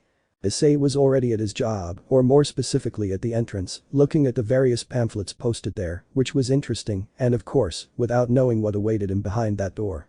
Well, let's get on with it, said Issei, opening the door to the place. Welcome, Master were four voices he would never mistake in his damned life. Yukana, Renko, Yui and Nin. What are you doing here? Not dressed like that. Although I don't dislike it at all, honestly, said Issei, surprised, before switching to an analytical look and examining the girls in detail. You know how they're dressed, don't tell me you don't, and if you don't, watch episode 7 of the anime. Love Ice Kanai Kanani. They exclaimed, surprised to see Issei there. We work here, love, Yukana said, smiling at Issei. Did you come to see me? Nin asked, approaching Issei. Ice-kun, Yui said blushingly as she saw Issei looking at her very closely. Are you happy that he came to see you? A happy, Renko asked Yui. Not you. Yui asked the brunette, who just smiled. Of course, said the brunette. Me too, but it's so sudden, Yui said. By the way, love, we're not open yet, Yukana said to Issei. Well, actually I work here too, Issei declared. This is a cosplay cafe, the green-eyed blonde said to her boyfriend, being interrupted by Nin. I want to see you doing cosplay, said the sweet Nin with a blush on her face and a beautiful smile. No, Issei tried to say. I couldn't cosplay, Aranko said, imagining Issei in a very out-of-place cosplay. Why do you work here? Yui asked after seeing Ranko laugh pervertedly at her boyfriend. Shinpei said it would be fine, so I agreed. Besides, I won't be cosplaying, stop thinking about that stuff, Ranko, Issei said as he climbed down from his nuba, Ranko. And I'll be working in the kitchen, he declared in the end. At that moment the supervisor of the place appeared, a subject with the appearance of a shameless pervert who disgusted Issei, since he looked at his girls in a very bad way, and that annoyed him. The day's suits are fine, declared the man with dark glasses. Take good care of the customers, he said, changing his stupid expression to a bored one as he looked at Issei. Issei gave him a look that said, you're screwed if you do anything, which intimidated the man. Hey, are you starting today? The man asked nervously. Yes, was Issei's sharp reply, which made the subject even more nervous. Well, I hope you do a good job, try your best, he said nervously, trying to leave the place. Now Issei's work with his friends' girlfriends would begin, and we'll see what happens from now on. End of chapter. Chapter 8. First day of work. After that strange encounter with the manager of the establishment, Issei and the girls proceeded to do their work. While the girls attended to the customers, some otaku worse than all of us, my friends XD, Issei worked his magic in the kitchen. Studying at Totsuki comes very naturally to the brunette, as being involved in the kitchen allowed him to quickly prepare all the dishes that the establishment offered. The day was passing normally, Yukana and Nin doing their jobs well, poor Yui falling down from time to time, and the great Ranko taking care of the occasional pervert who wanted to get out of hand in the place. Everything seemed normal. And while that was happening with them, with Shinpei and Kigo everything was different, since the blonde couldn't keep up with the perverted blue-haired guy. He seemed like a machine doing his job very well, who would have thought, it's good for something, well Kigo was surprised at what the guy with glasses could do when he got serious. Time skip. A few days later. A few days had passed and the boys were giving their all in their work.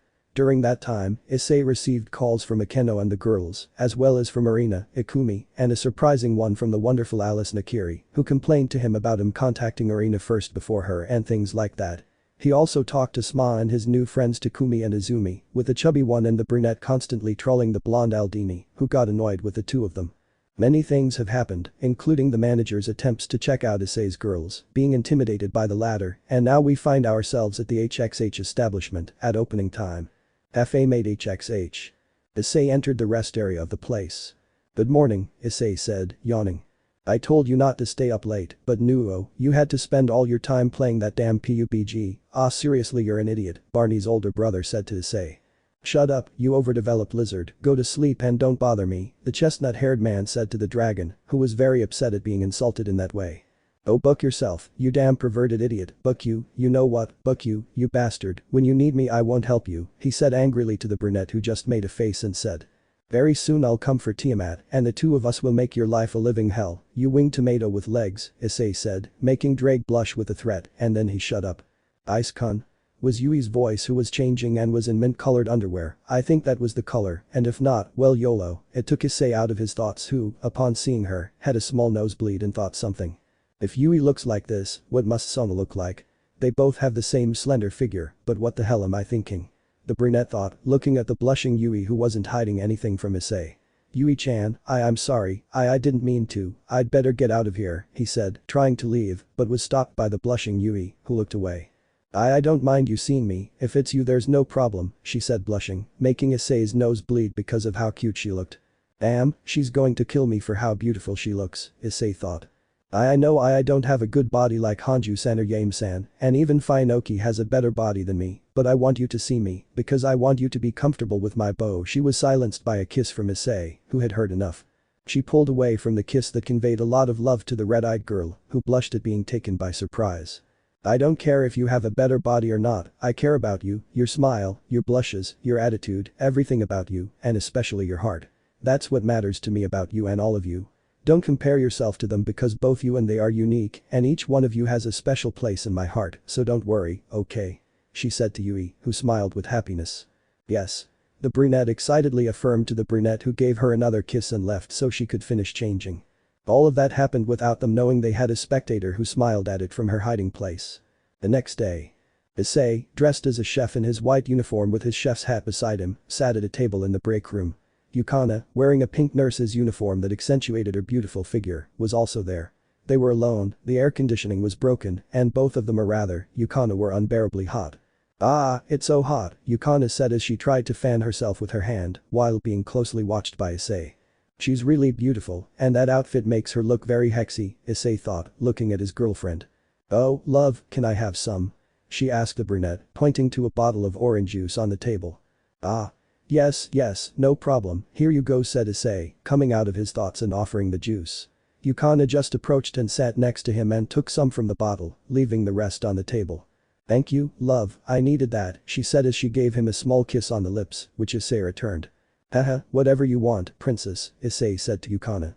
Then Ranko entered wearing a sensual purple one-piece dress that reached mid-thigh and outlined her sensational figure, with a doctor's coat and a stethoscope, the thing to listen to the heart if you didn't know, and if you did, well that's good. She saw them together and sat to Issei's left, placing her right hand on Issei's lap, who tensed up as he felt Ranko's hand dangerously close to his manhood. He looked at her again and saw that she was just smiling innocently. Yukana was just leaning against Issei, not seeing what her best friend was doing to her boyfriend. Ranko just kissed Issei's cheek and finished drinking her juice. Meanwhile, with Shinpei and Kigo, well, to say that the blonde was surprised is an understatement. The blue-haired man was now in charge of the store in such a short time, and he wouldn't have even thought of that, not even in a crazy dream. It's the end of the world, the blonde thought. And so the days passed, the meeting drawing ever closer, but the chestnut-haired boy was enjoying his work. Issei also enjoyed seeing the girls in various cosplays, like maids, yukatas, doctors, and nurses, etc. Of course, it intimidated the idiot in charge of supervising their work. Meanwhile, Shinpei was doing an excellent job, much to the surprise of a shocked Kigo. Minoru was taking good care of the children at his job, and although it seemed strange to some, he wasn't doing anything wrong to the girls. He was very protective of them, which was a good thing, at least he's a lolican with brains. Secretly, Shinpei was buying very suspicious spy equipment, and Issei and the girl's supervisor was planning something involving the Massacre and HXH light novels, though he didn't know why, but he felt he was going to lose his job. Maid Cafe HXH. It was another day at Issei and the girl's workplace, where the chef looked doubtfully at a series of books covered with brown paper to avoid seeing their covers and a Yukana wearing a school uniform in light blue and white. "Is it girl reader day?" he asked his girlfriend doubtfully. "Yes, we'll be serving customers in uniform and reading books to them. I wanted your opinion to see which one is good," the beautiful blonde explains with a smile to her partner. "Good morning." It was Ranko, Yui and Nin entering, who were also wearing uniforms, Ranko's being red with white, Nin's black with white, and Yui's lime green with white. "Good morning." They both replied to the trio who had just entered. "Are you choosing the books for today?" Yui asked Issei, who nodded. "Ani, choose one," Nin said next to Issei. "I suppose if they pay us more, there's no problem," Ranko said, approaching, and Yui took one of the books to see what it contained. The girl turned into a lascivious little boar. Yui was surprised to read that she kissed she so hard she continued reading, surprising everyone. Himikawa's body secreted its own love lubricant, that was enough for Issei, who recognized that he was reading. "Stop right there," Issei said, jumping up from where he was sitting, drawing the girl's attention. "What happened, Aikun?" Ranko asked. "That book is a light novel not suitable for all audiences," said a certain idiot, annoyed by the fact that he makes girls read a novel of that style at work, sneezing from his office. The girls were surprised and Yui annoyed by it. Nin approached the pile of books and removed the covers to reveal several novels not suitable for all audiences and took volume 4 of HXH. Nusui? Junior High School X? What a parody, right? Masu Gaku and HXH. Weren't these some of the ones you have at home, Ani? Nin asked Issei, who nodded. "Those are novels that one can only read at home," Issei said seriously. Yui had left to fix this problem while Nin began to read. No one had ever touched Sylvia's breasts before Nin began reading, surprising everyone, especially Issei who was close to her, and Kizuna's hand was the first to taste them. "Captain. What's wrong, Sylvia? Does this excite you, Ani?" Nin asked Issei, who was genuinely aroused by hearing her do the voices from the novel. This I try to say," looking around under Yukana's surprised gaze and Ranko's sensual and malicious smile, Nin continued. "I want you to put it in me." She aligned the tip with her hole and slowly entered the baby read and tried to make some moans where Yukana blushed upon hearing what the pink-haired girl was reading. "Come on, Nin, you don't have to continue." Issei tried to stop her but was completely ignored. Damn, if this keeps up, Ranko will try to read, and I'm going to get an erection, since she's the most dangerous of the four of us, Issei thought. Haha, this is getting good, let's see how long you can last, haha Drake mocked. Buck you piece of shit dragon, buck you, Issei said, only to hear another loud laugh. I can't take it anymore, Sylvia's going to explode. She didn't finish before Ranko snatched the book away. Oh, hey, it was getting interesting. Neen complained, pouting. Icon's reactions are so funny, I want to read too, Ranko said, smiling very malevolently at a pale Issei. Damn, what I had most of all was the sensual Ranko. I think Akeno and she will get along very well, the brunette thought. That half-fallen angel, and she will leave you dry, my friend, muahahaha, mocked Godzilla's gay brother. Rod in hell Drake, I'll get my revenge, and you know how, Issei declared, completely silencing the lizard who turned from red to pink in a second. The energy of the room was transferred to the pyramid. Ranko began to read, making Issei swallow hard and blush even more at Yukana. I imagine Ranko moaning my name. Ah. Stop it, damn it. Don't get up. He shouted to himself. Please, make me your slave, my master's slave. Well said, Eurytia, I think this wouldn't make sense since, well, I haven't read the novel, but I think this is from one volume after volume 4, and that in the anime, they take volume 4, and well, I don't know, and made the wooden horse vibrate once more, Ranko read, exciting Issei, and making Yukana blush even more. Ranko, you're going too far. Said an excited and agitated Issei, being ignored by the brunette. I want it right here. I used my fingers to open his precious parts, right below his rear end, she read while watching Issei's face, who had no doubt that this girl would drive him crazy. Haha, what's wrong, Icon? You're very red, Ranko said, smiling sensually at her man. That's not true, Issei said, alarmed, and Yukana watched the interaction between them with a pout that made her look very cute. I've never felt this before. Eurytia crouched down and began to convulse. Master. Ranko read until. I'll read too, said Yukana, picking up one of the novels. You don't have to do it, love, Issei said, wanting to avoid getting more excited by this stupidity. It's like I'm inside Ain, Yukana began, looking very embarrassed, and also like I'm inside Grace. That's how it felt. It's like Ain and Grace, the two sisters, were being penetrated at the same time, Yukana read, while Ranko blushed, but with a huge grin on Issei's face, thinking about her, Yukana, and Issei in a very wild threesome. Seriously, if Issei doesn't grape her, she'll grape him. Issei was about to die. Ranko was one thing, but his lovely girlfriend was another. Seeing her embarrassed drove him crazy. An intense feeling of pleasure and happiness. The feeling was like it melted Kizuna's brain, she read, looking at her blushing boyfriend, and then continued, that feels so good. She read, only to be abruptly stopped. Stop it. Issei shouted, exasperated. He couldn't take it anymore. He imagined Yukana under him in his bed making love, and it was starting to take its toll. Yukana was surprised and hid her face in the little book, and Ranko, well, she continued with what she was doing. Now this is too much. Issei said, annoyed. What's all the fuss about? Said the stupid manager, entering the place and hiding his fear at seeing Issei upset. Have you chosen the book you'll read today yet? I picked some good ones, I'm sure you like them, he said, touching his chin. He's gone too far with these books. Issei exclaimed, startling the caretaker who managed to hide his fear. What is he trying to do, making the students read this kind of thing? Issei asked, annoyed, which pleased the girls, who were happy to have him defend them. What? They're just light novels, he said, a little scared by Issei's hostile tone. Yes, they are, but they're very perverted, Issei said, annoyed. And isn't that a good thing? Why read something normal? The girls will smile and be embarrassed while reading it, and that will make the customers happy, the idiot said angrily to Issei. Let's avoid him calling the owner and getting you into trouble. I imagine he doesn't know anything about this, right? Issei said, making the idiot sweat. Yukana liked that they defended her, and not only her, but also Ranko and Neen. He doesn't finish because Yui enters with a phone. Boss, it's for you, from the owner, he said, making the idiot sweat. Yui-chan? Issei asked, intrigued, as the dark-haired girl smiled at him and winked. And the idiot was scolded by the owner, and the whole event for the day was cancelled, and they would still get paid anyway. Yui-chan, you're awesome. Issei complimented, making the dark-haired girl blush.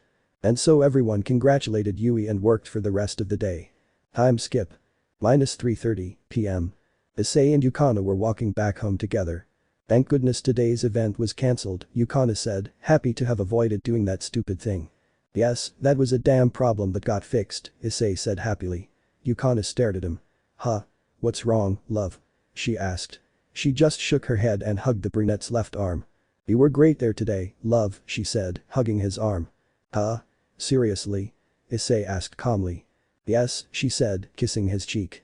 They both continued walking while talking about their things. And after this, will you be working, love? Issei asked. I don't know, maybe at a karaoke bar or restaurant, she said. Haha, that applies to you, Issei said. But you will work alongside me, she said. I don't see the problem with being together, Issei said. But not just at work, I want to do many things with you, she said, smiling. Like what? Issei asked. Well, being together, eating together, going home together, she said. We always do that, the brunette said, smiling. And also Christmas and birthdays, we would buy the same things, she said cheerfully. Like what? Issei asked. Well, like cell phone straps, keychains, taking selfies together, she said. That would be great, you know I already know what to do, Issei said, taking out his phone and turning on the camera. Hey, what are you doing, love? Yukana asked her boyfriend. Smile, Issei said, and hugged her around the waist, making her blush. But when she realized what he wanted to do, she saw the camera and smiled, hugging Issei around the torso. They both took a selfie, their first of many, and that made Yukana happy. Issei sent her the photo, and she set it as her wallpaper. How are you? Issei asked. Great, love, I love you so much, she said happily, kissing him and being reciprocated. And I love you too, he said, pressing his forehead to hers. I know the beach will be fun because we're all going, and that's fine, Issei said. You know, love, Yukana said. Yes? He asked. I know we'll all go to the beach together, but let's go somewhere just the two of us, she said.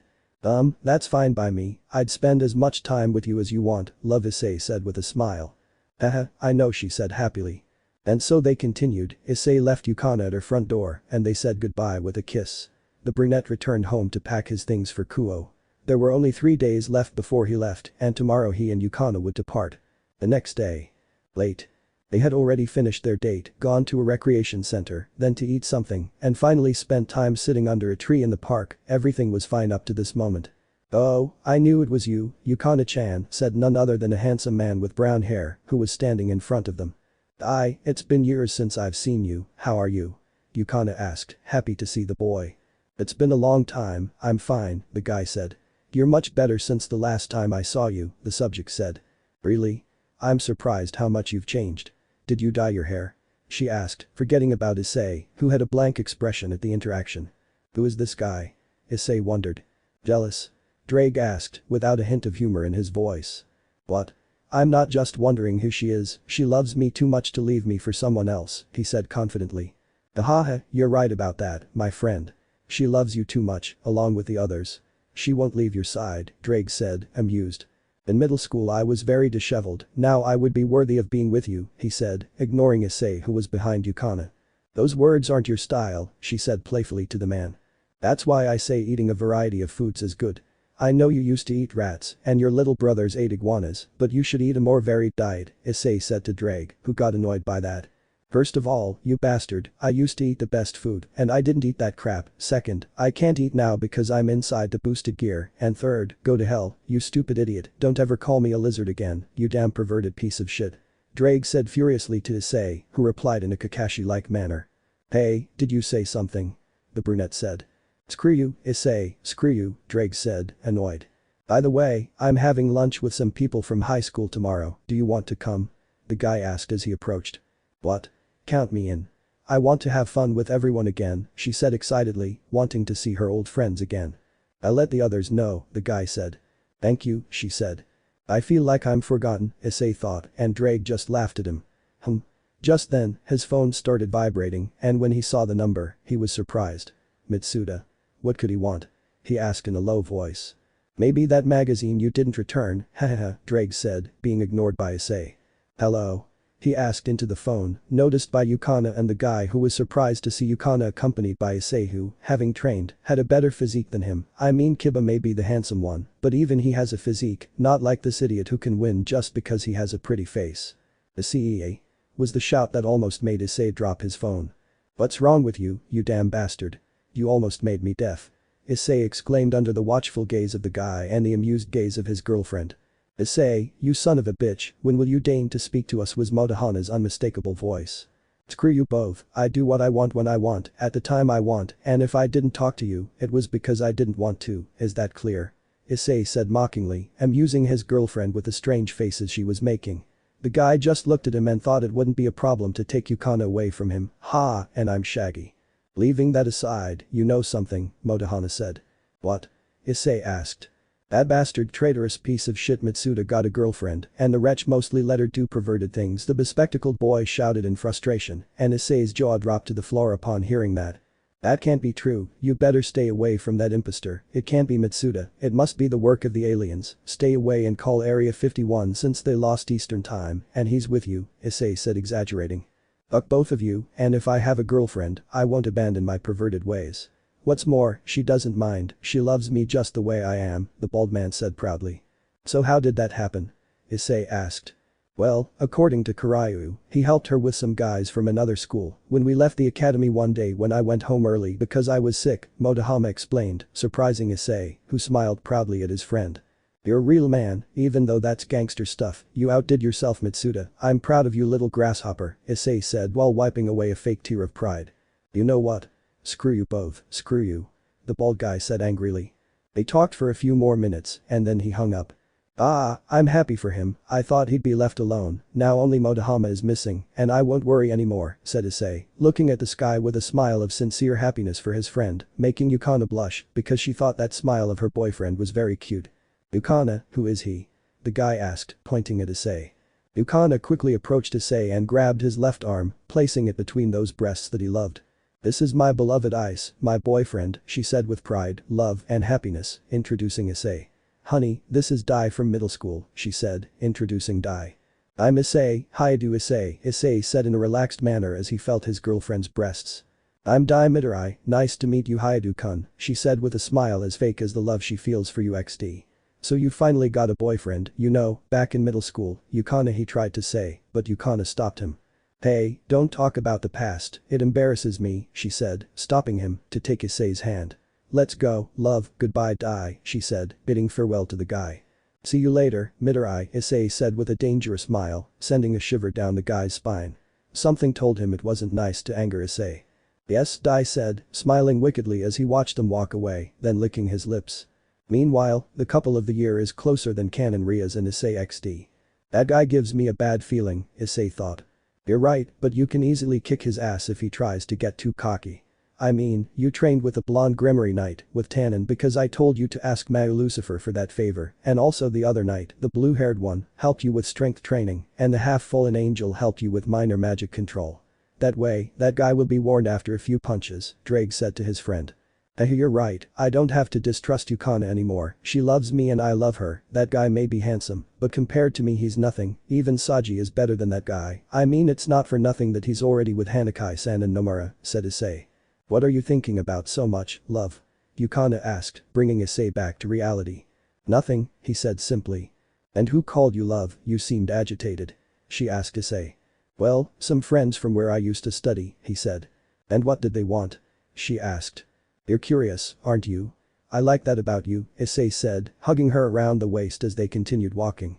Before and well, partly now, I was a pervert, Issei said, surprising his girlfriend who listened attentively. Well, they and I were known as the perverted trio because we used to spy on the girls changing, especially the ones in the kendo club, haha, he said, only to be pinched by a jealous Yukana who made a cute pout. Haha, I deserved that. After what happened with my ex-girlfriend, I came here and being with you made me worry that you guys wouldn't have any luck. Since you're hated by almost all, if not all, of the female students at the academy, you'd end up alone. Well, today I heard that one of you got a girlfriend and even though it was just a joke over the phone, I'm genuinely happy for him. I'm glad he found love and I just hope the other one finds his soulmate and doesn't end up alone, haha. Issei said, making Yukana smile beautifully at his words. You're a very good friend, you care about them, hahaha, you're a good person, Ice, she said, kissing Issei. They continued like that until they separated for lack of air and Issei left her at her house and went to his own to rest. Something told him that this guy would cause problems and he would have to make it clear to him that you don't mess with a female dragon. End of chapter. Arches. Arches, for the moment. One new beginning, Hajime no Gal. After discovering that Rias and the others, except Akeno and Zenobia, are cheating on him with others, Issei decides to leave Kuo and returns to Tokyo, his old home, where he gets a girlfriend on the first day of classes and, of course, begins the reunion with old friends and lovers. To he returned, DXD faction meeting journey to the underworld. Issei returns to Kuo to support the faction meeting, where he meets great celebrities and also the female version of Zersich. Where he helps stop Sekiryuutei from her plan to antagonize the factions and obtain a descendant of Leviathan whom he helps to give up her plans. After that event, he spends time in Kuo with his girls, where he receives his pieces and goes to the underworld to a very special meeting where he meets Kaneko's sister, who turns out to be Valeria's friend. Returning to his roots, Shokugeki no Soma Friendship Camp, a legendary carriage version Yukihira Hayadu autumn preliminaries, after spending some time in Kuo and telling his girlfriends not to worry about him because he would visit them whenever he could, Issei travels towards the hotel where the Tatsuki camp will take place, where he will reunite with old friends, new friends he made while in Tokyo. As stalkers and great friends of his parents and grandparents, where he will demonstrate that the Hayadu surname is not a game in the kitchen. For the great battle, DXD battle against Sekiryuutei. Issei and Sekiryuutei arrange a fight between themselves to determine who is the strongest of their generation. Unbeknownst to them, a certain Siskin, along with a crow obsessed with inventions, a ruler of the skies, and a one-eyed old man with the same perversion as the old Issei, broadcast the fight throughout their domains, attracting the interest of many. 5 more will be revealed as the story continues. Chapter 9. The next day. Issei had just woken up and was looking for something to do. He had already gotten enough money to go to the beach with Yukana, the girls and his friends, although he thought it would be better to invite Akeno, Zenovia, Yumi, Sona, Tsubaki and Yura. Maybe that way they could get to know each other better and get along. That's what he would do. I looked at the clock and saw that it was 9 in the morning. I had nothing to do. Yukana told me last night that she was meeting up with high school friends, which is true, and so I decided to look for something to do when my phone rang. Set Freshlavania as your ringtone. Hello? Issei asked, answering the call. Hello, good morning Ice, it's me Junichi, I called to see if you wanted to come with us to hang out, to play and stuff, Junichi asked his friend. Yes, that's fine, I have nothing to do anyway, Issei said with a smile. Oh yeah? And Yame-sen won't be with you today? Junichi asked his friend, somewhat curious, since if he didn't see Issei with Yukana, he saw him with Ranko, Nin, or Yui, even with Yukana's friend sometimes. I'm sorry, but since they don't appear much in either the manga or the anime, I forget about them XD, I'll see what to do with them, maybe I'll do something with some chapters related to the HNG manga. No, she'll be out today and busy with Ranko and Yui until the afternoon when she'll see friends from high school, so we can just wander around until we get bored, Issei said dismissively. Okay, I'll tell the guys, see you at the bus stop near my house, Junichi said to his friend. Okay, see you in a bit I confirmed and hung up to change, his typical DXD clothes, only with a jacket over the red shirt. Time skip. Arcade. Issei and the boys arrived at an arcade where they started playing various games. Issei entered a small tournament at the arcade about Street Fighters, where by pure chance he used a Daigo parry, look it up on Google or YouTube if you don't know about it, in the final, beating a boy from another academy and winning some tickets to go to the movies to see Broly the movie. So they went to see the movie and celebrated the victory. After the movie, they talked about it, with Issei liking that Broly more than the non-canon one who was traumatized by Kakarot and all that nonsense. Then they went to McDonald's to eat, where Issei ordered more than the others, surprising them with the amount he consumed.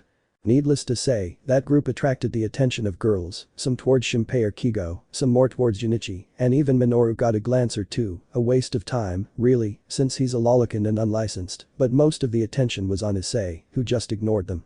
Karaoke. -2:40 p.m. Issei and the boys arrived at the karaoke and decided to spend the rest of the afternoon singing silly songs, where they had fun singing everything from anime songs to songs by normal artists. Welcome to Dop Tops XD, until Issei told them what happened yesterday when he left work while he was with Yukana. That guy will cause trouble, Shinpei said seriously, and everyone nodded. Yes, I have a feeling about that, but I'll see how I can handle it, Issei said, leaning back against the armchair. Well, I don't think she's going to do anything stupid.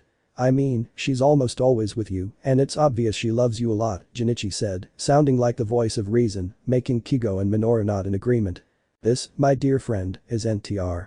Shinpei shouted, causing a drop of sweat to fall from Issei's face. No, I don't think so, Issei said. That's the genre that disgusts him the most, no matter how I look at it. NTR? Junichi asked, confused. It's short for Netterer, Issei explained. Netterer? The Redeed asked, even more lost. It's when your wife or lover enjoys being unfaithful and goes off with another man, that is she cheats on you, the boy with glasses explained, making some strange movements. That's horrible. The Redeed shouted in horror and Shinpei was about to continue, but Issei stopped him. That's enough, leave Junichi alone. And yes, that's horrible. Most things related to that genre are women who cheat on their partners just for hex, and that's it. That shit is disgusting and makes you lose faith in women, Issei said seriously, looking at the ceiling of the place where they were, and Shinpei and the others nodded. Okay, let's leave that aside. Junichi-kun is right, Yame-san wouldn't deceive you, she's smitten with you, Minoru said with his typical smile. Alright, let's get back to what we were doing, Issei said, and chose a song. I'll sing this one, Issei said, putting on Eminem's Venom, surprising his friends. Seriously, Ice, those songs are difficult, Kigo said, looking at Issei, who had a confident smile. Don't worry, this will be easy haha, he said, and began to sing. Meanwhile, Gregory. In an office sat a beautiful woman with purple hair and a charming figure. She was Penemu, one of Gregory's cadres. She wasn't alone. Beside her were two girls, a beautiful brunette with violet eyes and a blue-haired girl with amber eyes. Both of their expressions reflected annoyance and sadness. They are Rainer and Kalwerner, both were annoyed with Azazel for making them help Penemu with his damn job, Azazel's paperwork, and sad because they haven't been able to see the movie that chestnut-haired boy who intervened for them and helped them when Kakabiel wanted to kill them, if both were smitten with the chestnut-haired boy whom they haven't seen for months because of Azazel and his irresponsibility in going around looking for interesting objects. Ah, that idiot Azazel Sama left again and left all the work to us, Rainer complained and was seconded by Kalwerner who just sighed. Damn idiot, I'm going to hit him when he gets here.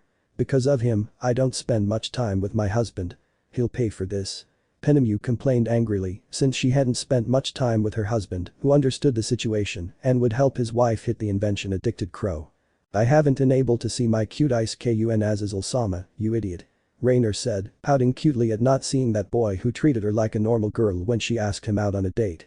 HMPH, at least you went out with him. Well, I had to put up with the crap Kakabiel was saying, she said, annoyed, not with venom in the name of the one who tricked them into working for him, Kalwerner, since she hadn't been chosen to go out with the brunette that day. Calm down, you two. You can go see your boyfriend on the day of the meeting, Penemu said playfully, watching them both blush. Ah, young love. You remind me of my husband and me when we were dating, she said with a warm smile, recalling how she met her partner. When I see Ice-kun again, I won't leave his side, Rainer said determinedly, thinking of Issei.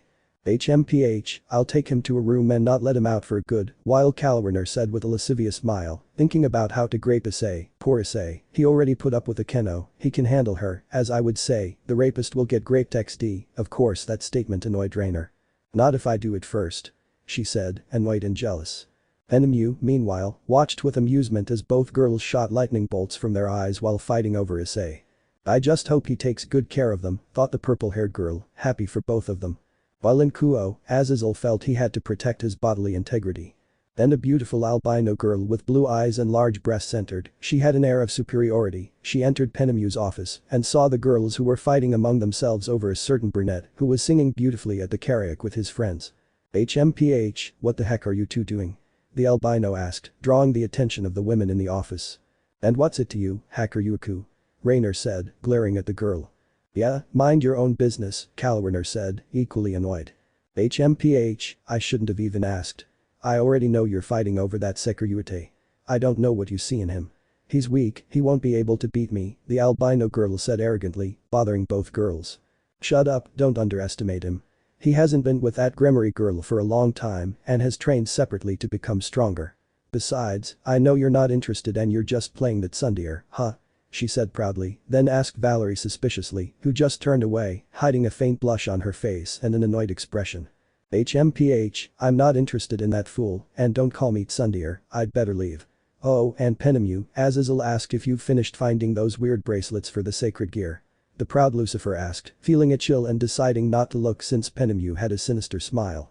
Fufu, tell her I found them, but that when she comes she will be punished, she said ominously, scaring the girls.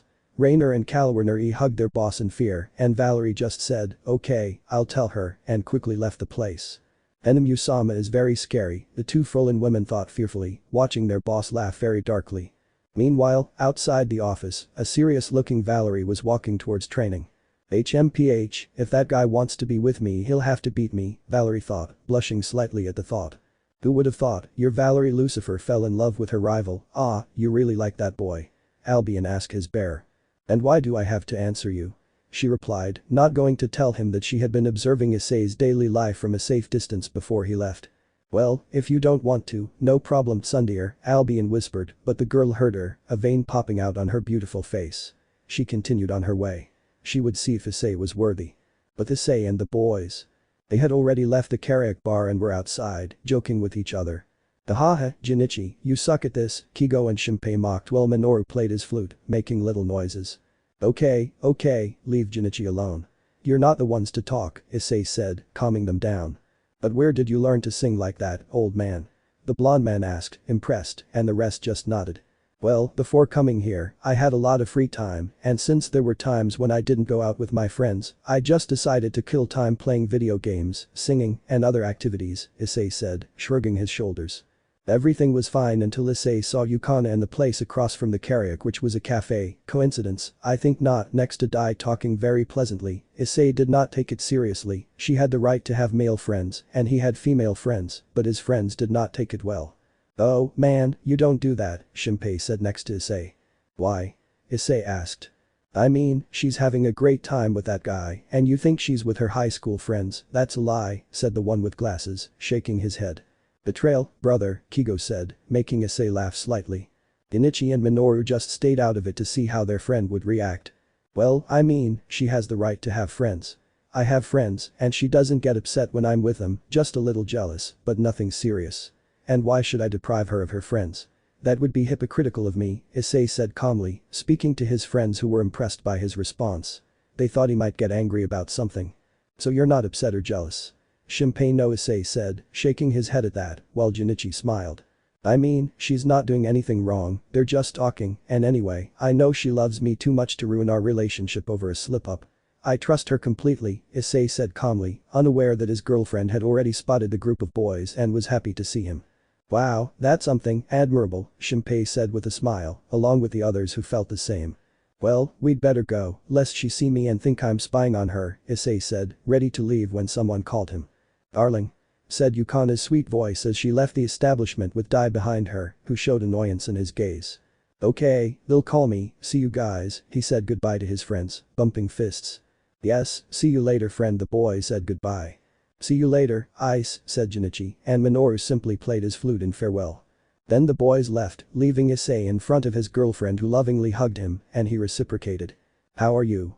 Issei asked his girlfriend, who was looking at him with happiness in her eyes. Good, now that you're with me, said the green-eyed girl to her chestnut-haired lover, who just smiled, looking at Dai who felt uncomfortable with the situation. Hello, Issei greeted, trying to be polite. Ah, yes, hello, Dai greeted awkwardly. Well Dai, see you another day, it was fun seeing you all again, come on love, Yukana said goodbye to Dai, smiling more now that she was with her boyfriend. Yes, see you later Yukana-chan. Dai said goodbye and left the place frustrated, all his friends had barely left and he wanted to make her fall in your dreams, but the brunette interrupted him. The couple of the moment were walking nicely together, with Issei having one arm around Yukana's shoulders and her hugging Issei's waist. You know, love, I'm happy with everything that's happened since I met you. I'm so happy to have met you, she said happily. And me, love, and me, Issei said until they arrived at the park. They decided to sit on one of the benches, enjoying each other's company, when Yukana said something that made Issei's blood run cold. And when were you planning to tell me the truth about yourself? She asked calmly, a little amused by her boyfriend's reaction. What are you talking about, love? Issei asked nervously. Ah, I'm not upset or anything, just surprised, she said, watching Issei swallow hard. When he tried to ask, but was interrupted. The same day you told Ranko and Yui-chan, Yukana said to Issei, who lowered his head. I'm sorry, he said. I know, you were scared since we had barely started dating, and you told them because you already knew them, although that bothered me, you had your reasons, and I respect them, love, she said, taking Issei's face in her hands and giving him a loving and supportive smile. I'm really sorry, I didn't mean to hide anything from you, but I was afraid of ruining everything, of you looking at me badly or rejecting me for doing something like this, I mean having and you know a harem, Issei said, looking sadly at his girl who gave him a soft kiss on the lips. At first it bothered me, and you have no idea how much, but as the days go by with you and the way you treat me, with love and affection, I know it's not normal, but being the person you are, I don't see the problem. You're someone who shows their love in a very special way. Despite having that little perverted hint in your gaze, you transmit your love to me in a way that no one else could, and that makes me love you more and more, Ice-kun, the blonde with jade eyes said with the most beautiful smile. Issei remained silent, expecting the worst. Insults, contempt, even physical harm. But no, she understood him and showed him the love she had for him in a way very different from any other girl he knew.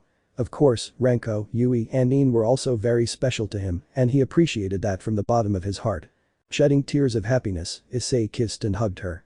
"Thank you, love. Seriously, thank you for accepting this stupid pervert. I love you," Issei said, happy to feel that the love she and her girls professed for him was real and not just a simple word. "And I love you too, my love," Yukana said, kissing Issei passionately. They spent their time kissing and caressing until Issei decided to tell Yukana everything. From his mediocre life as just another pervert, followed by the encounter with that fallen angel who killed him, to his inclusion in the Gremory clan, and then the rescue of the former nun, meeting Rainer and Kalwerner whom he loves, fighting for his president whom he fell in love with past tense, against an arrogant blonde, then the Kakabiel incident, and the subsequent betrayal of his love by a certain quartet that hurt him greatly. Causing him to return to Tokyo and then meeting her on the first day of school. "You've been through a lot, love," Yukana said, snuggled up with Issei under a tree, sitting between the chestnut-haired boy's legs with her head resting on his chest. "Yes, but you know what? I'm glad it happened because that's how I met the people who are important to me now," he declared with a smile as he kissed his girlfriend's head. They spent a while talking, and Yukana told Issei to call Renko, Yui, and Nin to tell them that she already knew about him being a 100% dragon, and about his knowledge of the supernatural, and his relationship with them, which he would strive to do well, so that they wouldn't keep their feelings for Issei to themselves when they were with her. Issei agreed with a smile. This girl really understood him, and he was grateful for that. After that they spent a little more time together until the sun began to set and it was getting dark. Issei took Yukana home, and they said goodbye with a loving kiss.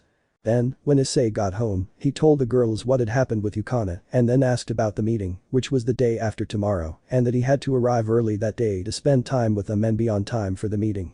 Then Issei watched a video of his Boa-chan before going to bed since tomorrow he was going to the arcade with Yunichi and the others. The next day. Yukana and the girls were gathered at the cafe that Yui frequents with Issei from time to time. The girls arrived to find out why she contacted them and went to her. "So, Yukana-chan, what's up?" Renko asked, sitting next to her friend while drinking a strawberry milkshake. "Yes, Yame-san, what is it you want to talk about?"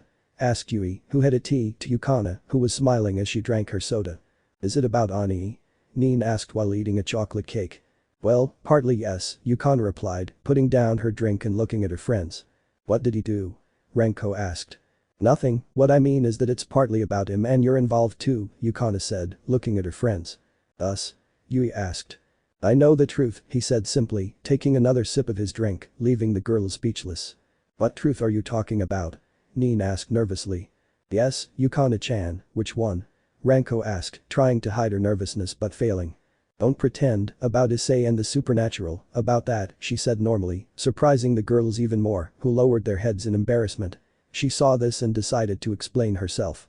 "I'm not upset or anything, it's just that I was surprised to learn that you were involved in this.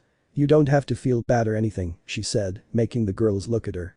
"But Yukana-chan, we hid something important from you," Renko said, sounding sad about hiding it from her best friend. "I know, but I don't hold any grudges or anger against you, in fact, I feel happy," Yukana said smiling to her friends. "Happy? But we were hiding that from you, since you're Ani's girlfriend," said Nin's lowly Oppai, looking at Yukana who shook her head. "No problem, I'm happy to know it was you girls I know and know aren't bad people. You've known him since he was a kid," she said, looking at Renko and Nin, "and since elementary school," she added, looking at Yui. "I know this will sound crazy and all, but I don't mind sharing Issei with people like you, who are trustworthy and won't do to him what they did to him," she said, adding the last part seriously, which made them all serious as well. "Yes, it's good to know that at least in that place there are people who valued Issei's feelings and didn't seek experience elsewhere," Renko said, annoyed. "I mean, I haven't had a boyfriend since after leaving school. I would go to Kuo University to study to be with Aikun, but I would never seek experience like that," Renko said. "Yes, I would have asked my mom how she did it with dad, so I could have guided myself. I would never have done something like that," Yui declared seriously. "Yes, I wouldn't hurt Ani, I love him too much to do something like that," Nin said, smiling. "Well, we're getting off topic, but I'm glad to hear that. I wouldn't want him to suffer through something like that again," Yukana said with a smile, making the girls smile too. "Okay, you know I agree with this, and you do too, so tell me, are you willing to be with Ice-kun for the rest of your lives?" Yukana asked seriously, looking at her friends who exchanged glances and smiled. "Without a doubt," they said, smiling happily and undoubtedly making Yukana smile even more. "Well, this will be a start to our new lives," she said happily, and they all smiled. So they spent their time talking about things they would do now with Issei and stuff. Meanwhile, Issei and his companions were entering a family restaurant and asked for a table to eat something. They had just left the arcade where Issei and Shinpei were winning at the game Tekken 6. I haven't played 7, the characters I play with the most are Bob, Devil Jin, Kuma and the Williams sisters, those who know the game know who they are, where everyone who approached them was defeated. I still don't understand how they're so good, Junichi said. Practice, they both said, then laughed. Screw you both, you practically kicked out those who challenged you, and then you had to fight each other because nobody wanted to play with you, Kigo said with a poker face. Hey, it's not our fault we're so good at playing, Shinpei said, feigning offense. Yes, it's not my fault I studied a career in professional gaming, along with advanced classes in combat techniques with consoles of all kinds, Issei said, causing a drop of sweat to grow on Junichi, Kigo, and Minoru. Let's leave that aside, tell us Issei, what happened yesterday with your girlfriend? Kigo asked. Nothing, she called me to walk her home. That guy Dai left quickly because Yukana rushed to hug me and then he left. After that, we went to the park to spend the afternoon and then I took her home, said Issei, leaning back in his seat. You probably already know which place he's in, if not, look at the end of chapter 9 of Hajime no Gal, seeing the faces of understanding and envy that the boys had. First, I'm glad for you that it won't go any further, and second, rot in hell, Shinpei said to Issei. Yes, the same as him, only I hope you die, said Kigo, envious of Issei and his relationship. Don't pay any attention to them, they're out of their minds, Junichi said. It doesn't matter, Issei said calmly. He knew they were like that, but they were good guys, perverts but good nonetheless.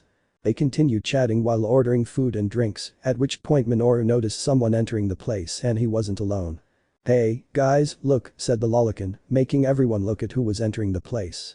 At the entrance, Dai was seen with an arrogant face entering with 9 other guys, all with the faces of the typical guys who think they're the big shit. I tell you that I have already met guys like that, and well, I just tell you that it didn't end well for them. I knew something was wrong with that guy, Shinpei said, and Kigo nodded in agreement. Well, to be honest, I'm not surprised, Issei said calmly as he lay down with his arms stretched out at his sides, looking at the ceiling with a peaceful expression. Dai and his friend sat at the table behind them and started talking nonsense until something happened that gradually began to bother Issei. That girl is quite pretty, said one of the men. She has a good body, said another. Yukana, huh? I envy you, said another with yellow glasses next to the older idiot who smiled with superiority, unaware of the danger that lurked a few steps away from them and who began to get annoyed. I know, right? Gals are easy, I told her I wanted to talk about something and she came, he said arrogantly, putting one of his feet on the table. If I had to choose between Razor and him, I'd say he's more stupid. At least Razor would be more aware of the dangers of bothering Issei by mentioning his girlfriend inappropriately, and all those guys burst out laughing at what the future victim had said. That guy is dead, they just haven't told him yet, said an elderly gentleman with American features and dark glasses, sitting near the boys, who asked for the bill and left the place, as if he knew the Holocaust that was coming. You're cool if you know who he is. That guy is an idiot, Kigo said, annoyed, since they had been listening to them since they started talking, and they didn't like that last part. Yes, he's an idiot, Junichi said seriously, looking at Issei, who was still staring at the ceiling, but with his eyes covered by his hair, giving him a gloomy look, remembering how he met Yunaka and how they started dating. I love stealing girls who have boyfriends, the guy said, unaware of his dark future. Those words angered Issei, who was in a dangerous tranquility, remembering the words of love they both said to each other, and that calm expression made his friend's hair stand on end. Damn, he's getting angry, they all thought at the same time, feeling a little sorry for Dai, who was a little lonely. When I'm done with her, I might lend them to her too, she seems to like that kind of thing, Dai said as his friends laughed stupidly. Issei went into mob mode, remembering what they talked about yesterday, and also the times he had caressed her with her consent. Damn it, those idiots, Junichi said angrily, being calmed down by Issei who, still in the previous position, moved his hand. You know what, yesterday when I was with her stupid boyfriend showed up, the idiot seems like a total weakling, nothing special, he's not attractive, he just has a slightly better physique, nothing special, I'll laugh at his face when he has Yukana, begging for more hahaha the idiot laughed, while his friends laughed along with him. That's when it all came back to haunt him. He thought Razor was an idiot, but after a while, he realized he was blinded by his winning streak and his clan's fabulous abilities. Razor, despite being weak, had managed to win thanks to Asia's help and his own ingenuity. But this imbecile said it without a shred of shame or remorse. Everything he said was true. His words were sincere. How many had he ruined beautiful relationships with just his stupidity? No, Razor couldn't be that stupid. Just thinking about the poor guys who lost their girlfriends over something like that made his blood boil. He stood up silently from his seat and calmly walked towards the group that was still laughing at what Dai had said, who looked at him and gave him a nasty smile. "Oh, if it isn't Yukana's boyfriend," he said, feigning surprise, but Issei remained unfazed. He wouldn't let his impulses control him like they did with Razor. He simply stared blankly at him. "You heard everything, didn't you? Get out of here, you're a nuisance," he said, gesturing emphatically. "You'd better take back what you said about Yukana-chan," Issei said without any expression, looking directly into Dai's eyes, who was still smiling triumphantly. "Withdraw what?" the bastard arrogantly asked Issei, who only frowned at the question. "Everything, she's not one of those silly girls you hang out with, she's different," Issei said seriously, while Dai just smiled mockingly. "Who is this guy?" one of the men asked. "He's being annoying, can I hit him?" another one asked as Dai raised his hand wanting to continue with his nonsense. "What are you talking about? You only have to look at her to realize that she's easy," he said stupidly, not knowing what he was doing. "Appearance and personality are two different things, so I kindly ask you to retract what you said about my girlfriend," Issei said, trying to prevent a one-sided massacre, but the idiot ignored him and continued. "You're a virgin, aren't you? Well, you act like one, that's why that easy girl is playing with you," he said, laughing in Issei's face. "Number 1, I'm not a virgin," Issei said seriously, then smiled mockingly and added, "Your sister wouldn't stop screaming my name last night." He saw Dai's fury creeping in, but he ignored it. Issei knew he had a half-sister through Yukana, and what he said was just revenge for what Dai had said about his own Yukana. "And number 2," he said, grabbing Dai by the collar and lifting him up, startling everyone present. He gave Dai a death glare worse than a madman's, slightly frightening him, but he didn't show it. "You respect my girlfriend, you damn scum, if you don't want to end up in a hospital for life, hooked up to machines to keep you alive," he said, his voice devoid of any mercy. Dai's friend stood up and held Issei, who let go of Dai, who was holding onto his neck because of it, and angrily said. "Dais, it's getting really lively here, why don't we go outside?" he said, smiling sinisterly, and his friends took Issei, or rather, Issei calmly allowed himself to be led to the parking lot. Inichi had by then notified Nin to send someone to help without knowing what would really happen. "Damn, this got complicated," said a worried Shinpei. "Yes, we must help him," Minoru said seriously. "Yes, let's go," said Kigo, determined to help his friend. "I already sent a message to Nin, she said Ranko is coming here," Junichi told his friends, who felt nervous. "That girl will kick those guys' asses," Shinpei said, remembering the times he saw Ranko beat up boys who were being idiots. "Not if Issei finishes them off first," the Redeed said to his friends, who nodded. They saw Issei's expression, and it was anything but saintly. They left the restaurant having already paid for their meals, to help or at least try to help their brown-haired friend, while Ranko appeared in front of them at great speed. "Wah. Hanju-san, that was fast," Junichi said in surprise. "That doesn't matter, where is Aikun?" she asked, worried about the brunette. "They took him to the parking lot," Kigo said. "Well, what are you waiting for? Let's go," Ranko demanded angrily, making the four of them look scared. "Why yes," they said, scared and following Ranko. Parking lot. Issei was surrounded by the 10 guys, with Dai standing in front of him wearing an arrogant and unpleasant smile. "We'll kick your ass, but first, how does it feel?" the idiot asked Issei, who just stared at him seriously. "You're stupid, you don't know the difference between hunter and prey," he said, looking Dai in the eyes. "What did I say?" she didn't finish because. 5. One punch hit me right in the face and sent him crashing to the ground. Of course, he held back, since he could have turned his head around and killed him in the way only Jason Voorhees would. "Damn it," he said from the ground while wiping the blood that came out of his nose from the punch. "I told you, idiot, whoever messes with my girlfriend messes with me," he said, cracking his knuckles threateningly and with a demented smile that scared the guy. "What are you waiting for, go get him," he told his friends who trusted his number pathetic. "TSK, it was about time the text came out," coward said the brunette, watching 4 of the guys lunge at him. The one with sunglasses lunged with a punch that Issei dodged and responded with an elbow to the head that sent him crashing to the floor. Another of the subjects lunged at Issei with a right hook towards the jaw, but Issei just grabbed his arm and forcefully put him in a hold until he threw him to the floor on his back. The other 2 hesitated to approach, but Issei punched one in the face and the other in the jaw, leaving them bleeding on the floor. "Is that it? How pathetic," Issei said seriously, scaring the guys, who just stood up annoyed. "Fuck you, you bastard. Girls like Yukana only attract attention so they can be used, and I'll use her, you bastard," he shouted furiously. "Ah!"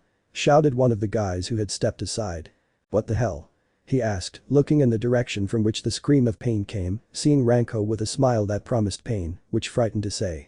Damn, Akeno and she would definitely get along well, Issei thought. Don't doubt it, my friend, that half-fallen girl and that Ranko girl will be your downfall, haha, Drake mocked, having just woken up from his dream. That's all you wake up for, you bucking lizard Juancho, go count sheep and don't bother us, Issei said angrily. Fuck you little faggot, I do what I want, Drake said, while Issei just decided to ignore it. You went to our high school, a year above us, the idiot said, staring shamelessly at Ranko, who was making a face of disgust. You also have a spectacular body, I'll try it too, he said with a disgusting smile, making Ranko angry. You're disgusting, she said simply. Only Issei will violate this hexy body, she thought, trying to stop a hemorrhage at the thought of Issei with her locked in a room for 4 hours in the middle of hexwell action. This chick really wants hick. Hey idiot, Issei called, calling Dai's attention. What do you want? Dai tried to finish. 5. It was the punch that took him away from Ranko. Ranko, what time did you arrive? Issei asked, ignoring the small group helping their fallen allies. Your friend Junichi called Nin-chan and so I came running, he said, winking at Issei who smiled at him. Thank you, he said, making her blush. Just then, his phone rang, and he answered it. It was Yukana. Hello, love, what's up? The brunette asked calmly. Honey, Hashiba-kun called Nin-chan and I got worried, is everything alright? She asked, concerned for her boyfriend. No problem, princess, nothing I can't handle, so don't worry, after I sort this out I'll invite you and the girls out, he said, smiling, making Ranko smile and making Kigo and Shinpei jealous. Ah, what can you do, it's okay love I'll let them know, take care, Yukana said goodbye to him, sighing resignedly to what her boyfriend would do. Okay, love, I love you, Issei said goodbye to her, turning his gaze to the idiots who stood up, somewhat hurt. Ai-kun, what did Yukana-chan tell you? Ranko asked, standing next to her man, who looked at her. Nothing, I was just worried about what happened right now, we'll go to them later, Issei said to Ranko, looking at the boys in front of them. Junichi and the others were already with Issei. Damn it. We'll make you pay, let's go play with that girl later, Dai said, prompting everyone to attack the boys. Ah, this idiot is worse than shit, Issei said, twisting his knuckles. Okay Ai-kun, we'll go to Yukana-chan's later, he said, doing the same as Issei. These idiots will pay for insulting your girlfriend, buddy, said Junichi next to Shinpei, who had a fire extinguisher in his hands. I'll just say that a massacre ensued. But the girls. Yukana sighed as she took her drink. What happened, Yame-san? Is Ice-kun alright? Yui asked worriedly to her now harem sister. No, I know she'll be fine, I mean she's strong, stronger than a normal person, Yukana told Yui. That's because it's a dragon, Nin said with a blank expression. Haha, you're right, but on another note, he's coming to go out with us, the blonde said with a smile, cheering the girls up. Really? That's great, Yui said, happy to finally be spending more time with Issei. Haha, a date with Ani, said the lowly Oppai Nin happily thinking about herself and Issei together haha well, she was thinking about things that minors couldn't imagine. Pervert, Yanaka and Yui said, looking indifferently at the perverted little pink-haired girl. Then they saw each other and started laughing. Maybe it can't be so bad after all, Yukana thought, imagining her future life with her friends and the other girls. Back with Issei and the others. To say they fell like flies would be stupid because even flies aren't that weak. The thing is, they were all on the ground, bruised from the beating given by the little group. Dai was scared, no, he was terrified. That group of idiots plus the hexy brunette finished off his friends. Now he had to find a way to get out of this unscathed. You think so, old man? HMPH, how weak, Ranko said, annoyed. Issei just put a hand on her shoulder. Yeah, Ranko, they were just idiots, Issei said while shaking his head. Ah, that's fine, Ai-kun, she said understandingly. So, what do you have to say? Issei said, looking at the frightened Dai. Haha, wow, they are strong, this is disgusting, he said while scratching the back of his head, then clasping his hands together in apology. I will never come near you again, forgive me, he said while lowering his head and raising his clasped hands. How the boy said. How dare you, Ranko wanted to say, but she was stopped by the waist by Issei, who looked at her and shook his head. She calmed down, but with a blush on her face. Ah, Issei sighed, looking at Dai who had his head down. So you think you can come here with your buddies, talk shit about my girlfriend behind her back, and then say it to my face, threaten me, and try to bother Ranko with your nonsense, and now you come here seeing your stupid friends defeated, and you want us to let you go just like that? No, buddy, you're completely wrong, Issei said, making the guy fall to his knees in fear. What are you doing here? Was the unexpected question from a little girl with brown hair tied in 2 pigtails, looking curiously at the boys. No, Minami-chan. Exclaimed her mother, calling her. It was at that moment that I, like a complete coward, escaped, causing the little girl to fall to the ground and cry. Minoru approached and helped her up, and the mother and child thanked him and proceeded to leave. Okay, I want you to tell me what happens when you hurt a loli in front of a lolican like Minoru. Let's see you, the one in the white shirt. Not everyone wears a white shirt XD. At that point, Minoru got so angry that he looked like a small, somewhat red version of Hulk and launched himself at Dai. Hey, stop him before he kills him, Issei said, making Kigo and Shinpei go and stop Minoru with Yunichi's help, stopping him. I tried to escape. Tried is the word of the day, as Ranko grabbed him by the collar of his shirt, throwing him against the wall where he was cornered before, making him even more scared. Well, you see what you've caused. Now Minoru is upset and looks like he's from Marvel. You're an idiot, Issei said while pointing at Minoru. Icon, may I? Ranko asked politely. Of course, it's all yours, he said, stepping aside. She just smiled at him and winked as she stood in front of the frightened Dai. Do you know what the perfect phrase is for you? She asked playfully, and that sent a shiver down Issei's spine. Please don't hurt me, she said, lowering her head and covering it with her hands. Nope, she said, moving closer and retracting her leg too. Damn, that's going to hurt, Issei thought, seeing what the brunette wanted to do. No balls. He said, giving him a hard kick in the balls, making the boys feel a phantom pain when they saw it. The pain, brother, the pain, Issei thought, watching the scene with vicarious sorrow. You know something, Ranko said, her foot on the head of the aching Dai, who was suffering from the kick. Men like you who only see women as objects deserve to be like this, on the ground, she said with disgust, leaving him and approaching Issei with a smile. Damn, you really messed him up, Issei said to Ranko. Don't worry, she said, moving closer to his hatred, I'll leave you dry in that place, love, she said sensually, making Issei almost choke on his saliva. Issei approached the dejected Dai and said as he crouched down. If you show up near Yukana again or do anything to any other couple, and I find out, you'll wish you'd never met me in your damn life, got it? Issei said threateningly to the fallen man, who could only nod with tears in his eyes from the pain in his genitals. Good, so you don't forget, I'll do something, he said, getting up and approaching Ranko to go to the girls. He approached the trio who were holding the still furious Minoru and simply said, let him go, that way he won't bother us anymore. I'm going with Ranko to the girls, see you around, friends. Issei said goodbye along with Ranko, while a short distance away they heard a cry of pain, making the couple laugh. Cafeteria. Moments later. Issei and Ranko arrived at the place and went to where the three girls were. Issei sat between Yukana and Ranko, who was happy to finally be like this with Issei. Ugh, that was a real pain in the ass, Issei said, leaning back against the seat. Ice-con language, Yui scolded Issei. Sorry, it's just that guy Dai was a complete idiot, Issei said. I didn't know it was like this. If I had known I would have stayed away, Yukana said to her boyfriend, who just shook his head with a smile. Don't worry, it's that idiot's fault. You only went in good faith to see an old friend. You didn't know he had other intentions, Issei said, relieving Yukana. So, what do we do now? I'm leaving early tomorrow for an important meeting I have to attend, Issei said, and they just looked sad. We would say don't leave, but that's not possible, Yui said sadly, standing next to the girls. I'll come visit you, don't worry. After all, I have special permission at Tatsuki, and I wouldn't miss the school festival and spending time with you girls, Issei said, relieving his girls a little, who nodded happily. Well, let's have some fun, Yukana said cheerfully. Yes. The girls replied. I really love them all, Issei thought, happily watching the scene in front of him. And so they went to have fun for the rest of the afternoon. They went to Karaeg to see a movie, to walk through the park, to eat at a family restaurant, then to the fair to take each one to their homes to stay with Yukana until the end. We had so much fun, haha, Yukana said happily, but with tears falling from her eyes. This upset Issei, who knew why she was like this. Don't cry, love, he said, placing a hand on her cheek. It's just that it's hard for me to say goodbye to you like this. We spent so much time together. I'm glad to have met you, but it makes me sad that you're going far away, she said, hugging Issei tightly, who hugged her tightly with his chin on her head. Like I told you, I'll come see you and help you with the festival. I mean, I can lend a hand. We'll all go to the beach, and I'll introduce you to the girls when we get there.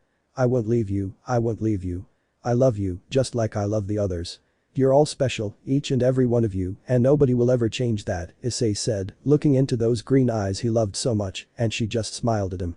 Haha, you know how to make me feel better, okay, but be careful you don't come to see us, she said playfully, kissing Issei. Yes, I will, love, he said, kissing her passionately again. After 6 minutes they separated, a thread of saliva connecting them. I have to go get everything ready, will you come tomorrow to say goodbye along with the others? Issei asked his girlfriend. Yes, I would never miss that, she said smiling, looking into Issei's eyes. Then Issei said goodbye, giving Yukana another kiss before going to get everything ready for his trip. Next day. -6 a.m. Train station. Issei, Yukana Ranko, Nin and Yui were at the station, the girls to say goodbye to Issei, who, with suitcases in hand, was returning to Kuo for a meeting. They all approached him to say goodbye in their own way. Take care, okay? I don't want anything to happen to you, Yui said sadly, with some tears in her beautiful eyes that Issei just wiped away with a finger. Don't cry, Yui-chan, you know I'll come back, I would never forget you, Issei said, hugging her tightly, which she returned. But we'll need you, I'll need you, she said, clinging to Issei's chest as he stroked her straight hair. Don't worry, I'll never leave you, I'll come to see you and me too, my boa-chan, he said, the last thing he whispered in her ear, making her smile with a blush. Haha, okay, she said, wiping away her tears before kissing him. I love you, Ice-kun, she said with a beautiful smile. And I love you too, Yui-chan, Issei said, giving her another kiss. She stepped aside, giving way to Nin who clung to Issei's torso. I don't want you to leave, but I know you have your responsibilities, just don't forget me, okay Ani? The little pseudo-gal said sadly to her beloved Ani, who simply bent down to her level and kissed her on the lips, making her blush. Ani, she whispered happily. I would never do that, Nin-chan. I love you as much as the others, don't doubt that. You're special because you've been with me since we were little, Issei said, hugging her, and she returned the affectionate gesture and kissed him again. Now it was Ranko's turn, who wanted to act strong but couldn't, crying a little as she watched the love of her life leave her again. Don't cry, Ranko, he said, wiping away her tears. I won't leave forever. I'll stay in touch with you all. I know you'll miss me, even if you don't admit it, Issei said to Ranko, who clung to him tightly. I know, but that doesn't change the fact that you're going far away, and that makes me sad. You don't know how much I suffered when I found out you left. I even had plans to move to Kuo to study and meet up with you again. Now you're coming back, but then you're leaving again. That's not fair, she said through tears, making Issei feel bad, who just hugged her tighter. Yes, I know it's not fair to you and the others, but I'll do everything I can to come back here and spend time with you. The trip to the beach is coming up and I'll introduce you to the girls, so don't be like that. Give me that beautiful smile that my Ranko usually gives, okay? Issei asked her, making her smile and kiss him very deeply, their tongues dancing. A few minutes passed until they separated. Okay Icon, I'll do it, I love you, she said, giving him a chaste kiss. And I love you too, he said, prompting Ranko to give way to Yukana, who simply smiled and kissed him. Have a good trip, love, she said, having already said everything last night. I'll have it, princess, he said, smiling. The train bound for Kuo arrived and he boarded and took a seat near the window and watched his girls smile at him from outside as they waved goodbye. He looked down the window and said. I'll be back, don't worry, I'll be back. He said as the train pulled away. See you soon, Ice-kun love. They shouted as they said goodbye. And so he said goodbye to his loved ones in Tokyo to return to Kuo where a meeting will take place that will bring surprises to Issei and where he will meet very interesting people who will be in his future. End of chapter 9. Chapter 10. Train station. Kuo. -8 a.m. Issei had arrived in Kuo early and when he got off the train and took a few steps, he was greeted by an effusive hug from two girls that he loves with all his heart. Ice-kun Ice, welcome back, said Zenobia and Akeno, hugging their man tightly. He put down his suitcases and returned the hug under the envious gaze of several men in the area. I'm back, girls, Issei said to his girls. New Haidu Kuo residence. -8:30 a.m. They had arrived at the new house that Akeno and Zenobia had bought to be away from Rias and the others, and upon arriving they met Sona, Yura, Tsubaki and Yumi. Sona was in the kitchen being helped by her queen and by Yumi, while Yura put the plates and cutlery on the table. They stopped when they heard the front door open, and when they saw who it was they were so happy that they ran to greet him. Ice-kun. The four of them said, approaching Issei to hug him. Of course, Sona and Tsubaki, being the most serious, were blushing. Hey girls, I'm back, Issei said, smiling and returning their displays of affection. Welcome. They said happily to have Issei nearby. Anada, I know it's sudden, but in an hour I'd like you to go to the Hajime temple because someone wants to see you, Akeno said to her Issei, who smiled at her and kissed her. Okay, I have responsibilities according to Azazel, I hope it's quick since I imagine this day will be very busy, Issei said to his girlfriend who smiled and nodded. Woo, Ice, you only kiss Akeno, it's not fair, Zenobia complained, pouting, only to be calmed down when Issei kissed her. That's better, she said contentedly, all under the jealous gaze of the quartet, with Yura being the most forward in kissing Issei. She kissed him passionately and he was taken aback, but he responded by embracing her slender waist, deepening the kiss. They remained like that for a few minutes until they separated, breathless, a thin strand of saliva connecting them. That's a good kiss, said Sona's tower with a faint blush, and well, her king and queen Citri were jealous, and Yumi was next. She gave him a tender and clumsy kiss, her face adorned with a blush that made her look cute. Issei was gentle and softly hugged her waist, and she wrapped her arms around his neck, deepening the connection. A few minutes passed before they separated for lack of air. I'm happy Ice-kun, I kissed Ice-kun, said Ria's blonde knight happily but blushing. And I liked Yumi-chan, Issei said to the blonde, who stepped aside to make way for a blushing Tsubaki. It's okay, Tsubaki, if you don't want to, there's no problem he said until the girl shook her head. No, I do want to, it's just a little embarrassing, Queen Citri said, playing with her fingers, and Issei just hugged her gently, surprising her. Ice-kun, she whispered, returning the hug. It's okay, Tsubaki, everything is fine, he said, taking her chin in his hand and looking into her beautiful eyes. He gave her a soft, gentle kiss, which she returned by hugging his neck. They separated and a blushing but happy Tsubaki hugged Issei and stepped back to make way for Sona, who was blushing at what she was about to do. Come here, Sona, Issei said, gently taking Sona's hand and pulling her closer. She simply let him. Issei gently placed his other hand on Sona's cheek and caressed it affectionately, and Sona accepted the gesture, closing her eyes. You're beautiful, Issei said, making the poor girl blush. Issei delicately cupped Sona's cheeks and pulled her closer to give her a soft kiss, which she gladly accepted and returned, wrapping her arms around his neck and prolonging the kiss. 5 minutes passed where they separated and looked into each other's eyes, happy to kiss, they separated, and Akeno told Issei that he had to change to go to the temple which Issei obeyed and wondered who it was that required him. Hajime Temple. -9:15 am. Issei arrived at the temple first to find out who the person was who needed him. He decided to climb to the top. He wanted to see where Akeno lived for a while, and there he saw her, and his nose almost bled. Yufufufu, Anada, you like what you see, Akeno said, pleased to see the perverted face Issei always made when he saw her. She was wearing her typical priestess outfit that Issei loved. She didn't realize it, but Issei was behind her, hugging her waist and kissing her neck. Ice-kun, not here, better at night after the meeting is over, since you'll be busy all day, the black-haired girl said, her voice softening as she felt mini ice pressed against her rear. Alright Akeno, but I'm telling you now, if you provoke me again, I'll put you in bed for a week, Issei said, turning the dark-haired girl around to give her a deep kiss that excited poor Akeno even more. Come on, Issei said, taking the girl's hand to head to the top where Issei felt a power greater than any he had ever felt. So you're the current Sekiryuutei, nice to meet you, said a handsome man. He was blonde, wore a white robe with gold parts, and had 12 wings on his back. The pleasure is all mine, you're Michael, right? Issei asked, knowing this thanks to a certain deer he met during his various jobs as a demon. That's right, I'm the leader of the angels, and I've come here to give you something as a token of good faith between heaven and the Sekiryuutei. I heard you're no longer a demon but a dragon. Am I correct? The angel asked as Issei nodded, and Michael drew a sword that radiated an annoying energy to Issei. Very well, this sword belonged to Jorge, or should I say St. George so you understand. This is Ascalon, a dragon slayer sword. I give it to you, he said, placing Ascalon before Issei, who looked at it. Is it good that they're giving this to me? I mean, I know I'm the Sekiryuutei and all, but don't you think this is too much? That heaven would give one of its weapons to a dragon. I know God hated them, and that's why Samuel was born, Issei explained, surprising both Akeno and Michael by revealing Samuel and God's hatred for dragons. Wow, I didn't know you knew about that, you surprised me, but that's in the past, nobody's perfect, and neither was father, but as I said it's fine that you have it as a sign of good faith between us and the dragons, and this could also help you in your fight against the Hakuryuku, the angel said with his always gentle smile. Fine, I'll accept. I know about Samuel, since Godzilla's brother said he was very dangerous to me and the Hakuryuku, and about God's hatred of dragons. As for the Hakuryuku, I'm not interested in the fight because I think the dispute is stupid. Besides, Drake doesn't know why it started, which only makes it more stupid. I mean, nobody fights for no reason. Several people have died over pointless arguments. Maybe the first wielders knew, but those before us didn't. They just had their respective dragons' guidance to kill each other, and I think that's really stupid, Issei said, leaving both his girlfriend and Michael speechless with his decision. Drake was no exception.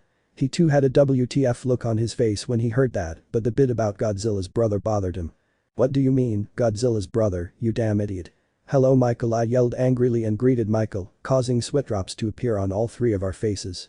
Yes, hello Drake, it's good to hear from you again haha, Michael said, remembering something.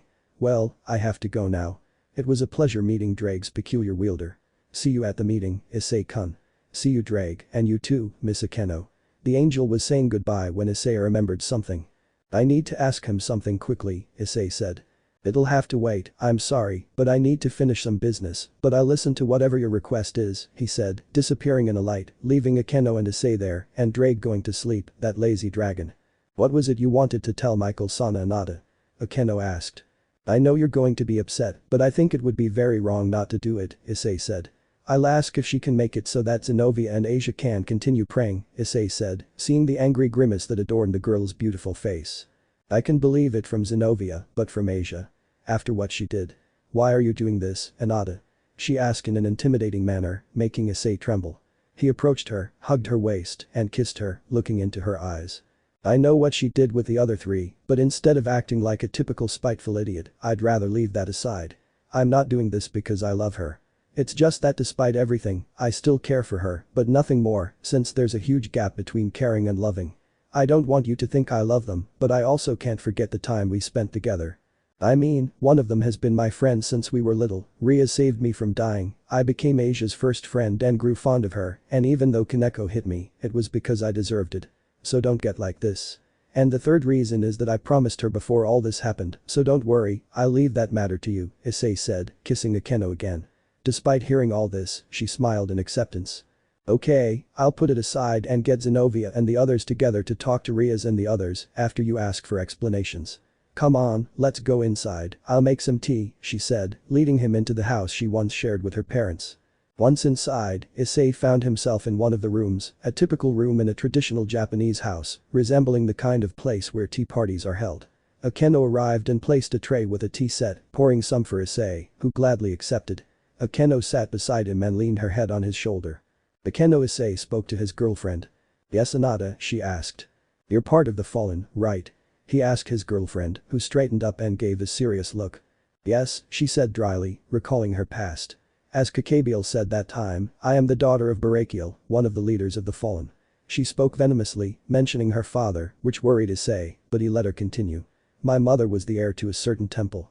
One day, she saved Barakiel, who had collapsed after suffering several injuries, and I was born from what happened later that same day, she said, remembering what her mother had told her. Do you hate your father? Issei asked. Yes, my mother died because of him, he let her die, she said furiously, tears welling in her eyes, which Issei wiped away as he hugged her.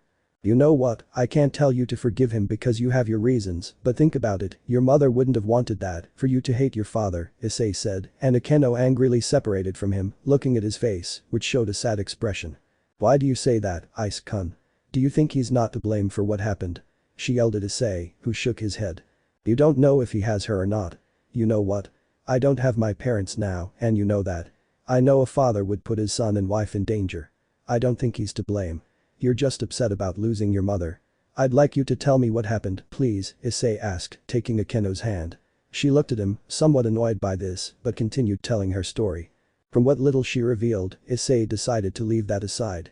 Perhaps Rias knew something, and he had to ask her and, at the same time, clarify his relationship with her and the other three. Since then I hate my wings, they are the wings of a dirty being, with that hatred I join Rias, but even so I retain the blood of a fallen one, Akeno said with contempt in her voice. Issei hugged her tightly and looked into her eyes. Forget that, I still love you, so don't put yourself down. I know you think I hate fallen angels for killing one of them, but let me tell you something. You can't blame an entire race for the mistakes of a few. I know a fallen angel killed me out of greed and murdered Asia to gain more power, but I only hate those individuals and Kakabiel for wanting to destroy the city and kill thousands of innocent people. But I don't hate you or any other fallen angel, because in this world there are both good and bad humans, and the same goes for different races. Even angels aren't exempt from that. Just look at Lucifer as an example. He was an angel before becoming a demon. So don't think like that. I love you just the way you are. Even Rainer and Kalwarner have my respect since they helped us a lot with Kakabiel, Issei said, with Akeno sitting on his lap. He turned her around so she was straddling him, their foreheads touching, looking at him. He liked her light violet eyes and kissed her lovingly. They separated after a few minutes, a thread of saliva connecting them. Akeno cried tears of joy, hugging her boyfriend because of it. I won't force you to do anything, but when you have time, talk to your father. He's all you have left.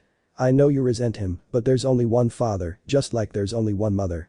I'd give anything to at least have a few minutes to talk to my family again, to cook with them, to play, to laugh, to cry, to hug them, or even to tell them that I have some beautiful girlfriends," Issei said to his girlfriend, who felt the pain in his words.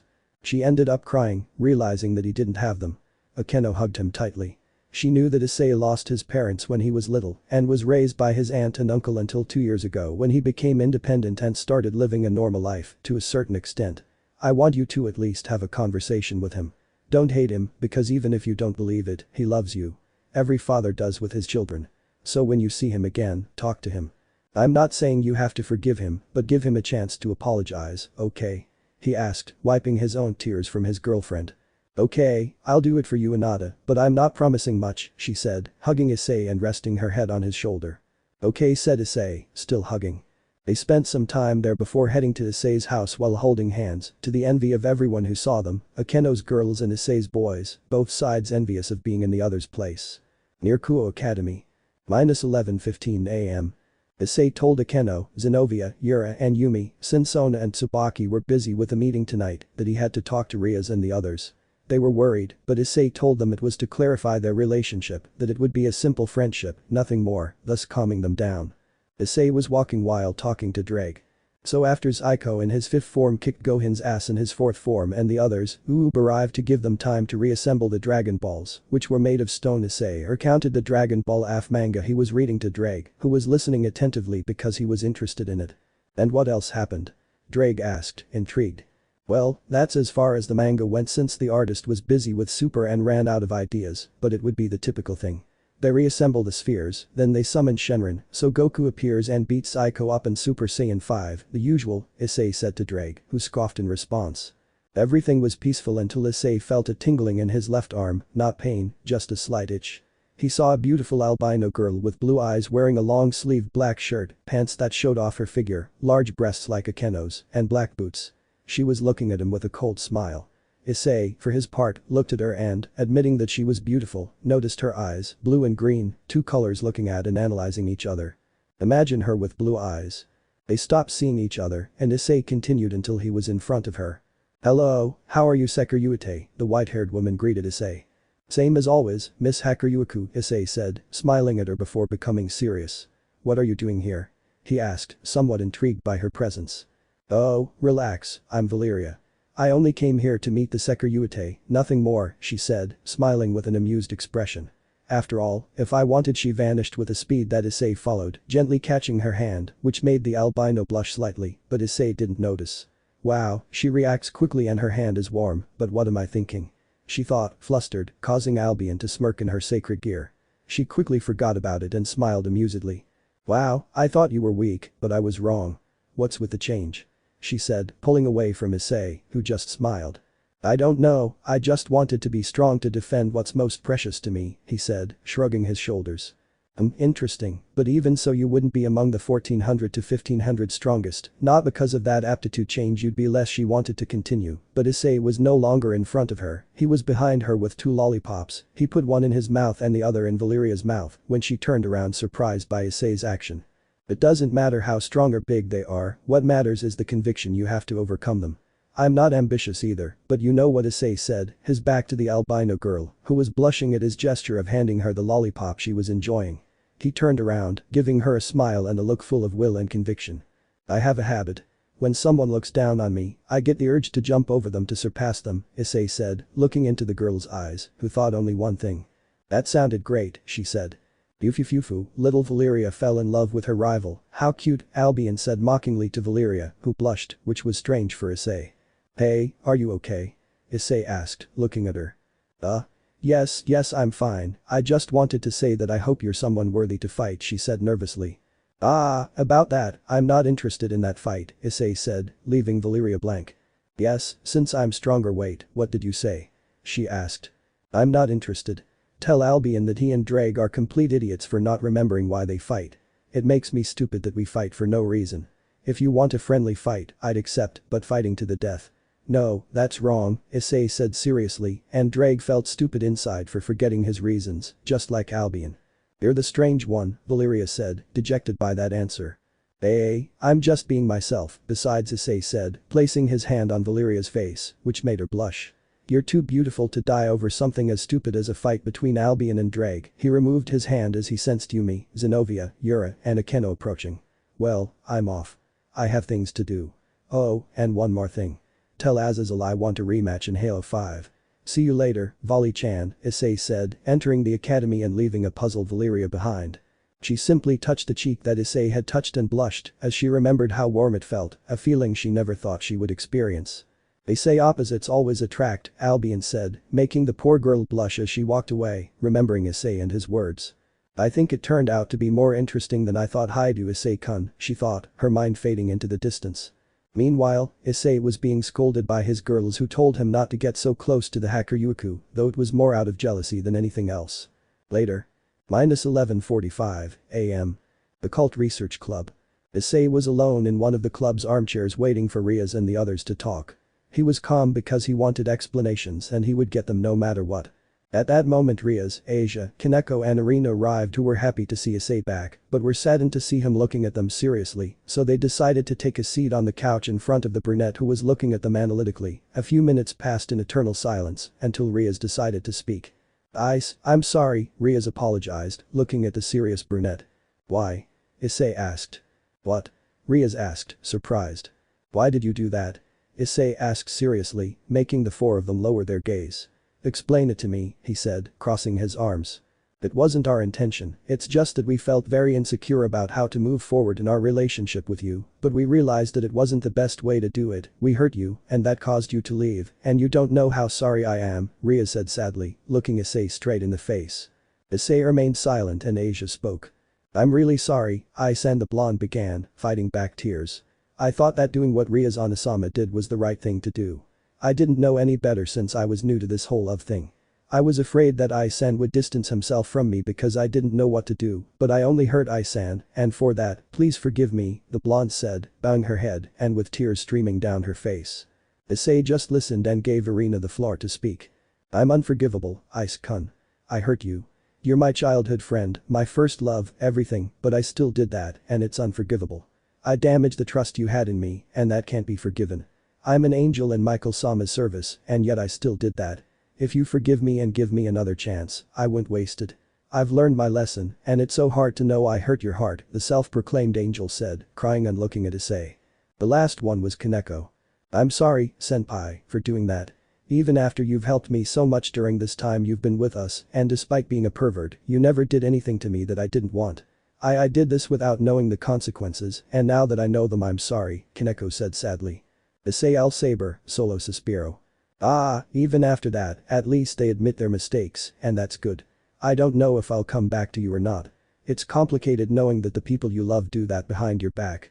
Drake told me that what they did was just an illusion, and that it was only kisses, maybe. They hurt me and used guys who had nothing to do with it, and that was wrong. They fixed that, which is fine, but the damage is done. If it's about experience, the best way is to experiment with the person you love by your side, like I did with Zenobia and Akeno, and I'm trying with Yumi and others. Rias, your mother Agrifu-san would have helped you, and Asia, and Kaneko too. Irina, your mother is with you, but it seems they didn't think of that, Issei said, and they lowered their heads. Before I left, my mother told me not to do anything I wouldn't want done to me. Tell me, would you have liked it if I had done the same to another girl, any other girl? You won't answer me. I know you wouldn't. Third, I'd hurt to see you with those boys, it doesn't matter if it was an illusion or not, but that doesn't matter anymore, and we have to move on he said, making the girls feel very bad. There's nothing to forgive, since it's all over, you learned your lesson, and I already felt the pain of seeing the one you love with someone else. I accept your apologies although we can't go back to the way things were, I care about you, but I don't love you, I know it's difficult, but I already spoke with Akeno, and she'll know what to tell you, for my part I already knew and said what I wanted, so we just have to wait and see what happens in the future Issei said, letting them talk, and Rias was the first to speak. I'll try to be better if that means I can win your love back. I'll win back your love even if it costs me. I know it won't be the same, but I'll make you see that I won't do that again, Rias said, looking into Issei's eyes. Even though he was serious, he liked what she said. I-san sniff, I know I don't deserve it, but I will win that place I lost because of my incompetent sniff. I want to be with I-san, and I will fight for it, she said while crying and wiping her tears. Asia, Issei saw her and smiled inwardly. Senpai, I will prove to you that you can trust me again. I know it will be difficult, but I will fight, Kaneko said with conviction in her eyes. I know that I did wrong, and even though I don't deserve it, I will take this opportunity to make amends for my mistakes. I will rebuild the trust you had in me, Irina said, finishing with a smile. I'm glad to hear that. I hope to continue dealing with you all. I'll still be in the club and all that, but remember, you don't have to deal with me. You have to talk to Akeno and the others, since they want to see that you don't do that again, Issei said, and they agreed. Issei stood up and decided to leave, leaving the girls to think about what to do to make Akeno and the others accept it. At that moment Gremory arrived and warned them that they had to bring out their bishop, which Rias did. Gremory, for his part, learned from Akeno that he had come with the girls to find out what had happened between them and their ice and the girls' state of mind, and nodded in understanding. After a while they went to the club's sealed room. Issei was with his girls, and Rias and the others, now recovered, were in front of the door of the place. Well, I hope I don't regret this later, Issei thought, seeing how Rias and the others were more at ease about it. Don't worry, my friend, they'll change for the better, Drake said. I hope so, Drake, I hope so, Issei thought. Okay, I'll open the door, Rias said, removing the seals from the place and… Ooh. Was a female scream coming from the place. What the hell? Issei exclaimed, startled by the shout. Good morning, it's good to see you so energetic, Rias said, entering the place with Akeno. Why? Asked a clearly female voice. Fufufu, we removed the seals, so let's all go outside together, Akeno said, smiling as always. Nuo. I'm fine here, I'm scared when I'm around several people, said the girl inside. Rias sighed in resignation, Akeno smiled amusedly, Yumi and Kaneko knew what was happening, only Issei who was next to Zenobia who was hugging his back looking over Issei's shoulder, were intrigued. Issei decided to go in to see what the hell was going on, and so he did. He approached and looked at the closed curtains, the room decorated nicely like any girl's, and then he saw a coffin in the center. That threw him off, but he deduced that maybe it was some kind of vampire. However, because of the girl's screams, he thought she was a hikikomori. He looked in the direction of Rias and Akeno and saw her. She was a beautiful girl, about Kaneko's size, with short ash blonde hair and beautiful red eyes that made her look like a doll. She was on the floor. He was fascinated. Pip, Lolican detected, calling the UN, I repeat Lolican detected calling the UN, Drake said, mocking Issei, who got angry. Shut up, you bucking Barney Rex, go play Godzilla Red Strikes Back with TJ and Baby Bob, Issei said angrily, but that didn't stop Drake from laughing. The remaining girls entered the room, surprised to see a beautiful girl Kaneko's age. Wow, a girl, Zenobia said, surprised to see Rias bishop. And beautiful, Issei said unconsciously, making the girl blush. She looked at him shyly before disappearing. Of course, Akeno, Zenobia and Yumi had a twitch in their eyes, and Rias, along with Asia and Kaneko, were jealous of the little blonde girl because of what Issei said. But Issei was intrigued by the girl. Huh? Where did she go? He asked, intrigued. Ah, I knew it would happen, but not like this, Rias said calmly, as if the previous situation hadn't occurred. Anyway, she's Gladys Vladi, my bishop. What just happened is a result of her sacred gear activating under a strong stimulus, stopping time for everything within her field of vision for a few moments. She was Damphiro, now she's half demon and half vampire, obviously. She can't control her power well, which is why the Archduke and Lucifer Sama ordered the place sealed, Rias said, looking at a box where a pair of red eyes were timidly watching Issei. Wow, that's really cool, a very useful and interesting skill, Issei said, remembering a certain character from his favorite series. What Issei said surprised Gladys, who timidly poked her head out of the box and saw him. Weren't you scared of my ability? She asked, thinking he would be frightened. Because, I mean, it's like having hits to Kitabashi or Giorno Giovanna's Golden Requiem experience, even Jotaro Joestar's Silver Platinum ability. It's amazing, imagine stopping your enemies and kicking their butts when they're frozen, Issei said with a smile, surprising everyone. Rias had stars in her eyes when she saw Issei talking about anime, but Gladys was even more surprised by such references, coming out of the box and slowly approaching Issei. Do you really think it's great? She asked in front of Issei, who smiled at her, making her blush. Of course, Gladys-chan. From your expression, I can see you weren't expecting this answer, and I see you're afraid of the outside world. But you know what? I have a very dangerous power in my hands. I'm afraid of losing control and hurting my loved ones, but that actually pushes me to keep going, so I can control this power that was bestowed upon me.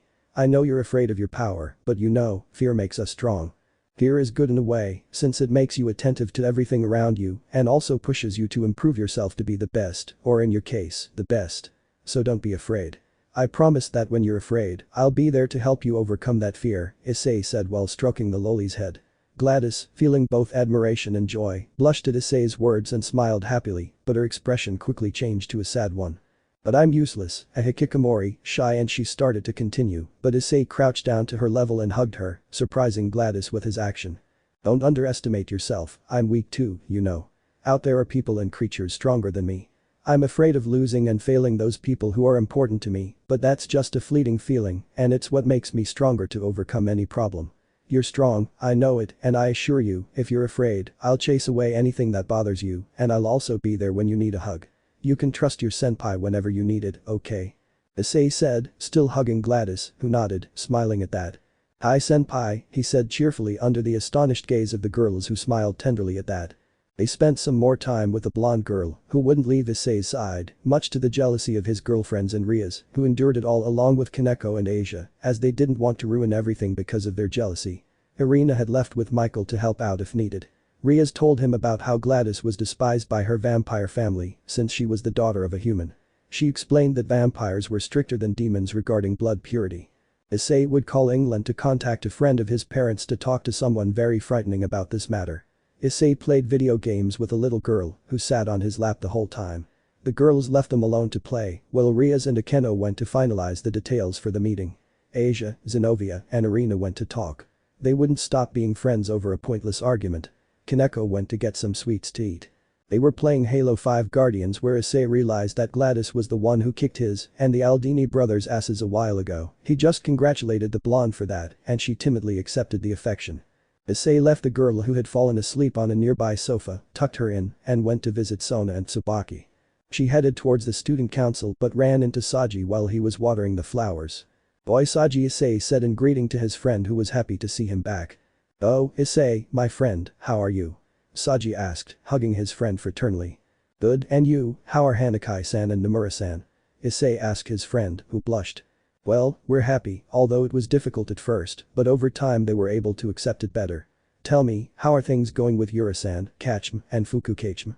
Saji asked a smiling Issei. "I'm doing great, I was just heading towards them, but I saw you and decided to say hi to see how you were doing, buddy," Issei said. "That's good to hear.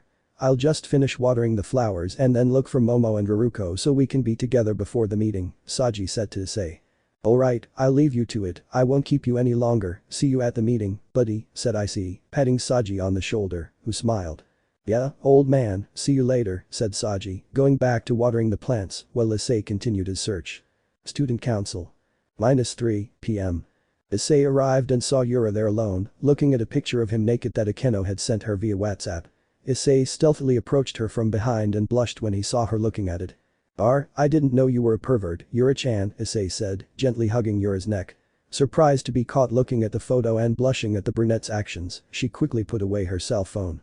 Issei sat down in the armchair where she was and sat her on his lap, making the blue-haired girl blush even more. "So, anything to say about that photo?" Issei asked playfully, making the girl blush. "It was Akeno-senpai who's to blame. She had these photos and showed them to us," she said, looking Issei in the eyes. He smiled and kissed her. "I figured as much. Who else has pictures of me?"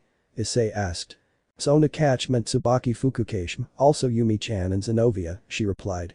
They really are perverted," Issei said, kissing the blue-haired girl again. They chatted on without taking the blue-haired girl off their laps.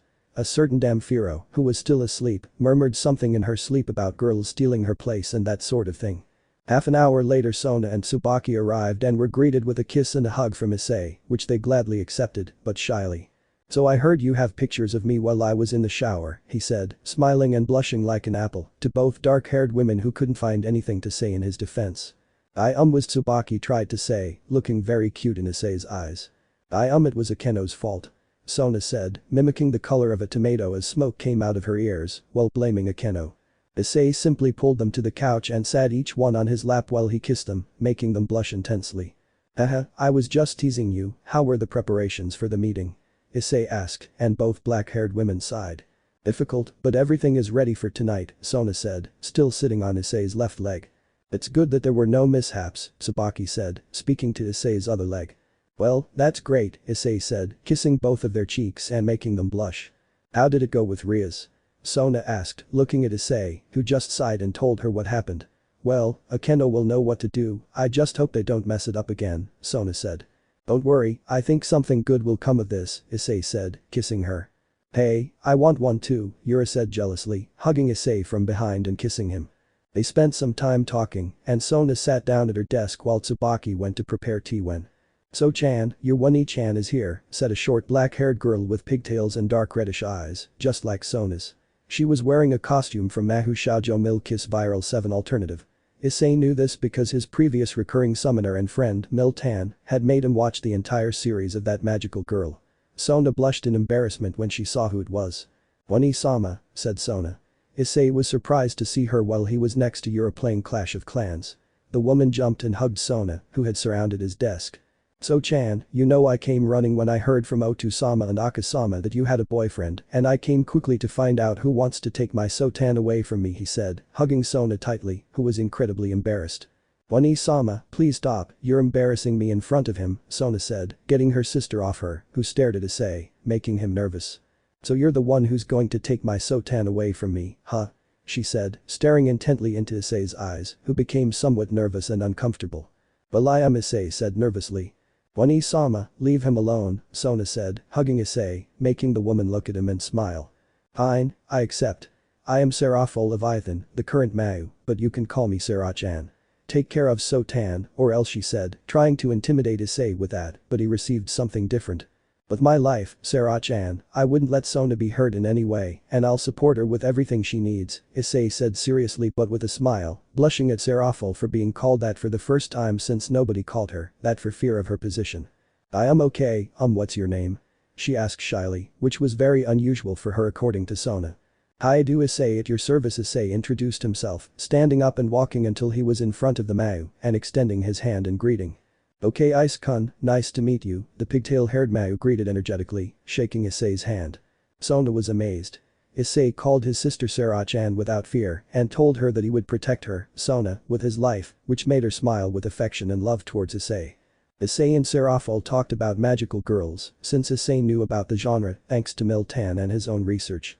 The Mau seemed to enjoy it, blushing occasionally when Issei called her Sera-chan. They continued talking until the Mau said goodbye to get ready for the meeting. What surprised everyone was that Serafo said goodbye by giving Issei a kiss on the cheek. Issei was shocked and stunned, unaware that Sona was annoyed by this and hit him on the back of the head for smiling stupidly at her sister's kiss. She wasn't the only one jealous of this action. There are 4 hours left until the meeting and Issei and company have no idea what will happen at said meeting. End of chapter 10. Chapter 11. Moments later. Forbidden Valor View. Is that the name of Gladys's sacred gear? Issei asked Rias after she explained about Gladys's sacred gear. "Yes, he's quite powerful," she replied, under the watchful eyes of Akeno, Zenobia, and Yumi.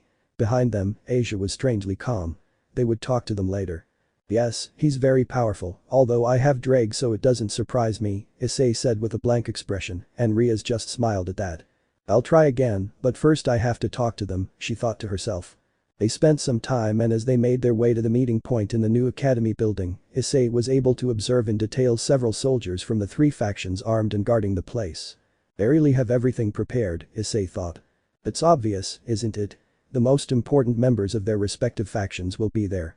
If conflict breaks out, it's best to be prepared, Drake told Issei, who simply agreed. In these kinds of gatherings, whether human or supernatural, there's always someone who ruins everything. They had left Gladys with Kaneko. She got nervous, but Issei calmed her down and let her play Fortnite so she would feel at ease. Arriving at the spot, Rias knocked on the door. "If you'll excuse us," said the Retid, opening the door to the room, revealing a large elegant table with the members of this meeting. From the underworld, there was Zersich, Serafo, a red-haired woman who looked strangely like Zersich, her sister Issei thought, Sona and her entourage, Grifia and a silver-haired girl in a maid outfit just like Grifia. From the sky were Michael, a beautiful blonde woman with cross-shaped pupils and a pure smile that was observed with some annoyance by Serafo, and Irina who, upon seeing Issei, only smiled and he returned the gesture under the gaze of Akeno, Zenobia, Sona, Yumi, Yura, Tsubaki and impressively Serafo, although she only glanced at him. Of the fallen angels Azazel, a beautiful purple-haired woman who gave Azazel a murderous look, Rainer, Kalwerner both smiled at Issei, and he did the same making them both blush, and a black-haired woman with red eyes who strangely reminded Issei of someone, she looked at the brunette and smiled at him, and he looked at the action strangely, and finally Valeria who was leaning against the wall, so she wouldn't fall off XD. My sister, her entourage, and the Sekiryuutei, Zersich said, smiling at Issei, who greeted him, were all involved with the young Sona Citri in the incident with Kakabiel 3 months ago, Zersich explained. Yes, one of my boys caused trouble. I'm sorry he didn't finish because the purple-haired woman punched him, slamming his face against the table. Don't be cynical, behave yourself and show genuine apologies. I told you that idiot would be a problem, but no, you went off somewhere playing at being an inventor, the woman said angrily, causing everyone to sweat. Then she looked at everyone and bowed. Please excuse his attitude. We are truly sorry that the idiot Kakabiel did that. We couldn't stop him sooner, she said apologetically. Don't worry Penemu, we know and it's not your fault, Michael said with a smile that was somewhat awkward at his sister's outburst. That's Penemu-chan for you, brother, said the blonde woman next to Michael. Yes, I know, Gabriel, the leader said to his sister Gabriel. Sit over here, the young maid said to Rias and company, showing them a place where Sona and her entourage were already seated. They proceeded to sit with Issei between Rias and Sona, who smiled at him and took his hand, making the girls jealous of Issei and strangely sorrowful, but she put that aside. Thank you, Rias said gratefully. First, we need to make sure that everyone present knows about the death of God, Zersich said, and everyone nodded, although Asia, Zenobia and Irina wore expressions of sadness because of it.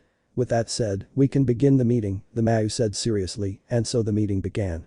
Time passed and everyone gave their points, of course, when Azazel tried to be too clever with some out-of-place or stupid comment, he would simply hit him and apologize for having a fool as a boss, making everyone sweat. Issei was standing between Rias and Sona, with Akeno behind him smiling as she hugged him, putting his head under her breasts. This annoyed Rainer and Kalwerner, along with several other girls in the area. Even Hakuryuku was somewhat annoyed, especially with Albion telling her something about opposites attracting and such. Alright, we have here the young demons who are in charge of this area and who were involved in the incidents of both the Holy Sword and Kakabiel's attack, so I would like you to give a report on the incidents, Zersich said, and Sona and Rias stood up and began to explain the matter in great detail, basically everything that happened in the novels and anime manga. Alright, thank you for the report, girls, Zersich said. Well done, Sotan, Rias-chan, said Mausirafel, causing Sona to blush and hug Issei, hiding her face in his neck, which made him smile. Why do I want to be between those two? The Mayu wondered. Well, Azazel, as leader of the fallen angels, we would like to hear your opinion on this, Michael asked. I hope you don't say anything stupid, Penemu said dangerously. Haha, I'm not capable of something like that, cough cough. Well, since Kakabiel caused such a commotion, I can only tell you that he acted independently of us. He did that on his own, and I imagine he knew the consequences of his actions. Neither Shimhaza, Penemu, Sahariel, nor any of the others knew about this, so it was his fault and we sent Cocytus to him as punishment for that act, Azazel said. I also sent you a written document about it, so don't ask me to explain any further. He didn't finish because he was hit by Penemu. I told you, be more serious about that, Penemu said. Penemu-sama, I think I'll knock him out, Rainer said, poking Azazel with a stick that even I, who am writing this, don't know where she got it from. I think he went too far, Kalwerner said with a drop of sweat, and the others had the same drop of sweat at the sight of such a peculiar scene. Do you think so? The dark-haired woman with red eyes asked sarcastically. I don't know, you tell me, Kalwerner said. Ani-sama, Penemu-chan seems to hit hard, said the blonde woman next to Michael. Haha, although that's what happens to him for being funny, said the blonde, but you're right Gabriel, he said to the blonde who was smiling. Ah, Azazel is still as much of an idiot as ever, said the retard who looked like Zersich. Yes, but don't worry Sylvia, it's always like this, Zersich said to the now named Sylvia. Well, putting that aside, I think we should ask the two who can influence the world besides us, Azazel said, looking at Valeria. So, Hakuryuku Valeria-sama, what do you think about peace between factions? He asked. She just smiled. HMPH, as long as they find strong guys, I don't care, she said, looking at Issei, which he ignored while holding Sona's hand, who was smiling. Of course, that annoyed her. Damn it, you'll see, you'll have to pay attention to me, she thought angrily, and Albion was bursting out laughing at how jealous his partner could get. Well, there are strong people in this world anyway, Azazel said nonchalantly. And you, Issei? What does the Sekiryuutei think of this? Zersich asked, making everyone look at the aforementioned. Easy, I'll just help and protect my loved ones if a possible war breaks out, so you can make peace, also I can live as peaceful a life as possible with my girls, Issei said, and Sylvia, Serafo, and miraculously Valeria smiled at that. I figured you'd say something like that, Azazel said, looking at Issei. Shut up, you damn hacker, Issei said, disconcerting everyone. Hacker? Zersich asked. Hey, it's not my fault I'm good at playing, Azazel said, feigning offense. You know what, not even you believe that, Issei said. Okay, calm down, and let's continue, said Michael. Haha, the young Sekiryuutei is funny, Gabriel said, smiling as he looked at Issei. Gabriel is right, Zersich. When you told me about him, I expected something different, but it seems I was wrong, Sylvia said, smiling at Issei. Sylvia-chan is right, Zersich-chan, Ice-kun is funny, Serafal said, looking at Issei. They continued the meeting for a while longer. Well, now that this is finished, we can make the treaty, said Michael, and the two leaders nodded.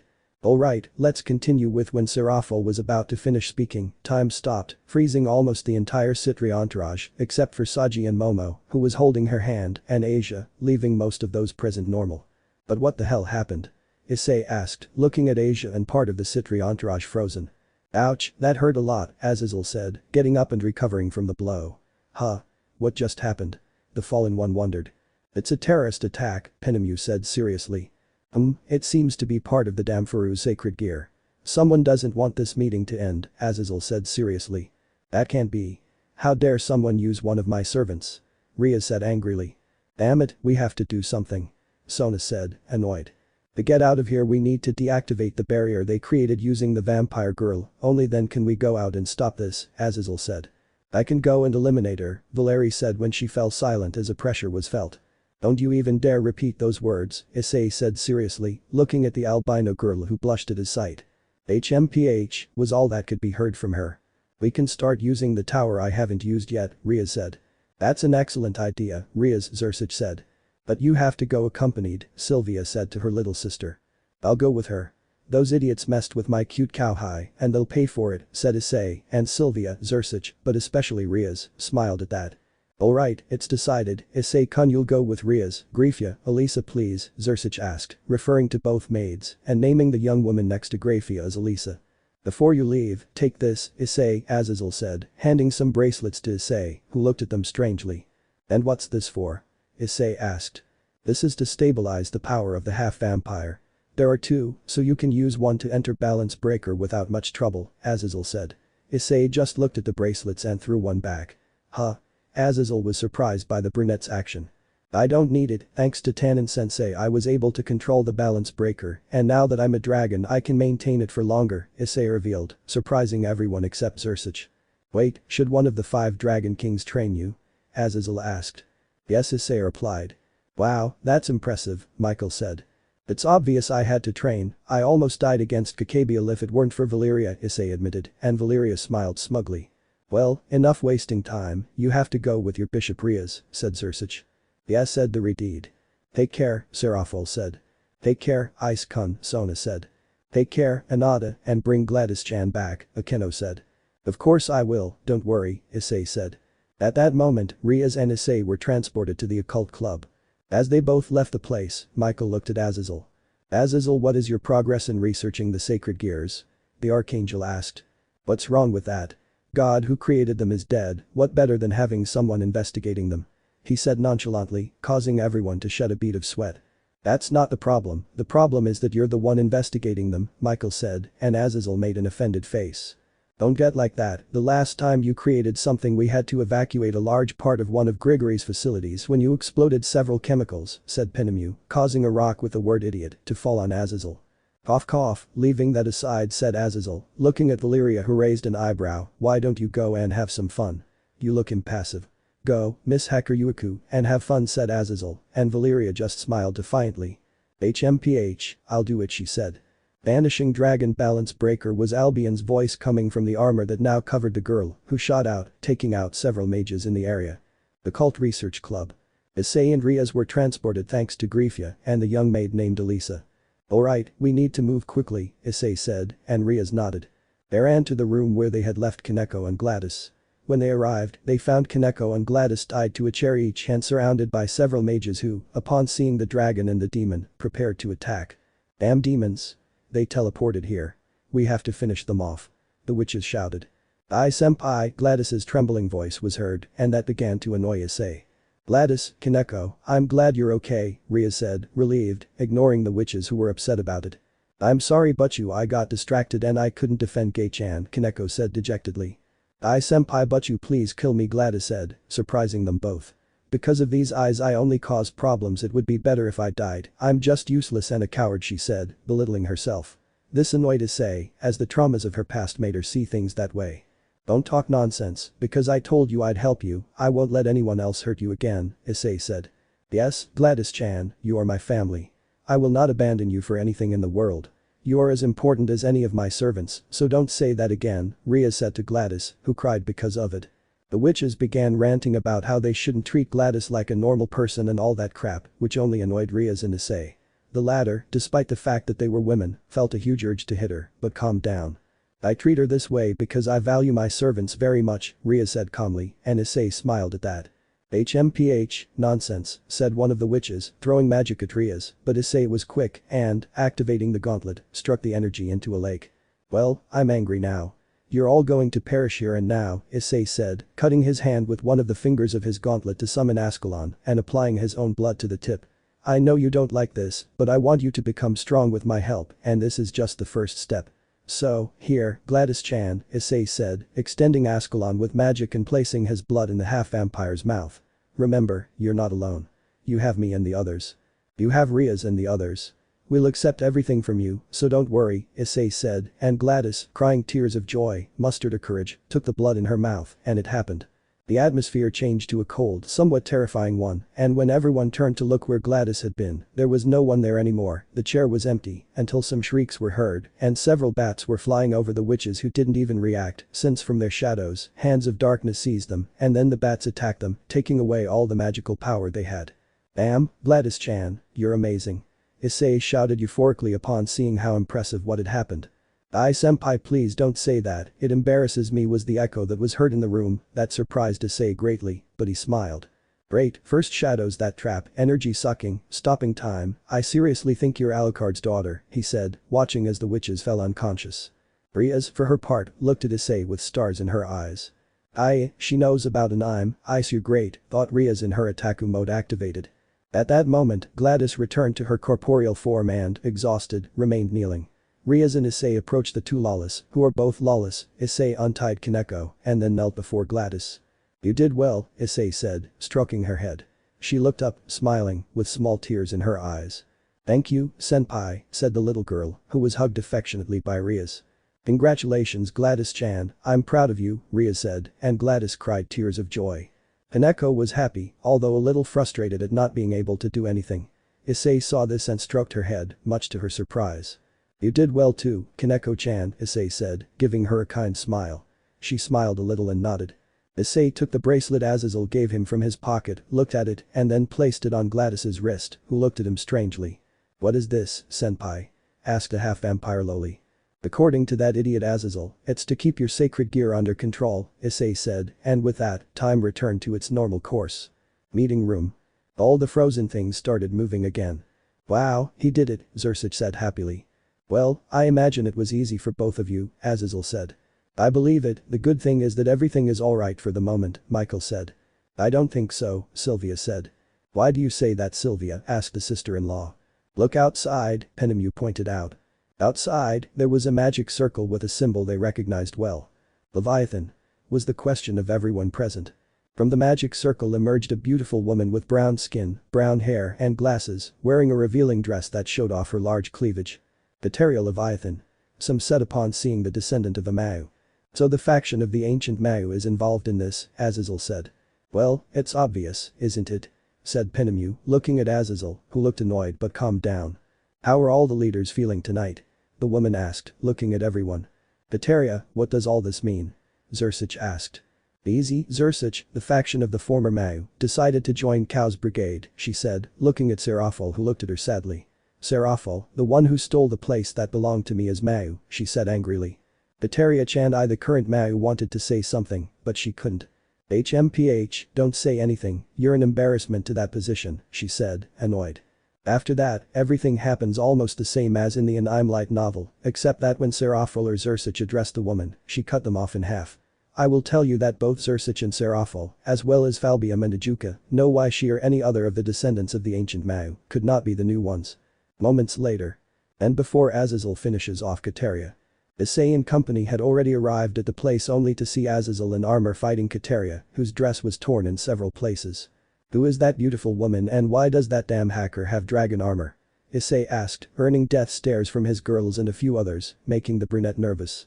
That woman is Kateria Leviathan, a descendant of the ancient Mao.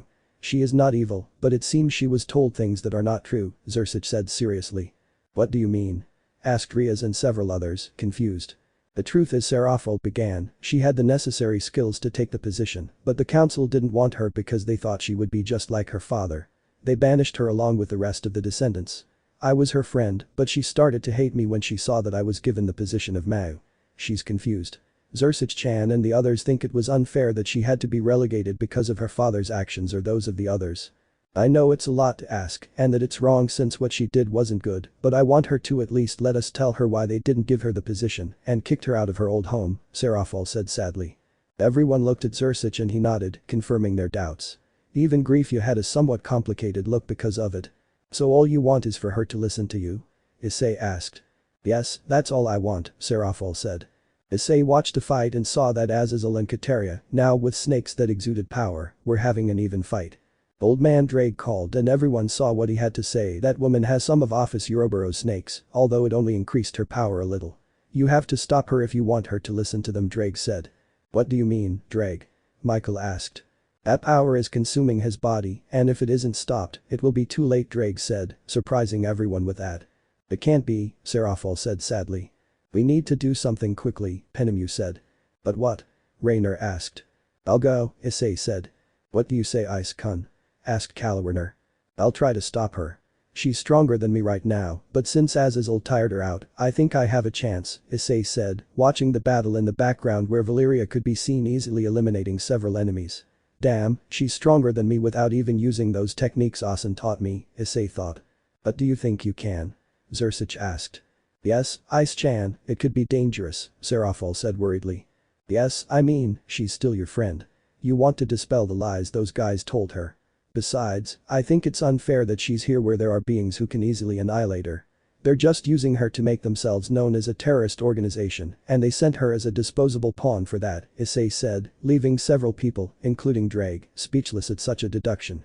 Damn it, Gump, you're a freaking genius, said Drake, and several people laughed at that.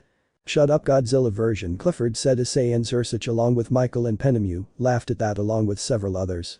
Putting that aside, do you think you can convince her?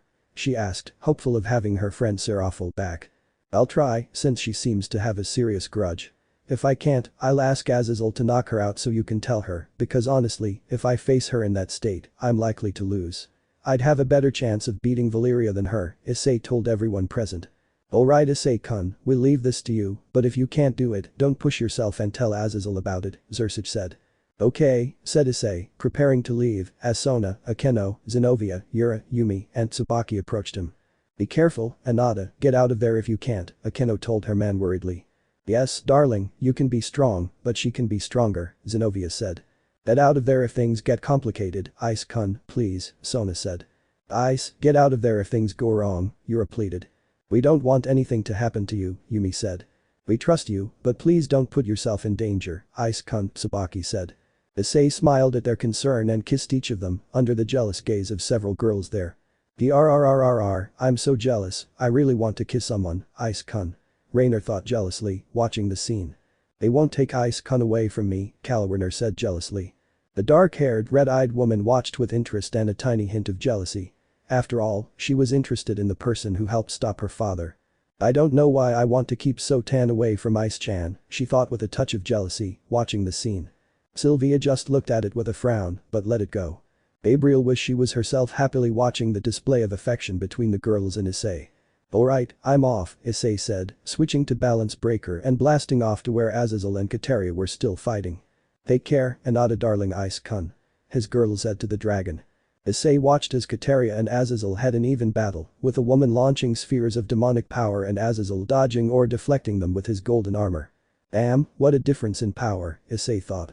And that's even though Azazel is just toying with her, although she's not weak, she's almost at Serafal's level, Drake said to Issei, who could only sweat nervously. I hope all this goes well, Issei thought. And so he approached the confrontation cautiously. What are you doing here, brat? Azazel asked, seeing Issei nearby, while Kateria looked at him strangely but continued to unleash demonic energy. I've come to do something, you old idiot, Issei said. This is no time for jokes, what are you doing here? The fallen man asked again, repelling the attacks. I've come to talk to her about something I just discovered, Issei said, pointing at Kateria, who heard him and became interested. What does the Sekiryuutei want with me? The brunette asked. Azazel decided to leave him alone. He would cover for him if anything went wrong. After all, Issei is good company when they play video games. Before anything else, I have to ask something, Issei said, a little nervous that things might go wrong. And that would be it? She asked. Why are you attacking here knowing that you will gain nothing but death? Issei asked, and the brunette looked at him seriously. I cannot lose here, as the power of Office Ouroboros is on my side, she said. That doesn't answer my question, Issei said. I already told you, you insolent boy, no one can beat me now that I've gained power with one of Office's snakes, Kateria said, annoyed by that.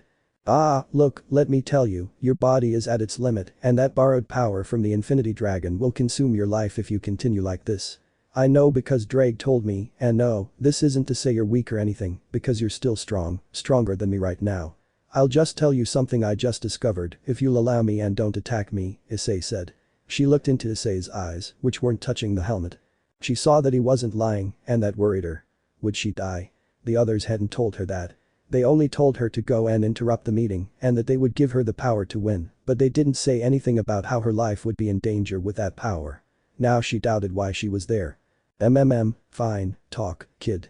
If I don't like what you say, consider yourself dead, said the brunette, hiding her concern. She didn't want to die. She just wanted what belonged to her, which is why she helped her friends with the Chaos Brigade. What are you trying to do, Issei? Azazel asked. Tell him the truth that the Demon Council denied him, Issei said. Fine, but if it doesn't work I'll delete it, Azazel said. Alright, Issei said, turning to Kateria. Listen to what I'm about to tell you. It's something the four-tailed demon kings knew about your exile and that of the other descendants of the previous demon kings. Issei began, drawing Kateria's attention. You had the right attitude to be the demon king Leviathan, but the council, out of resentment towards your father and the former demon kings and fearing that the same fate would befall you, decided to exile you. Seraphil and the others knew about this and were upset. They said it was unfair. Seraphil wanted you to be given the position of Demon King, but the council refused, claiming you were a danger to the new regime of the underworld. Issei continued, and Kateria heard this but grew annoyed, thinking it was a lie. Lies. They exiled me just because. She shouted angrily. That's not true. Seraphil regrets not being able to prevent your exile, since of all the other descendants, you were the only one who was better. You were different from the rest and had the necessary skills to rule and hold the position of Mao Leviathan. It was some time after we changed advisors for more impartial ones who could at least help you by returning your belongings and your family's castle, but you disappeared without a trace, Issei said, leaving the brunette in shock as she denied everything. No. Lies, pure lies. That can't be possible. She shouted in denial. How could she believe that? Her colleagues told her that the new mass had exiled them. How could this brat come and tell her that? How can you be sure of that? How can you know it's true and not a trick to trap me and extract information about the Chaos Brigade? Huh? What assures me of that? Kateria asked, torn between belief and disbelief. Well, I have several valid points, but I'll just tell you three. Issei began. First, Seraphil is completely sorry for not being able to help you sooner, for not being able to help a friend when she needed it most. She's sad and wants you back. Issei said this, and it affected Kateria a little. Did Seraphil still consider her a friend? Really? Second, they told me everything in great detail, with proof that they were right. When you return, your belongings will be returned to you without any guilt, since no one knew you were with the Chaos Brigade. They presumed you were missing, and the mass will only ask you about what you know regarding the Chaos Brigade, nothing more than that, without any kind of retaliation against you, Issei said. All you say may be nice and all, but what makes you think I'd abandon my allies just for those things, huh? The brunette asked, somewhat tempted to return to the underworld and recover her belongings that had been taken from her. That would be point 3. This is more about me than the Issei began, under Azazel's impressed gaze. Tell me something, doesn't it seem strange to you that your allies, as you call the descendants of the mass, sent you and only you with a small force to a place where there's practically an army from all 3 factions, the leaders of each faction, the sisters of 2 mass who are strong and can handle part of the army with their peerages. The middle sister of the Gremory family who seems to be on par with Zersich, Kakabiel's daughter who, from what I can see, is strong for her age, the Hakuryuku and me, the Sekiryuutei. Although, of course, despite not being strong, I can wipe the floor with the army you brought using some of the techniques Tan and Asen taught me. Tell me, isn't it odd? It seems like they just sent you to the slaughter without you even knowing about it. Issei said, making Kateria hesitate. Now, if we're talking about their allies. That can't be possible, they support me, and I know they wouldn't do something like that to me, Kateria said, clutching her head. You know, I agree with the kid. I mean, you're strong, but not stronger than Michael, Zersich, and me combined. It seemed strange to me that you showed up without any support, said Azazel, now without his armor and without an arm. What the hell happened to you? Issei asked, agitated. There's a small price to pay for using this, he said, displaying a golden dagger with a purple gem. It has Fafnir to make a contract, the Fallen One explained. You're the crazy one, said Dreg. What he said, Issei said. Shut up, you pair of idiots, Azazel said, annoyed. Getting back to the point, you should take this opportunity to return, because to me, you're nothing more than a disposable pawn for them, Azazel said, making Kateria see reality. No wonder they always excluded me from their meetings, saying they weren't important and even telling me they didn't need me there. And those nasty looks from those guys there, weren't they just lies? I'm stupid for thinking they were my allies. I'm so stupid, she thought sadly, having been thrown out by her supposed friends and allies like that. So what do you say? Issei asked, seeing the amalgam of sadness, betrayal, and pain that the brunette had on her face. Seriously, nothing will happen to me if I go back? Asked the now defeated and sad brunette. I assure you, Issei said, approaching her and extending his hand. Kateria looked at him for a moment and decided to trust him and the words of the new mass. Okay, Kateria said. She took Issei's hand when. Thump. It was a blow that sent Azazel to the ground, and the one who delivered it was. So she's betraying us, huh? Azazel said, revealing, Valeria. The Fallen One finished. Since the Hakuryuuku was floating with its wings spread above the place, it saw everything with superiority. HMPH, this side is more interesting since you get to fight against strong people, she said, looking at Issei with a challenging smile. Kateria, go with the others. I knew I'd fight with her sooner or later, he said seriously, then smiled like an idiot. But I hoped it would be better later, hahaha, he said, making a drop of sweat form on the brunette's face. You know, you seemed kind of cool recently, but seriously, you're a fool, the brunette said with an amused smile, and Issei looked at her but let it go. You see that you could be in danger and bring out that power from within you, because you could die if you keep it inside, Issei said, and she nodded to go with those present at the reunion. I imagine it was the other members of the Chaos Brigade who made you that offer, right? Azazel asked, and Valeria nodded, smiling. Yes, I accepted because they told me I could fight against those from Asgard. I found that interesting and accepted on my own, she said with an air of superiority. I knew this would happen someday, from the day I met you, I knew you would leave us, but I denied it. You know, it's difficult for me because I see you as a daughter, but I can't stop you, the fallen man said sadly. HMPH, that doesn't matter anymore, she said, placing her hand over her breasts. I am Valeria Lucifer, descendant of the ancient Mao Lucifer. I am a hybrid between a human and a demon, grandson of the ancient Mao Lucifer. I obtained the sacred gear of the vanishing dragon, thanks to my human half by pure luck, but me being a descendant of Lucifer, and also the bearer of the vanishing dragon, if destiny and miracles exist, that's me, just kidding, said the now well-known Valeria Lucifer, with an air of grandeur. Everyone was speechless at such a revelation. It's not every day you learn something like this, and things like this were truly a miracle. Is that true, you old cheat? Issei asked, sounding both serious and nervous. Unfortunately, yes, if such an absurd existence exists, it is her. She is the strongest Hakuryuuku I've ever known, stronger than those I've known in the past and present, and probably the strongest of all time, Azazel said, making Issei sweat a little. TCH, Issei said, I could win this battle, but the price will be high for my body. Valeria took flight, looked at both of them, and began to speak. Isn't this cruel? I mean, on one hand, there's the strongest being you could imagine, the offspring of a Mao and a legendary dragon. And on the other hand, there's an ordinary human who also possesses a dragon. Say what you will, but I think this is a cruel joke of fate. Even though we're rivals and possess the same type of sacred gear, the gap between us is far too wide, she said, looking at Issei, who remained calm. I've done some research on you, and let me tell you, you're nothing extraordinary. Your parents were renowned cooks, but that's about it. None of your ancestors had anything to do with the supernatural, and even though we possess the same type of sacred gear, there's a huge gap between our powers, she said, looking down on Issei. So? Issei said, wanting to know where she was going with this. When I found out, I felt sorry for him. I thought, this is my destined rival. But if you were ordinary, I would have threatened to kill your parents if they were still alive to see if that would make you stronger, but it's too late now, Valeria said, which greatly annoyed Issei. What the hell did his precious parents have to do with it? She may be beautiful and a woman, but he would beat her senseless for speaking like that. But that doesn't matter anymore. You can't do anything to stop me, Valeria said, looking arrogantly at Issei, who glared at her. Something inside her stirred. Why did I like that look he gave me? She wondered, trying her best to hide her blush. You know what?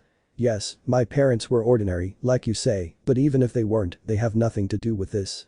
I told you this damn battle between red and white is about as important as the trash I throw in the bin. I couldn't care less. You might be beautiful and all, and you might have even attracted me a little with that beauty, Issei said seriously, blushing at Valeria, whose blush was hidden by her helmet. But messing with my parents is unforgivable. I lost all 5 of them because of a drunk driver who died in that same car accident. I lived with my grandparents, still longing to have my parents back, he said furiously, tears streaming down his face as he clenched his hands tightly, drawing blood. His girls and a few others watched him sadly. But for you to come here and say I'd kill them just for some stupid battle, I don't want to be a part of your trash, Issei said coldly, making something in Valeria's heart. It hurt a little to hear him say those words, but she dismissed it. HMPH, and what will you do? You're not strong, you're just a human, she said, and both Azazel and the rest who knew about Issei smiled.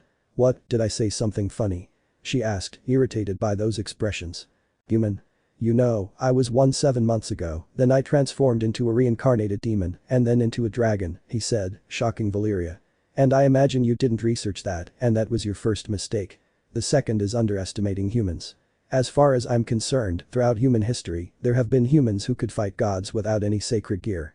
Gilgamesh, king of Babylon, was one of them, Issei said, making several of the adults present nervous as they remembered the arrogant king and his cursed sword and weapons.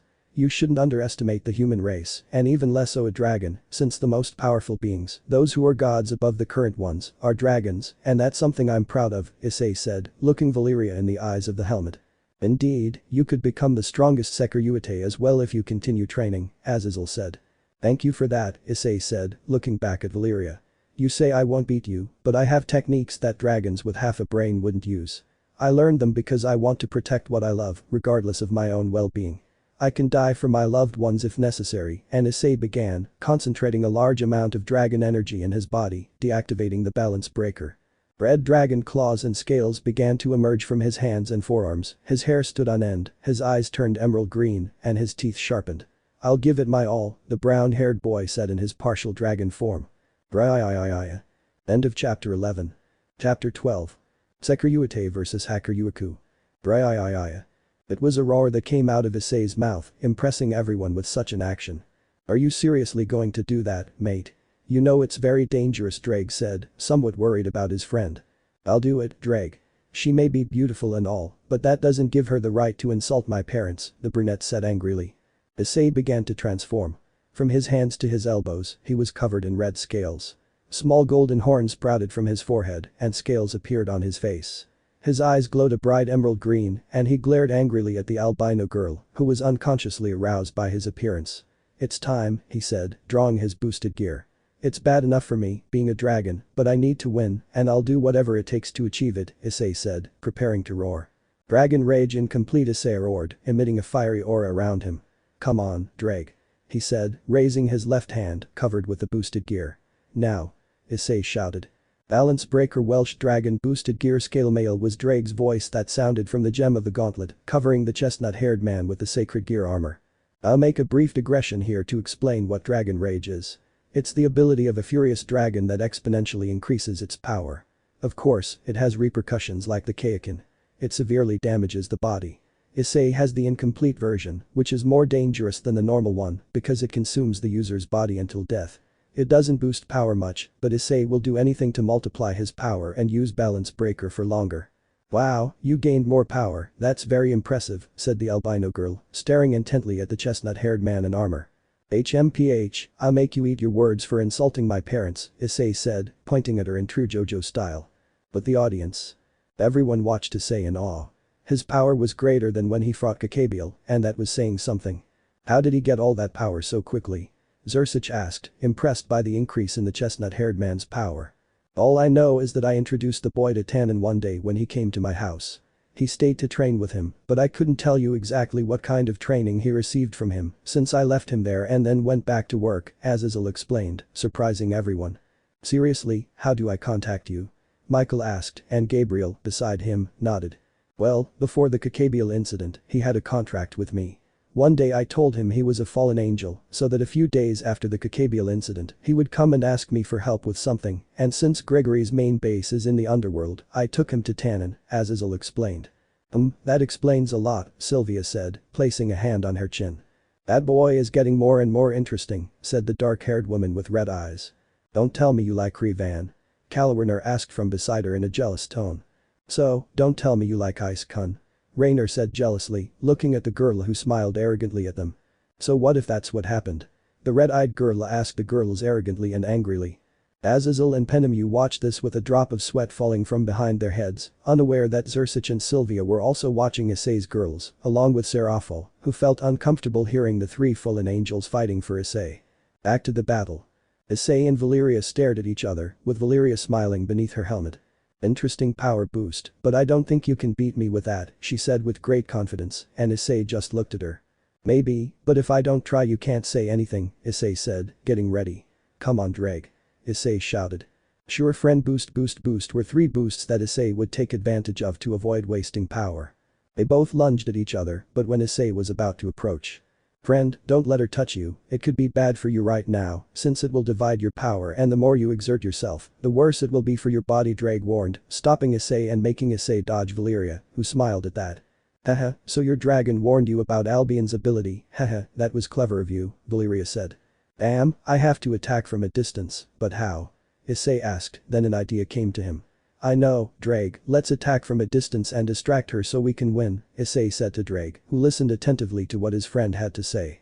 Valeria watched him, waiting for him to attack, since she already had the fight won, because Albion had told her about Dragon Rage and what repercussions it had on Issei when using the incomplete mode. Issei thought about what to do and an idea came to him, he began to charge 6 augmentations, which surprised Valeria who looked at Issei curiously. Come on Dreg. He said, placing one of his hands on his chest. Of course, friend.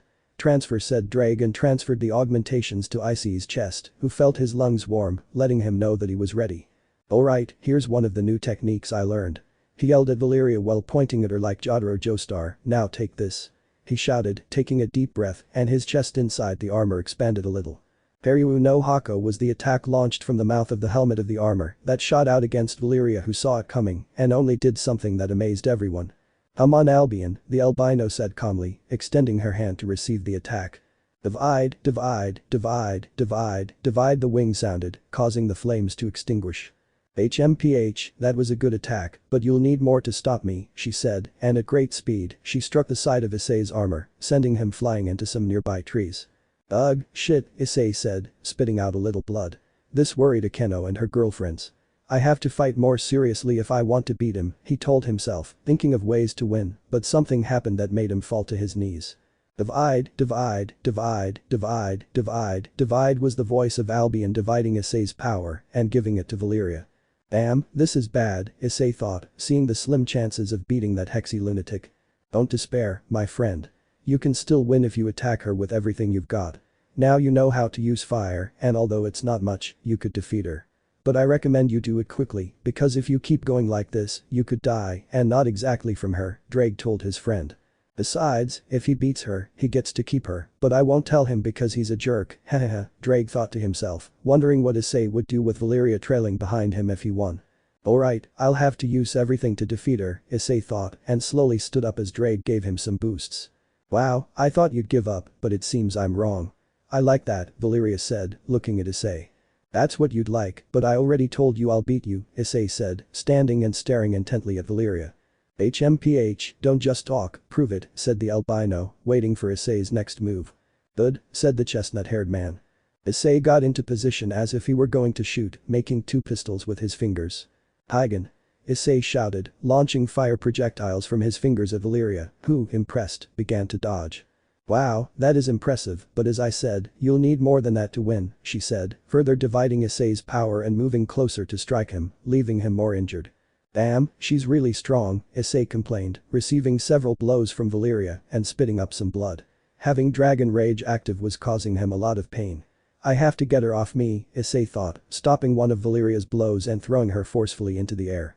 What would you do now, light a candle with your little fire? The albino asked mockingly.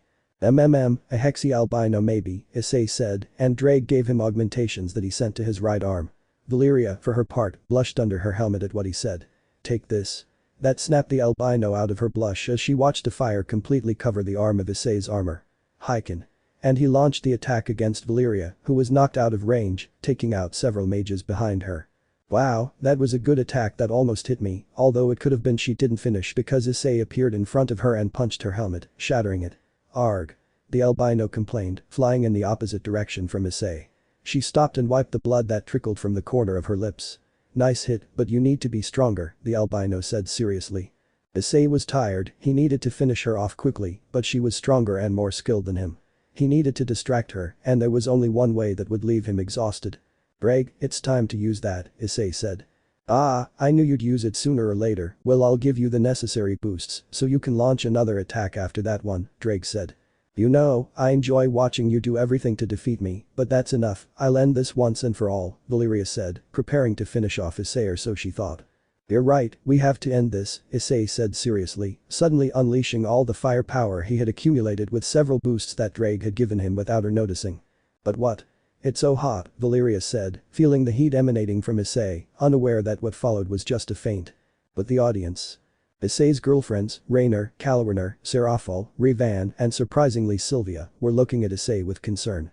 Zersic was serious next to Azazel, although Zersic was very worried about Issei, since in the short time they had lived together, he had grown fond of him like a little brother. Michael and Gabriel watched in amazement the display of skills of the current Sekiryuutei, who, despite being the weakest to date, his cunning and ingenuity along with a small but strong repertoire of skills, made him someone strong. I didn't expect a brat to learn so much from Tannen in such a short time, Azazel said, impressed. Wow, girl, said Penemu, watching the trio of girls who were watching Issei and Valyria's battle with bated breath. Their boyfriend is strong despite the huge disadvantage, Penemu said, and Rainer and Kalwarner nodded with a smile. Rivan said nothing. He needed to get to know this boy who had caught his attention very well. I just hope I can stop her, Michael said, worried about the young man, and Gabriel felt it too. I hope so, Zersic said, worried about Issei. Yes, said Sylvia, just like Zersic. Anada Akeno said, worried about Issei. Love, Zenobia said rudely, seeing how Issei had been beaten up by Valyria. It's going well, Ice-kun, Yumi said, watching her special boy preparing his final technique. The Ice were King and Queen Citri worried about Issei. In the fight. Alright, Issei said seriously, already knowing that he would be exhausted afterwards, and if he failed he could die at the hands of his future wife XD, it's all or nothing, he told himself. Explosion, the boosted gear sounded, releasing all its power and engulfing it in flames. It's good that we're still inside the barrier, otherwise everything would have gone to hell, Issei thought. On the ground beneath him, a spiral of fire began to swirl 10 meters around him, then Issei raised his hand and pointed his index finger to the sky, all while wearing his armor, in case you were wondering. Iankai, said the chestnut-haired man, creating a very large sphere of fire with the flames, which emanated a great amount of heat that did not affect Issei. But what is that? Valyria asked, impressed, seeing that large fiery sphere on the tip of Issei's finger. But the audience. Everyone couldn't believe what they were seeing. It was very impressive for someone like Issei, currently considered the weakest Sekiryuutei. But that was going to change. If he continued on this path, he might become the strongest Sekiryuutei sometime in the future. Okay, I wasn't expecting that, Azazel said, impressed like everyone else in the room. Ice-kun is amazing, Rainer said. I want to devour him, she thought, blushing as she imagined Issei on top of her, making her moan his name. This girl wants Hex XD. Kalwarner was the same as his friend, only he imagined him as more savage. Akeno and Issei's girlfriends were amazed and proud of their man. Yufufufu Anada will get a reward later, Akeno said, licking her lips and thinking about unsavory things involving Issei and her in a room for half a day. Yes, a very good reward, said Zenobia, imagining the same thing as Akeno. Sona, Yura, Tsubaki, and Yumi blushed at what the two said, and when they imagined something like that with Issei, Sona and Tsubaki blushed even more, and Yura and Yumi got nosebleeds. Zersic was proud of Issei, and he was looking forward to seeing what would happen. Sylvia thought about taking the time to get to know Issei, unaware that a redeed in the underworld, more specifically Gremory Castle, who was in her room reading a manga, sneezed. Kateria, who had been by Serafal's side the whole time, silently watched the current Sekiryuutei's fight in awe. She would have recruited him earlier, but now she didn't care what happened to those idiots who were her former allies. She waited to see what would happen to the boy from now on. Back in the battle. And there it was, a strong technique, not the strongest since the strongest one needs more energy and power, but since I had Dragon Rage incomplete and Balance Breaker active I couldn't use it. "You're very important, seriously, very impressive," Valeria said. "Thank you," Issei said, beginning his plan. "But take this." And he launched a sphere of power at Valeria, who waited and performed another of the divine dividing techniques. I enjoyed fighting you," she said, taking flight, but the fire was directed at her. "But I'll finish this," Valeria said, putting her hand out in front of her, palm open. Half-dimension Albion's voice sounded, and space began to warp around Valeria. As the sphere of power approached range, it began to shrink rapidly. Issei had anticipated something like this, so he decided to quickly continue with his plan. Well, that was the albino didn't finish because a shadow from the sky caught her attention. "Now then, take this. Haiken," Issei shouted. Taking her by surprise, the attack hit her squarely, sending her crashing to the ground. When she hit the ground, it created an explosion of flames, which impressed everyone. Issei, in mid-flight, hit the balance breaker and plummeted. "Damn, this is going to hurt a lot," he thought as he fell, losing his dragon rage and crashing to the ground, creating a cloud of dust. This greatly worried his girls, while the leaders and others were impressed by such a feat of having defeated the Sekiryuutei but being seriously injured. A smile sounded from the flames caused by the explosion of the chestnut-haired man's previous attack, surprising everyone, but worrying the chestnut-haired man that hurt, you know. He said, emerging from the flames without his armor, since the attack had taken it off, and with his clothes somewhat torn, putting on a show for the chestnut-haired man. Issei was worried, now he would kill him. "Damn, I'm dead," Issei thought, seeing Valeria standing in front of him. Valeria lifted him by the collar of his shirt and brought him up to her level, looking at him seriously before giving a smile. "You know, I was surprised you could hurt me. I thought I wouldn't last long. Last time, your speed surprised me, but I already knew you did it without knowing my true power. I know you can get stronger, and I like that," Valeria said, looking at Issei, who thought she was going to kill him. "But you know what? I won't kill you because I know you can grow even stronger, and thinking about it excites me," Valeria said, and Issei sighed in relief. She smiled, this time more normally, and looked into Issei's eyes, who was puzzled by it. "But you know what I like more than that?" she said. Intrigued, Issei just shook his head, and she smiled, but with a slight blush, which alarmed Issei. But she was quicker. "I like you," she said, then kissed a stunned Issei, who hadn't expected this. Everyone saw that, and Issei's girls, plus Rainer and Kalawiner, emitted a dark aura that frightened the men in the place. Pinemu smiled at that, as she found her subordinate's reaction amusing. Rivan felt a little jealous but calmed down, while Sylvia didn't know why, but seeing that annoyed her a little. Valeria kissed Issei passionately, tongue and all, taking advantage of the fact that he was tired, because if he had been energetic, he would have been the one in control, not her. After what felt like a long time to Issei, she separated with a thin strand of saliva connecting their mouths. Still with her eyes half closed and a blushing smile, she looked at Issei and said. "Become strong and claim me as yours, I'll be waiting for that day, Ice-kun," Valeria said, gently setting Issei down on the ground as she waited for her teammate.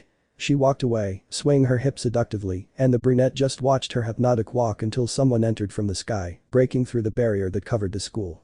"Oh, ha ha ha ha, what a disaster happened here," Valeria said, a black-haired man with a monkey tail, a yaokai, Biku, the descendant of the previous Sun Wukong. Yeah, whatever, let's go now," he said, downplaying what he had said. "How cold," Biku said, looking towards the leaders at Kateria, who was standing next to Serafal. "And she's not coming?" she asked, stating the obvious. "No, he's just greeting the mass, it's obvious he's not coming," said the albino girl, then watched as Issei struggled to his feet and smiled lovingly at him. "You know what to do, we'll see each other sometime soon, Ice-kun," she said as she climbed onto Biku's cloud. "Ojojoho, so you like the Sekiryuutei boy, haha, who would have thought Valeria the Sekiryuutei in love with her rival, haha cough." He didn't continue, because Valeria hit him in the ribs with her elbow. "Stop talking nonsense and come on, my love life is only my business," she said, blushing but with a smile. They both left the place, leaving a defeated Issei who was still dazed from the kiss Valeria gave him. "I'll just say one thing," said Drake, and Issei looked at his arm where he had the gauntlet. "This guy is already dead, they just haven't told him yet," Drake sang, intriguing Issei, who shortly afterwards felt a chill behind him, and when he turned around he saw his girlfriends, plus Rainer, Kalawiner and Serafal smiling tenderly, but with a dark aura surrounding them. "Is this girls, what's wrong?" Issei asked, frightened. They didn't speak, they just approached Issei dangerously, forgetting that he was hurt. Soon after, only a very, very masculine scream was heard, which made the hair stand on end for the men in the place. What will happen now that this is over? Issei lost but put up a fight. Valeria gave him a challenge that will have a juicy reward. 7W7, Issei felt true terror, and now Kateria is sorry and saved herself by disappearing without anyone knowing what happened to her. The meeting ended with a fight between two natural enemies who now seem destined to be lovers in the future. Issei needs to train harder for the battles to come, but for now, while everything else is still underway, he needs to train for the Tatsuki summer camp, which will be in 2 weeks, enough time to increase his culinary expertise, which will be essential at Tatsuki. He will also secretly train to hone his current skills and acquire new ones. But that will be seen later. End of chapter 12. Chapter 13. Time skip. -7 hours after the attack. After the attack that resulted in a battle that Issei unfortunately lost at the hands of his rival and future mate, the hacker Yuku, Valeria Lucifer, things calmed down. Issei was healed thanks to the assistance of Asia and, surprisingly, Kateria Leviathan, who knew the healing magic possessed by her clan. This greatly helped Issei recover from the effects of dragon rage, which had left him in terrible condition, compounded by the beating Valeria had given him. But he wouldn't let himself be defeated. Right now, there were better things to do, and one of them was preparing for the Tatsuki summer camp in 2 weeks, as well as an event he had planned for 2 days from now. And what was it, you might ask? Well, it's easy, for that we'll have to go back about 2 hours after his recovery. Flashback. -3 hours after the attack. Issei was resting in the academy's infirmary. Akeno and Sona, being the overprotective girls they are, put Issei under their care. Thanks to Asia's twilight healing and the Leviathan clan's regeneration magic provided by Kateria, Issei was now somewhat better, but still sore from the beating he received hours ago. He was lying down staring at the infirmary ceiling when his phone rang.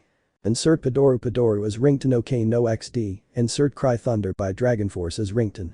It's Yukana, he said cheerfully as he answered the phone. Hello, love, how are you? Issei asked his girlfriend. Only a few hours had passed, but he still missed her. All his girls are special to him, and Yukana, Renko, Nin and Yui are very special to him. Well, love, I called to ask how you are, to tell you that I love you very much and that I miss you so much, but also to tell you about something that we girls thought about hours after you left, Yukana said to her boyfriend, which intrigued Issei. And what would it be, love? Issei asked. We were thinking of a trip to the beach. I know you wanted to go after you're free, but we want to go with you, and you can also invite your other girlfriends, so we can get to know each other, Yukana said to Issei. Issei thought about it and decided to accept. After all, there was time to practice in the kitchen of his parents' old house, which by the way, is not the previous Haidu residence, but one before that. Issei lived in the house that his grandfather gave him before his death, specifically his parents' house was where he lived until the moment they died. You're right, we should go to the beach. Besides, I promised you, and that way you can meet the girls. I have about a week and a half to prepare before I go to Tatsuki and return to Tokyo to be with you and the girls who will be studying there, Issei said, cheering up his girlfriend. That's great, I'm glad to hear that. I let the girls know you accepted. When could we go? Yukana asked. We can go in 2 days so we can let the girls know about the trip, Issei said. And so they both agreed on a travel date that would be 2 days before a trip to the underworld, since Sona and Rias would be spending the holidays with their parents.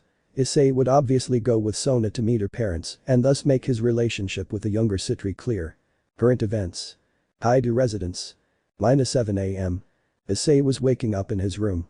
Just a few hours ago, the problem had been resolved. The leaders present had taken care of repairing the academy and removing all the bodies of fallen allies and eliminated enemies. Issei had also met Sylvia and Rivan, surprised by the latter, who was Kakebiel's daughter and the complete opposite of him. According to Penemu, she resembled her deceased mother more. Issei found her to be a pleasant girl. He was more formal with Sylvia, as she was Ria's older sister and a few years younger than Zersich, so he avoided saying anything that might upset her. But they got along well in the end. He was then approached by Rainer and Kalawerner, who were sleeping with him, along with Akeno and Zenobia in the bed. They didn't want to leave Issei's side, and Azazel had to give Penemu and his subordinates a vacation. Issei agreed if he didn't want to suffer physical harm for not doing so. Penemu should be with her husband somewhere in the world enjoying their vacation. Issei was then taken by Akeno and Zenobia to his house, where he said goodbye to Yumi, Sona and the others. Issei was awake and between Kalawerner and Zenobia when he felt someone raise his torso from under the sheets.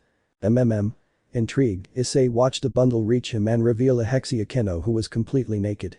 Issei smiled at her. How did my beautiful priestess sleep?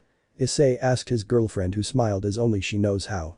Ifufufufu, it's so nice having Anada with me, she said, moving closer to Issei to kiss him with love and passion. I really wanted a good morning kiss, she said, smiling as she rested her head on her man's chest. At that moment, another figure positioned itself next to his priestess. It was Rainer dressed in Hexi black underwear, who reached out and kissed Issei. Good morning, my queen, Issei said to Rainer, who blushed at that. "Good morning, darling," said Reiner, lying down to Akeno's right.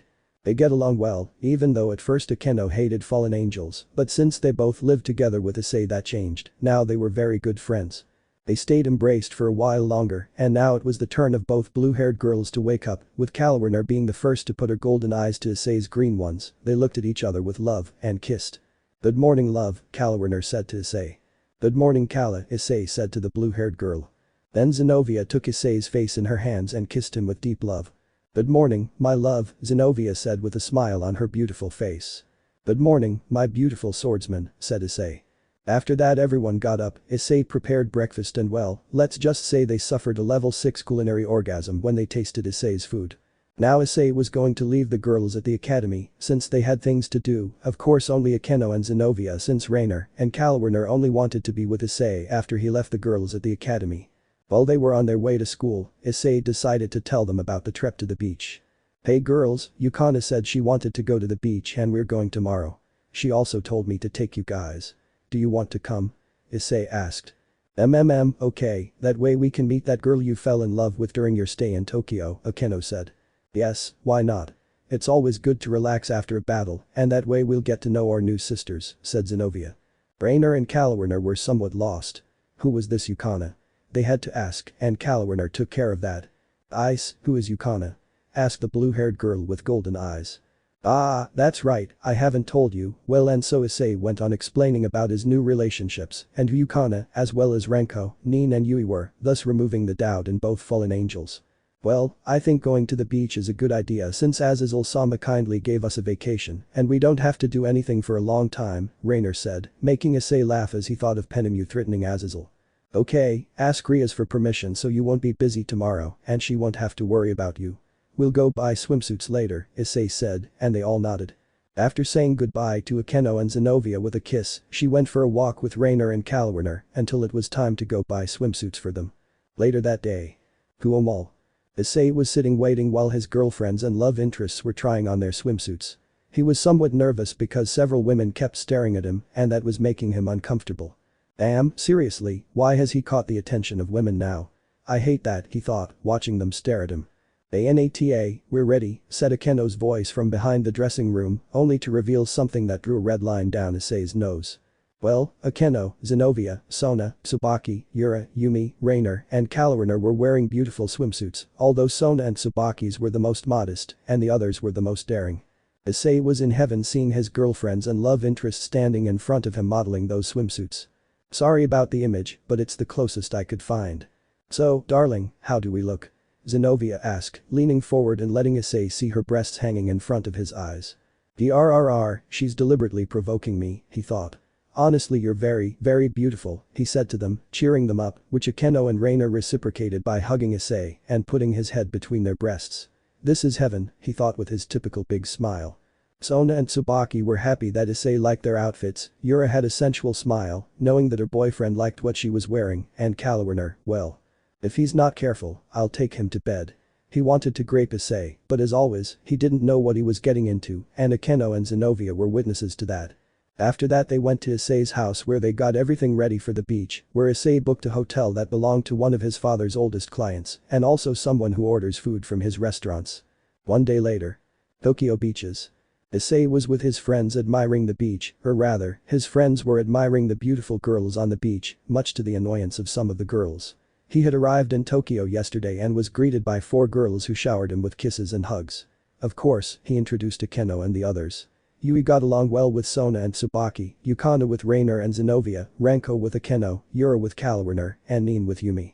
Something that made Issei nervous was seeing Renko staring at his crotch almost constantly. Akeno laughed with her typical ara and yufufufu. Yukana and Akeno, of course, never stopped hugging Issei. A small rivalry formed between the blonde and the brunette for Issei's attention. But for better context, let's look at what happened a few hours earlier, the day Issei went to meet his girls. Flashback. One day after the preparations. Tokyo, Issei's apartment. Issei, along with his current and future girlfriends, arrived at the apartment he owned, arranged their things since they would be staying there for 3 days, before making their preparations to go to the underworld. Issei let them settle into his room since they wouldn't occupy any other room. Then Issei called Yukana to come to his apartment and tell the girls. Of course, without hesitation, she quickly called the girls, and half an hour later they were already at his door. Knock knock knock, 100,000 HD effects, with clear and realistic sound, a link on Mega, I'm not downloading it because I already have it. Those must be the girls, said Issei, going to answer the door. As soon as he opened it, he was hugged by 4 girls who kissed him lovingly, the most loving being our beloved blonde with pink streaks and emerald eyes. Love, I missed you, I need you, you know. We all need you, even though it was only a day and a half, I couldn't be without you, Yukana said, crying comically, while Issei had a drop of sweat on his head but smiled, kissing her again. Hey Icon, that's not fair, she's not just your girlfriend. The brunette with blonde hair complained, pouting, which disappeared when Issei kissed her. And so Issei kissed Yui and Nin so as not to leave them out. Ara, said a wild Akeno voice as she entered the room. Are these the people my Anata was seeing here? She asked, looking at the girls who stood up with Issei's help and saw Akeno and the others arrive. Yufufufu, Anata has taste, because seeing you, she said, pointing at Nin, she still loves, even if just a little, big breasts, Akeno said, smiling and causing a block to fall on Yui, Sona, and Yura's heads. Issei saw this but let it go. Akeno spoke, not him. You must be Akeno, right? Renko asked, approaching the dark-haired girl. Issei felt a chill when he saw them together. Damn, now they're together, Issei thought nervously as he saw them both laughing while looking at Issei. That day Issei's downfall was born, in bed xddd. Yukana approached Akeno, and they both looked at each other, both staring seriously into each other's eyes. Issei was nervous as he saw lightning bolts shooting out of their eyes as a sign of rivalry. I will be Anata's first my love, they both said in unison as they looked at each other. Issei only his pure in defeat. Yui approached Sona and Tsubaki, the 3 of them began to chat calmly, and they easily became friends. Nin became friends with Yumi. The night like the busty loli. After getting along well with Akeno despite their budding rivalry, Yukana began talking to Rainer and Zenobia, getting along wonderfully since both girls, the blue-haired one with a green streak and the black-haired one with violet eyes, only talked about Issei, and since Yukana had always been talking about Issei whenever she could since she met him. And finally, the dangerous quartet, Akeno, Kaloriner, Yura and finally Renko, the 3 of them gave Issei the worst chill. He knew that those girls would take advantage of him in the future, and literally xddd. That day, Issei's first girlfriends met and got along very well. Then flashback. Present. A beach day. Beach. Issei was admiring the sea, watching couples and beautiful girls come and go. His friends had gone on vacation with their families. He was partly saddened because he wanted to find girlfriends for them, but partly, and more importantly, he was glad they didn't come because they would get depressed seeing him surrounded by girls. Yes, it was the best option. So, Icon, how do I look? Asked a female voice. It was Renko who arrived wearing a swimsuit that looked really good on her. It's the same one from the anime since I'm terrible at descriptions, catching Issei's attention. Ignore both boys. Excellent Renko, you look very hexy, said Issei, looking her up and down. She smiled and winked at Issei while crossing her arms under her chest. Another one who likes to provoke me, thought the brunette, smiling ironically. And how do I look, Anata? Akeno asked, wearing the swimsuit Issei helped her choose. I told you when you bought it and I'll tell you again Akeno you look very beautiful, Issei said, and Akeno smiled at that. It doesn't look like there's much room, said Yui, looking at the somewhat crowded place, as she arrived with Sona and Tsubaki, they all dress like the anime and DxD characters, as I already mentioned above. Issei smiled as he looked at his girls, Rainer, Kaloriner, Zenobia, Yumi, and Nin arriving in their respective swimsuits. Nin's breasts, being as large as Akeno's, were very noticeable, and Issei looked at them. I want to squeeze them, but I'm holding back, Issei thought. You've got it tough, buddy, Drake said, mocking Issei. At that moment, Nin approached Issei. Ani, how do I look in this outfit? Nin asked, burying Issei's right arm in her large chest. Issei felt those soft pillows and smiled. You look great, Nin-chan, Issei said, and Nin smiled at that. I'm sorry for the delay, said Yukana, arriving in a stunning swimsuit that amazed Issei, who approached to hug her.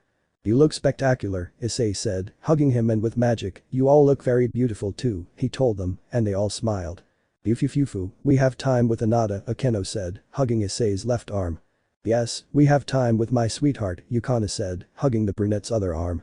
Both of them showed a certain competitive edge, but they left that to happen with Issei. You know, since when I booked the hotel penthouse or rather, my father's friend forced me to use it, Issei said, but he thought the last part with a bead of sweat as he remembered how his father's friend had given him the penthouse for his stay. The good thing was that there were several rooms since not all of them would be sleeping with him, and besides, they would be there until noon the next day. They also recommended a good place to stay without having to look for space, Issei said, which made the girls happy, and Yukana and Akeno kissed his cheeks. After walking for a while, they arrived at a somewhat empty place, where there were some palm trees for shade and good waves, so they decided to stay there until lunch. Once they were settled, the fun began. Issei first spent some time with Nin and Yui, who wanted to build a sandcastle, which turned out fantastic. Then he went with Akeno, Renko, Yukana, and Rainer to swim and play in the water, while Zenobia, as if she were a professional swimmer, swam quickly from left to right until she reached Issei and hugged his torso. I must say that earlier, when Issei took off his sweatshirt, which was a little uncomfortable, he attracted the attention of several girls, who were very jealously pulled away from their girlfriends to keep him away from any interested parties. They are very jealous of their boyfriends. I also swam a little with Sona, Tsubaki, and Yura, although it was calmer than with Yukana and Akeno. Then with Yumi and the others they played volleyball where Issei won with Yuki, earning a kiss from the blonde with the mole. Until something happened that tested Issei's impulse not to take Renko, Akeno, Rainer, Kalwerner and Yukana, since they asked him to put sunscreen on them, although it doesn't affect Akeno, Kalwerner and Rainer much, and Renko started moaning, along with Akeno and Kalwerner, with Yukana and Rainer being the ones who moaned the least. Issei felt his mini-me activate, but he was able to stop it in time. Then they had to go to lunch, after which only Yukana, Akeno, Zenobia, Renko and Rainer went to spend the afternoon out and about, as the others decided to rest. Issei and his girls were walking around the place looking at and buying the occasional souvenir. There were those idiots who wanted to flirt with the girls of the brunette, 30% of them being sent flying by Issei and the rest by his girlfriends, in a not very nice way since they verbally humiliated them, lowering the self-esteem of the boys who tried to flirt. And so they spent the night when Issei bought several fireworks to end the day with a beautiful show. Night. Beach. They were behind the hotel where the beach was. Issei had brought out the fireworks, and all the girls from the brunette's house approached him smiling, wearing beautiful yukatas that Issei had bought for them. All the girls and Issei made use of the fireworks, putting on a fun show. Afterwards, Issei sat on the sand with Yukana and Akeno by his sides. His girls were close to them. Issei looked at the starry sky and smiled. "You know," the brunette began, gazing at the night sky. His girls looked at him. "I had so much fun today. I spent time with my favorite people on this earth and I enjoyed every single one of them. It was a wonderful time with each of you. You know I love you, and yes, Rainer, Kalwerner, I love you too," Issei said, making the girls blush and both fallen angels smile, tears of happiness welling in their eyes. "Since the passing of my parents and grandparents, I hid behind a mask of perversion, one that helped me cope with the loss of those who brought me into this world and who cared for me and loved me when they were gone," he continued as Yukana and Akeno wiped away a few stray tears. Issei smiled at them. "Thank you, girls. After losing them, I thought I'd never be happy again. I felt like no one wanted to be with me, but I was wrong when I met all of you and my various friends," Issei said, making his girls smile broadly. "Now I know I'm not alone, that I have friends who care about me and girls I love and who love me. I knew defeat thanks to Valeria and victory by beating Razor. I know that thanks to Taninosen's encouragement I can improve myself, and thanks to my friend Drake, I have the power to be strong," Issei said, and Drake, from inside the sacred gear, smiled at that. He finally learned the meaning of the word friend, thanks to Issei. "I know I still have a lot to live and see, but I want to know something," Issei said, getting up from his seat and walking a few steps to stand in front of the 12 girls who were looking expectantly at Issei and what he had to say. "Will you accompany me on this crazy but long journey?" Issei asked them. "You know, I love you and I will until the end," Anata, Akeno said, smiling lovingly. "With me too, darling. Despite not being with you for very long, I knew you were the one. Although at first I only wanted to have your children, now I also want to have their father with me," Zenobia said, smiling.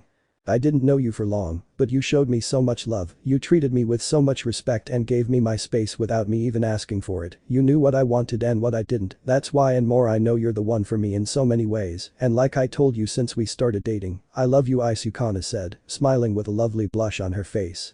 "I've loved you for a long time, you were my first and only male friend.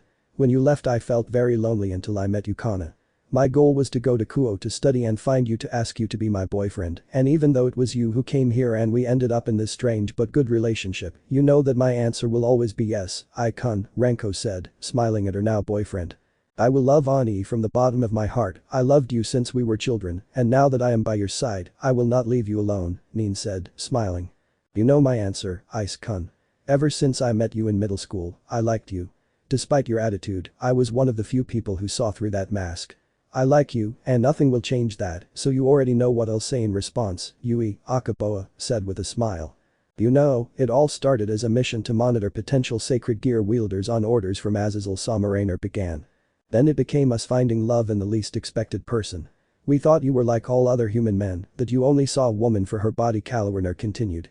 But by constantly watching you, we realized how different you were from how you let yourself be seen, a kind caring boy, Rainer said. Understanding and a good person, that's why we liked you, Ice-kun, and that's why we will follow and love you until our time is over, Caloriner said. So don't worry about anything since, Rainer said. We love you, Rainer and Caloriner said in unison with a smile. At first you were a problem with your issues with the girls at the academy, Sona said. But I got to know you better before Rias did, Tsubaki said. And to see you fight for those you love despite having the odds stacked against you, Yura said. We started to feel jealous that Rias had you, we wanted that smile and love to be ours, Sona said. But when we found out about that and knowing that you left because of it, it gave us the push we needed, Tsubaki said. The impulse to tell you how much we love you and to know that you love us the same now, Yura said, smiling. So we'll be with you until your last breath, Ice-kun, the three girls said, smiling at Issei. When I first saw you, I thought, what an interesting and fun guy. Seeing you at the academy without that perverted side of you and seeing how happy you were having fun with your friends made me want to get to know you. When you joined the club, I thought, this is my chance to meet him. And in the short time we were in the club together, I got to know a guy who was both perverted and sweet. You helped me get over that blind revenge I had against the sacred swords. You helped me cope with it and gave me your unconditional friendship. I like that about you, and I'm honestly very happy to know you wanted a harem. I thought maybe you'd choose me as one of your girlfriends, and well, I wasn't wrong. You know I love you, and I'll love you forever, so count on me for anything you want, Ice-kun, Yumi said with a beautiful smile on her face. Issei heard all of that and smiled while crying tears of joy. He loves these girls very much and will protect them with his own life. When they noticed this, they all became worried and wanted to go to Issei and hug him, but he smiled calmly and said. I love you so much, and I swear I will take care of you with everything I have to offer. Thank you for loving me, girls, said Issei, and was hugged by all his girls. That night Issei saw firsthand that he would not be alone, and that would only be the beginning of meeting the mothers of his future children. They spent until midday the next day at the beach. After sleeping with a lovely memory of the previous night, they had breakfast and went to have fun one last time at the beach. They would have more trips to the beach in the future. After that, they took many photos. Issei took photos with each of his girls and then one with all of them, the ones he has at the moment, thus keeping a photo of their first trip to the beach together. Then Issei left Yukana, Renko, Nin, and Yui at their homes, but when he left Yukana, she stopped him before he could leave.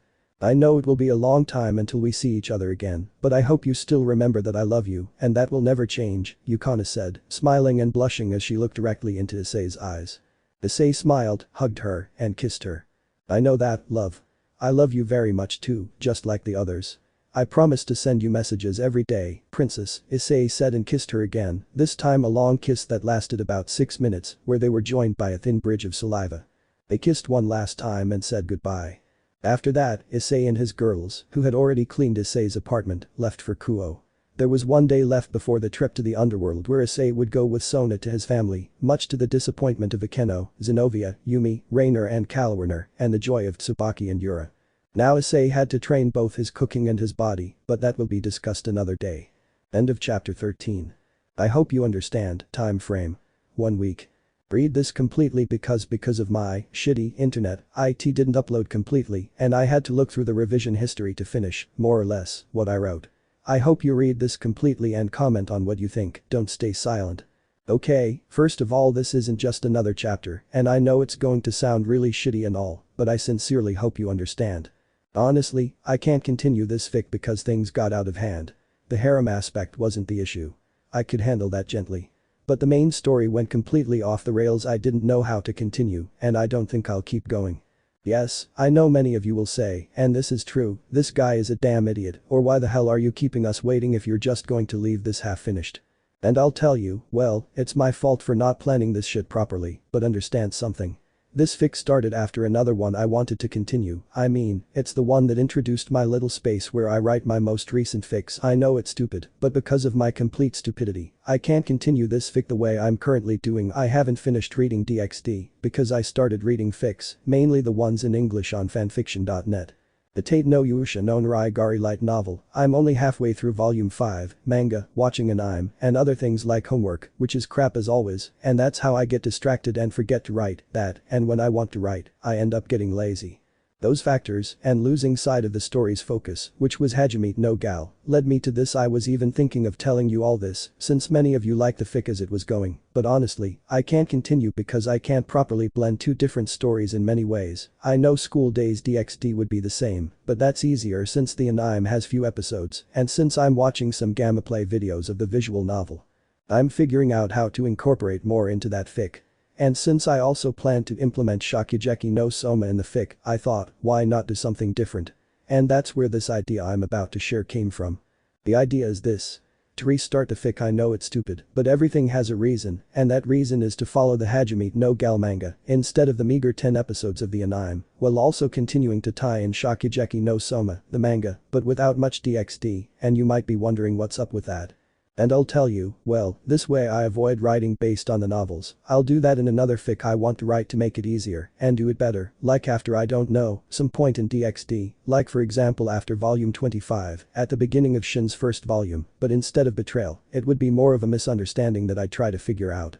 Where of all the girls who are with him at that point in the novel, except one, who I think would never leave Issei even if they paid her, since Ichibumi created her that way, ignore Issei for a certain amount of time, treating him coldly, or relating to other guys, not romantically, or some fling, or leaving DxD, aside from volume 10 onwards where the story would change a lot, where there wouldn't be a Chaos Brigade, and Risavum would be dead since he died from a terminal, very nasty, illness.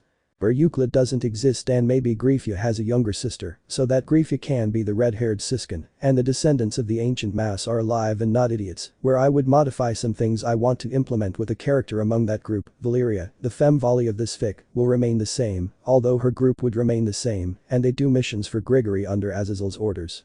And since I would focus on the main things which would be Hajime no Gal and Shokugeki no Soma, some events that don't have fights or that have them and can be changed to something normal, like the trip to Kyoto, would be like the secondary or supplementary parts of the fic. It would start with the problem where Rias wants Issei to call her by her name and openly show his feelings for her, and when that fight happens, well instead, in the part where the girls help Issei.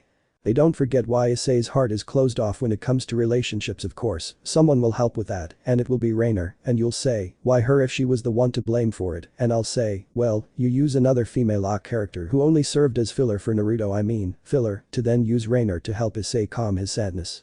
Of course, Issei will still love Rias, but by not helping him, he'll think things through and think that what Rias feels isn't love for him, or that, well, she does love him, but she doesn't take into account how he feels and the problems he had. From there, Issei would develop a feeling of distrust towards Rias and also feel a little anger towards her and the others for blaming him for everything when his only fault was being dense. Also, after the fight against Sekiryuutei, Issei would ask Zersic personally and privately to remove the pieces to separate from Rias and the others, of course, explaining what happened, and from there only Rainer, Ravel, and if I include Greyfia's sister, would they be the only ones? But this I don't know, but if so, they would be the only ones who prevent Issei from becoming cold towards the girls who try to get close to him, and this would also help Issei be a little more serious, and his perverted side would surface in unexpected moments, where of course this would happen a few months before canon, that is.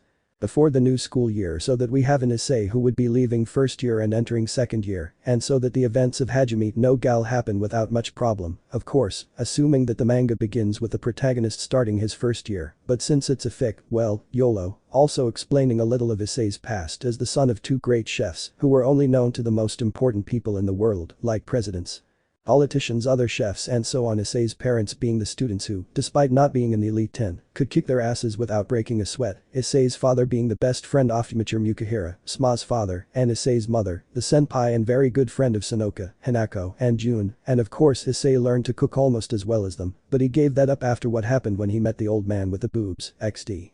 Of course, Issei's parents died, and Issei buried his sadness in being a pervert, and his culinary practice decreased considerably due to neglecting cooking.